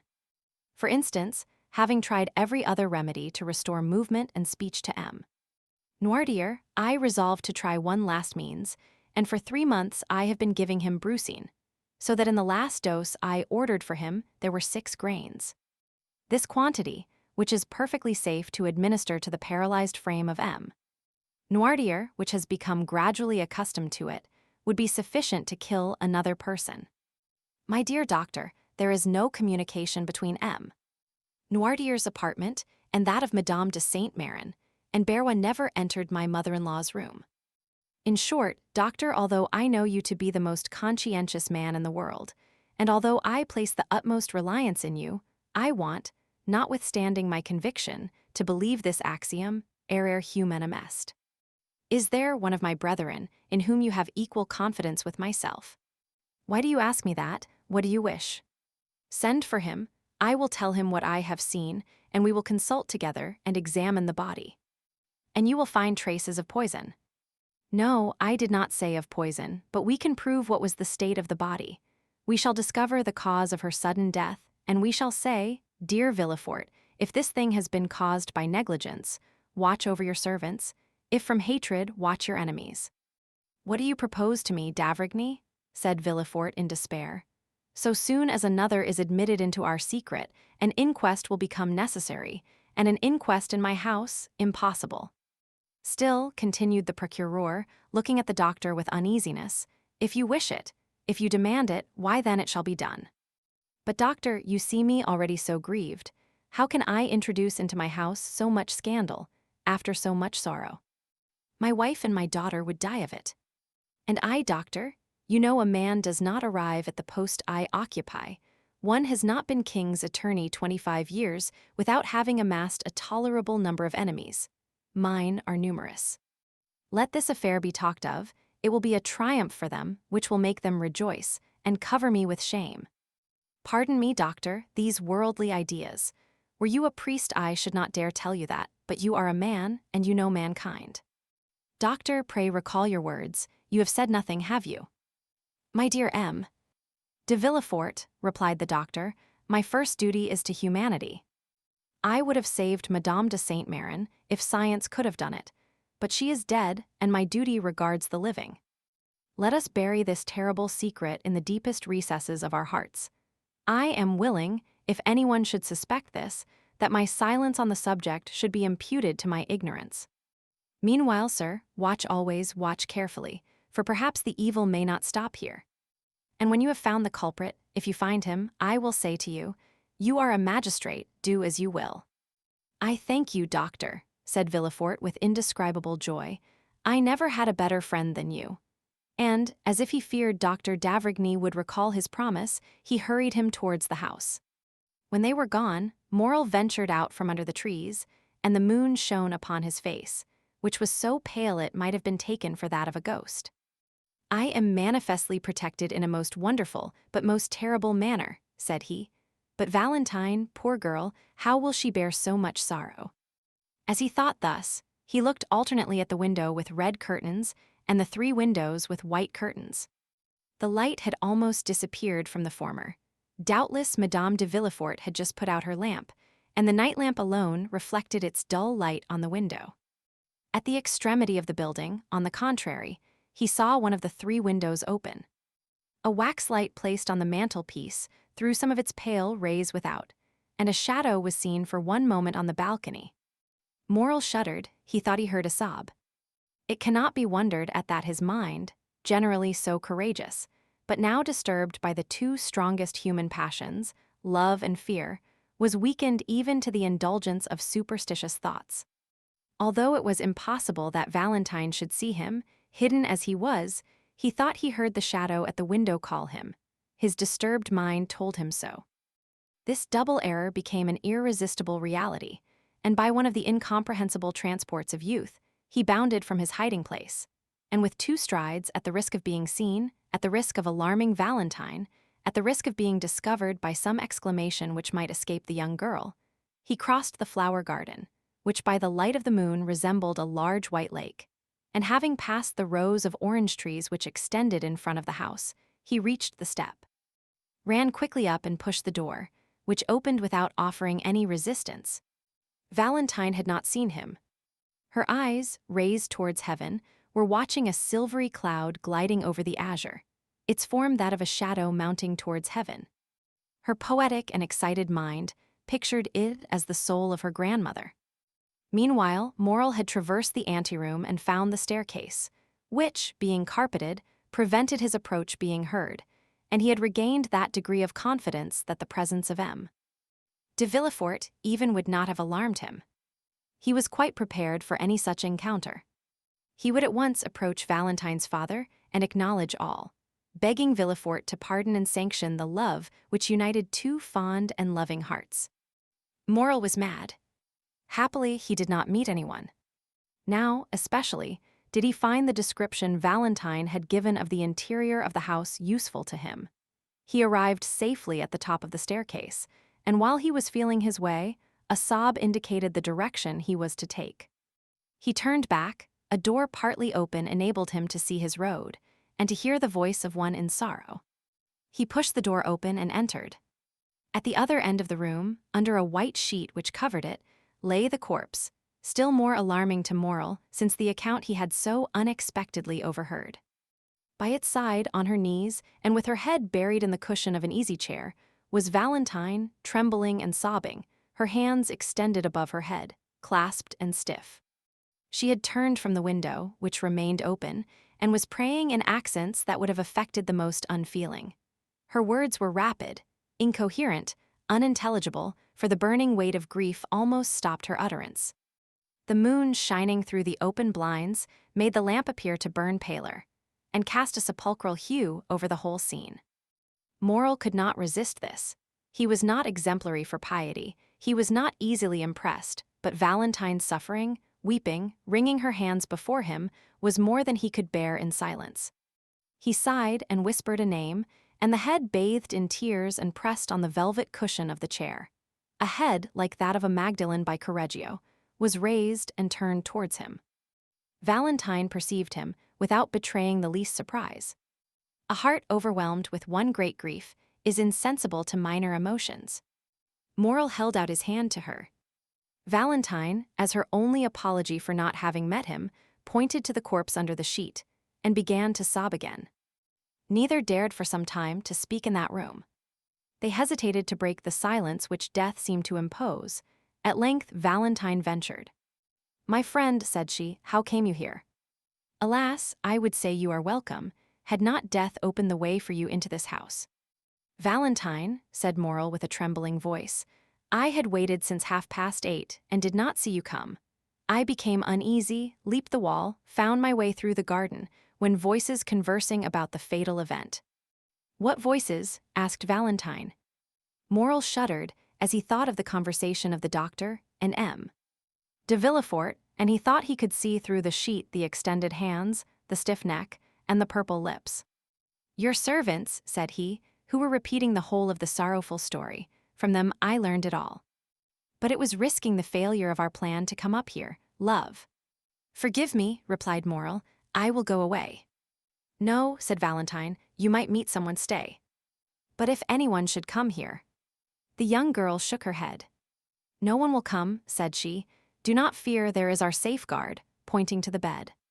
But what has become of M? Depine, replied Morel. 30,349 M. M. France arrived to sign the contract just as my dear grandmother was dying. Alas, said Morel with a feeling of selfish joy, for he thought this death would cause the wedding to be postponed indefinitely. But what redoubles my sorrow, continued the young girl, as if this feeling was to receive its immediate punishment, is that the poor old lady on her deathbed requested that the marriage might take place as soon as possible. She also, thinking to protect me, was acting against me. Hark, said Morel.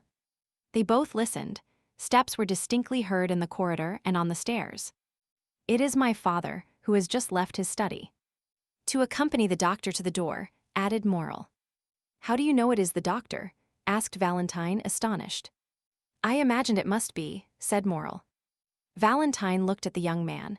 They heard the street door close, then M. De Villefort locked the garden door and returned upstairs.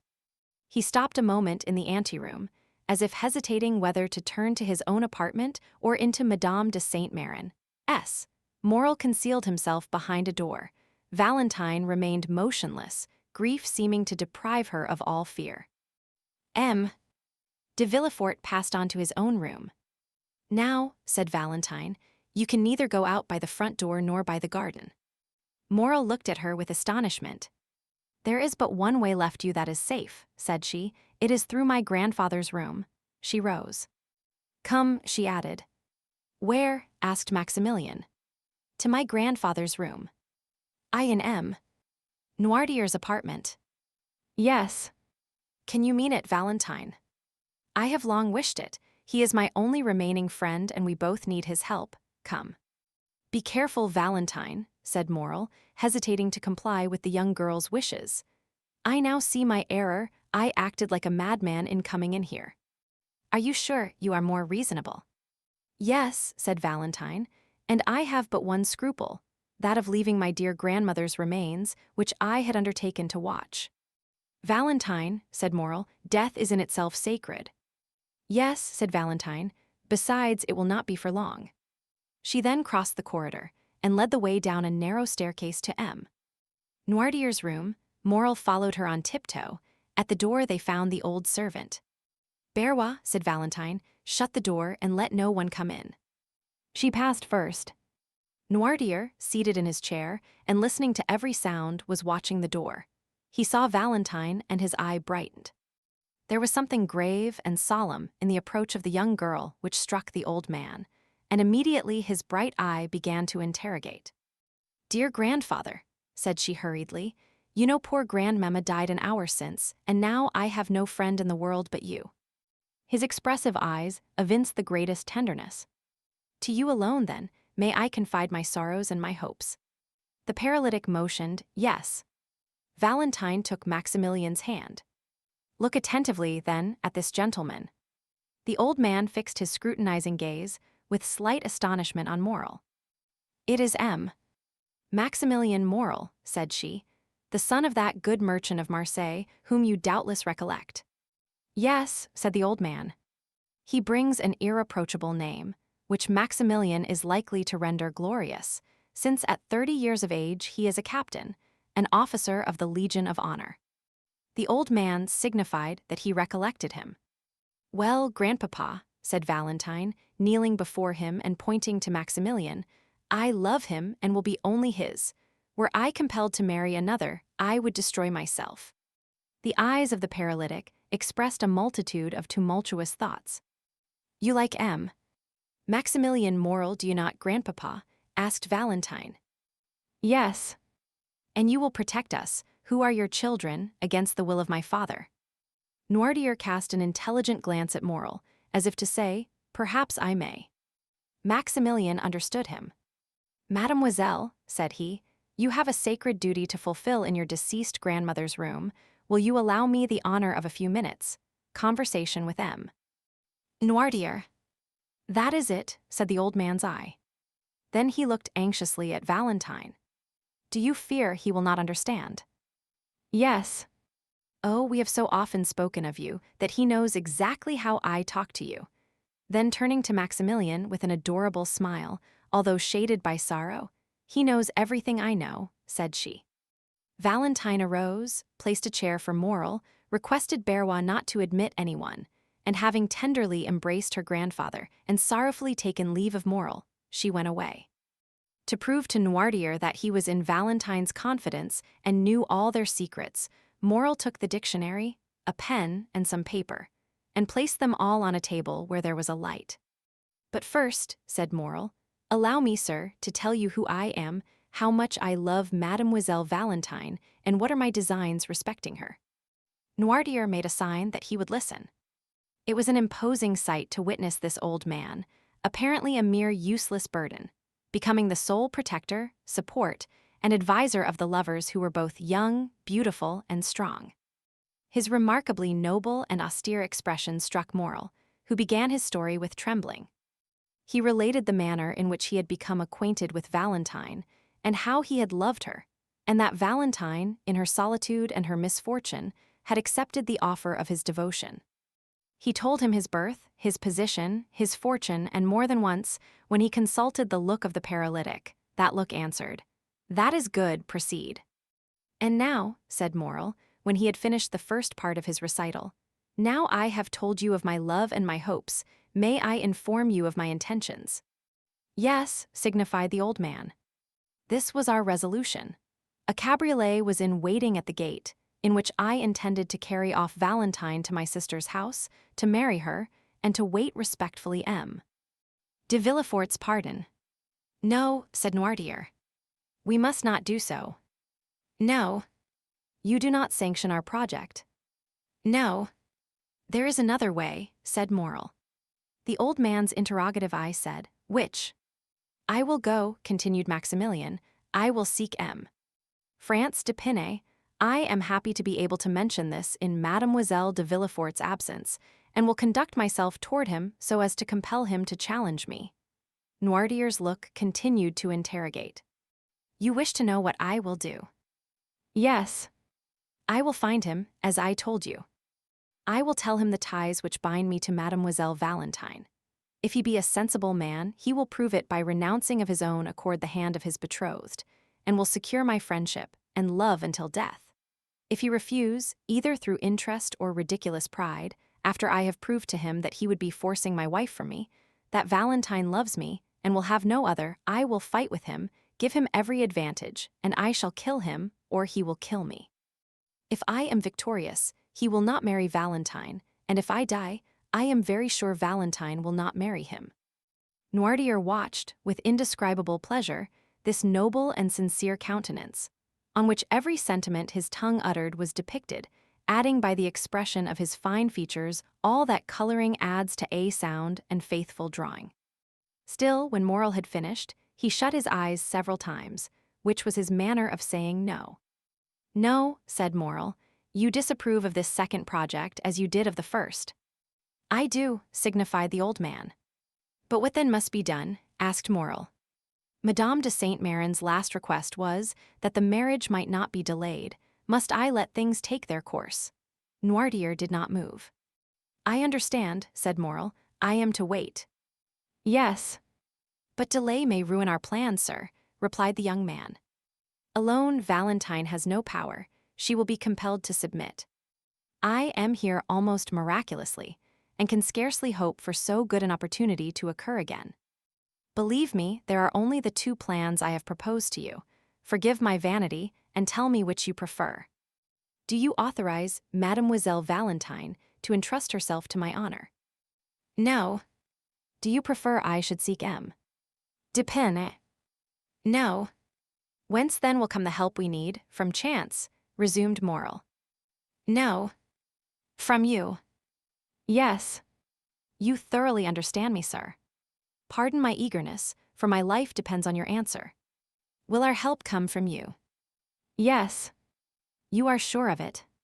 Yes. There was so much firmness in the look which gave this answer, no one could, at any rate, doubt his will if they did his power. Oh, thank you 1,000 times. But how, unless a miracle should restore your speech, your gesture, your movement, how can you, chained to that armchair, dumb and motionless, oppose this marriage? A smile lit up the old man's face, a strange smile of the eyes in a paralyzed face. Then I must wait, asked the young man. Yes. But the contract, the same smile returned.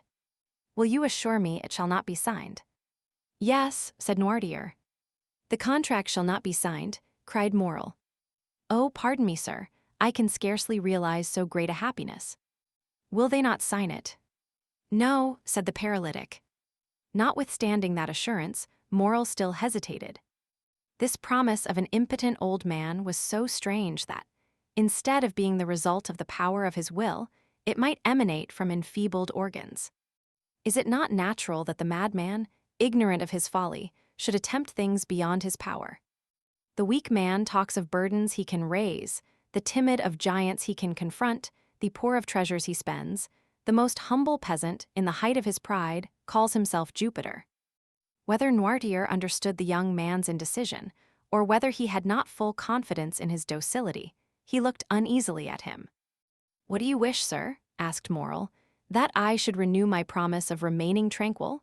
Noirtier's eye remained fixed and firm, as if to imply that a promise did not suffice. Then it passed from his face to his hands. Shall I swear to you, sir? Asked Maximilian. Yes, said the paralytic with the same solemnity. Morel understood that the old man attached great importance to an oath. He extended his hand. I swear to you on my honor, said he, to await your decision respecting the course I am to pursue with M. De Penne. That is right, said the old man. Now, said Morel, do you wish me to retire? Yes. Without seeing Mademoiselle Valentine? Yes. Morel made a sign that he was ready to obey. But, said he, first allow me to embrace you as your daughter did just now. Noirtier's expression could not be understood. The young man pressed his lips on the same spot, on the old man's forehead, where Valentine's had been. Then he bowed a second time and retired. He found outside the door the old servant, to whom Valentine had given directions. Morel was conducted along a dark passage, which led to a little door opening on the garden, soon found the spot where he had entered, with the assistance of the shrubs gained the top of the wall, and by his ladder was in an instant in the clover field where his cabriolet was still waiting for him.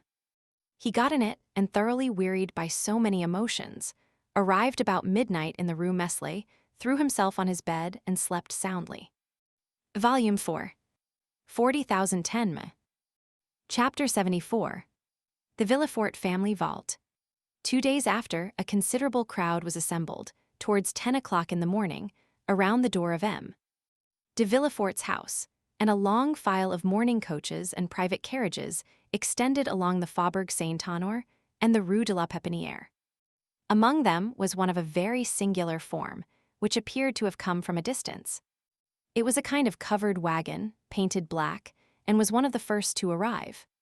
Inquiry was made, and it was ascertained that, by a strange coincidence, this carriage contained the corpse of the Marquis de Saint-Méran, and that those who had come thinking to attend one funeral would follow too.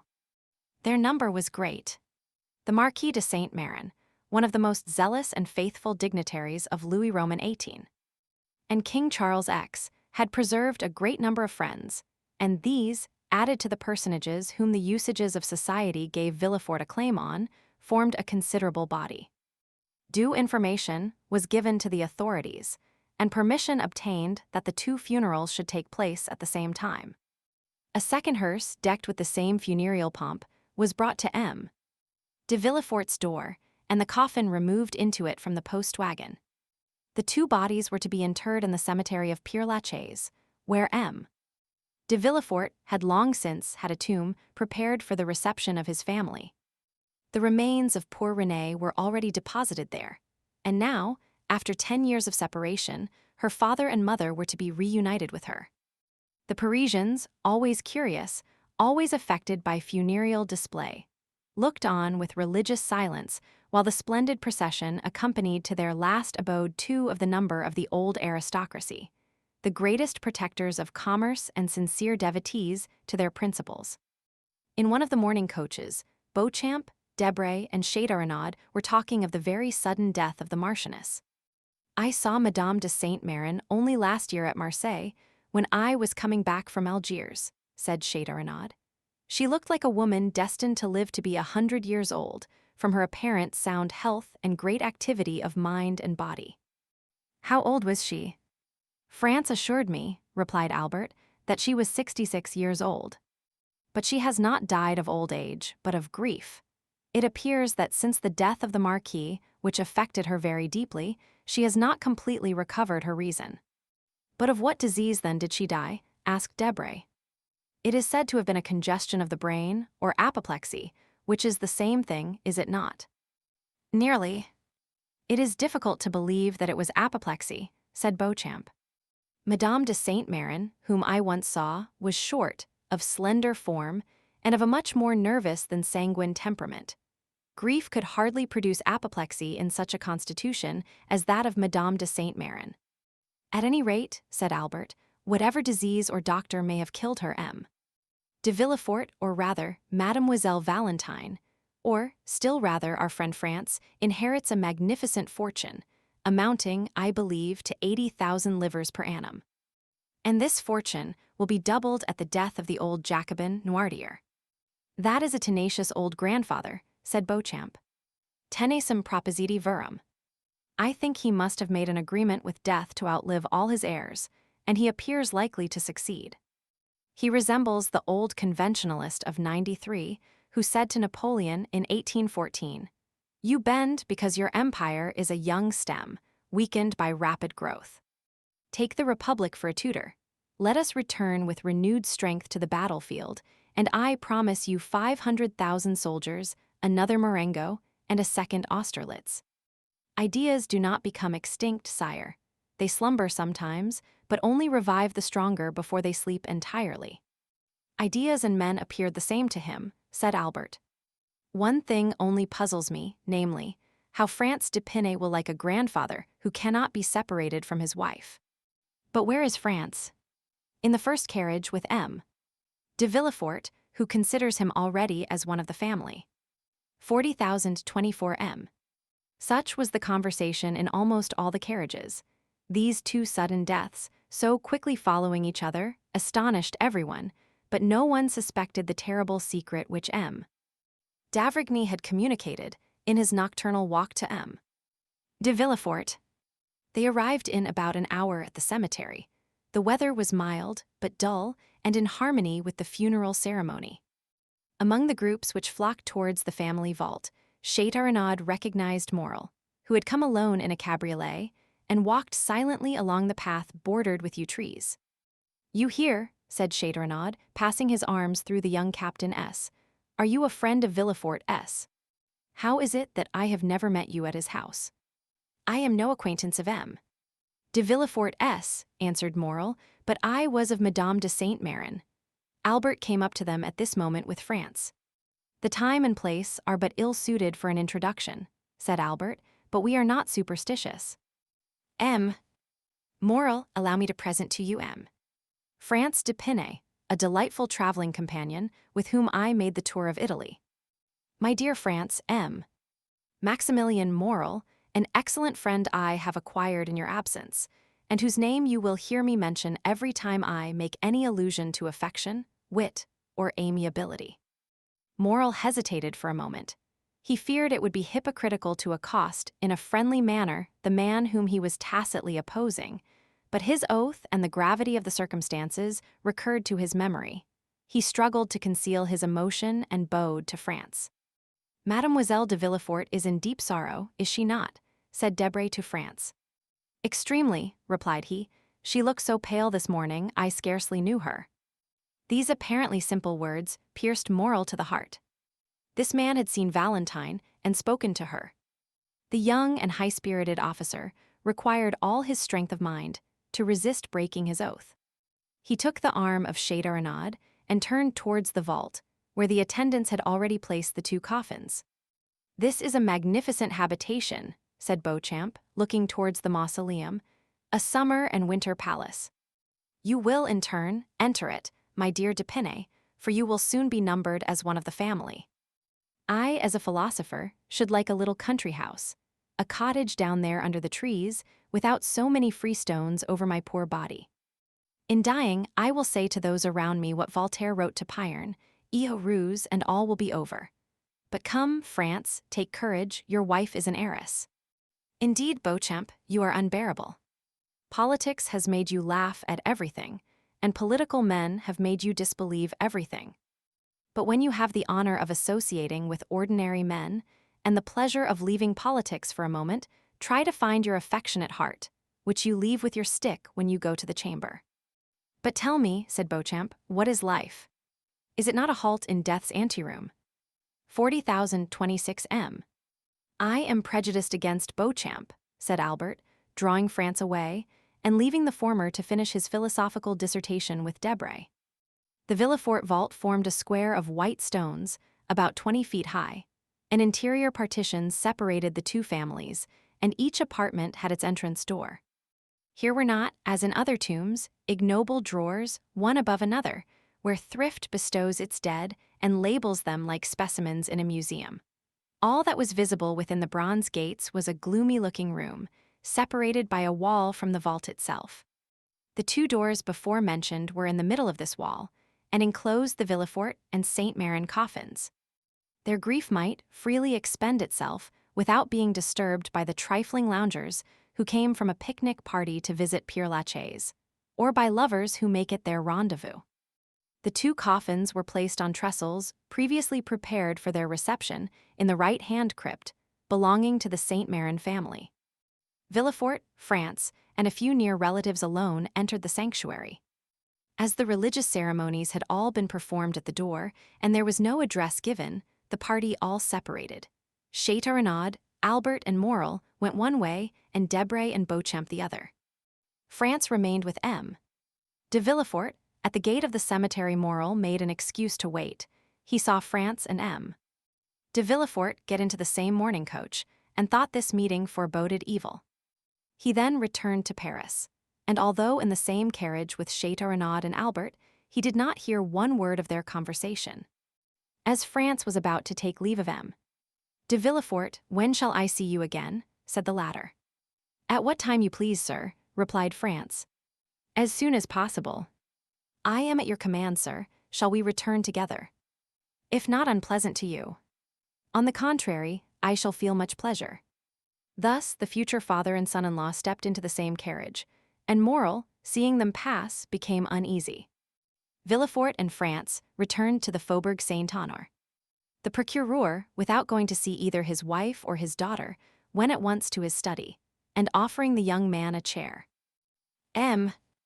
D'Épinay, said he, allow me to remind you at this moment, which is perhaps not so ill-chosen as at first sight may appear, for obedience to the wishes of the departed is the first offering which should be made at their tomb. Allow me then to remind you of the wish expressed by Madame de Saint Méran on her deathbed, that Valentine's wedding might not be deferred. You know the affairs of the deceased are in perfect order, and her will bequeaths to Valentine the entire property of the Saint Méran family. The notary showed me the documents yesterday, which will enable us to draw up the contract immediately. You may call on the notary, M. Deschamps, Place Beauvau, Faubourg Saint-Honore, and you have my authority to inspect those deeds. Sir, replied M. D'Épinay, it is not perhaps the moment for Mademoiselle Valentine, who is in deep distress, to think of a husband. Indeed, I fear. 40,028 M. Valentine will have no greater pleasure than that of fulfilling her grandmother's last injunctions. There will be no obstacle from that quarter, I assure you. In that case, replied France, as I shall raise none, you may make arrangements when you please. I have pledged my word, and shall feel pleasure and happiness in adhering to it. Then, said Villefort, nothing further is required. The contract was to have been signed 3 days since. We shall find it all ready, and can sign it today. But the morning, said France, hesitating. Don't be uneasy on that score, replied Villefort. No ceremony will be neglected in my house. Mademoiselle de Villefort may retire during the prescribed 3 months to her estate of Saint Méran. I say hers, for she inherits it today. There, after a few days, if you like, the the civil marriage shall be celebrated without pomp or ceremony. Madame de Saint-Méran wished her daughter should be married there. When that is over, you, sir, can return to Paris, while your wife passes the time of her mourning with her mother-in-law. As you please, sir, said France. Then, replied M. de Villefort, have the kindness to wait half an hour. Valentine shall come down into the drawing-room. I will send for M. Deschamps, we will read and sign the contract before we separate. And this evening Madame de Villefort shall accompany Valentine to her estate, where we will rejoin them in a week. Sir, said France, I have one request to make. What is it? I wish Albert de Morcerf and Réal de Châteaurenaud to be present at this signature. You know they are my witnesses. Half an hour will suffice to apprise them. Will you go for them yourself, or shall you send? I prefer going, sir. I shall expect you, then. In half an hour, Baron and Valentine will be ready. France bowed and left the room. Scarcely had the door closed, when M. de Villefort sent to tell Valentine to be ready in the drawing-room in half an hour, as he expected the notary and M. d'Épinay and his witnesses. The news caused a great sensation throughout the house. Madame de Villefort would not believe it, and Valentine was thunderstruck. She looked around for help, and would have gone down to her grandfather's room, but on the stairs she met M. de Villefort, who took her arm and led her into the drawing-room. In the anteroom, Valentine met Barrois, and looked despairingly at the old servant. A moment later, Madame de Villefort entered the drawing-room with her little Edward. It was evident that she had shared the grief of the family, for she was pale and looked fatigued. She sat down, took Edward on her knees, and from time to time pressed this child, on whom her affections appeared centered, almost convulsively to her bosom. 2 carriages were soon heard to enter the courtyard. One was the notary's, the other that of France and his friends. In a moment the whole party was assembled. Valentine was so pale one might trace the blue veins from her temples, round her eyes and down her cheeks. France was deeply affected. Châteaurenaud and Albert looked at each other with amazement. The ceremony, which was just concluded, had not appeared more sorrowful than did that which was about to begin. Madame de Villefort had placed herself in the shadow behind a velvet curtain, and as she constantly bent over her child, it was difficult to read the expression of her face. M. de Villefort was, as usual, unmoved. The notary, after having, according to the customary method, arranged the papers on the table, taken his place in an armchair, and raised his spectacles, turned towards France. Are you M. France de Quesnel, Baron d'Épinay? Asked he, although he knew it perfectly. Yes, sir, replied France. The notary bowed. I have, then, to inform you, sir, at the request of M. de Villefort, that your projected marriage with Mademoiselle de Villefort has changed the feeling of M. Noirtier towards his grandchild, and that he disinherits her entirely of the fortune he would have left her. Let me hasten to add, continued he, that the testator, having only the right to alienate a part of his fortune, and having alienated it all, the will not bear scrutiny, and is declared null and void. Yes, said Villefort, but I warn M. d'Épinay that during my lifetime my father's will shall never be questioned, my position forbidding any doubt to be entertained. 40,032 M. Sir, said France, I regret much that such a question has been raised in the presence of Mademoiselle Valentine.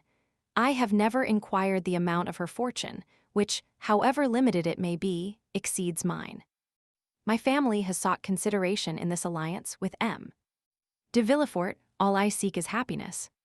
Valentine imperceptibly thanked him, while 2 silent tears rolled down her cheeks. Besides, sir, said Villefort, addressing himself to his future son-in-law, accepting the loss of a portion of your hopes, this unexpected will need not personally wound you. M. Noirtier's weakness of mind sufficiently explains it. It is not because Mademoiselle Valentine is going to marry you that he is angry, but because she will marry, a union with any other would have caused him the same sorrow.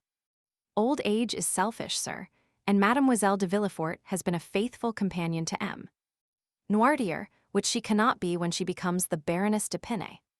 My father's melancholy state prevents our speaking to him on any subjects, which the weakness of his mind would incapacitate him from understanding, and I am perfectly convinced that at the present time, although he knows that his granddaughter is going to be married, M.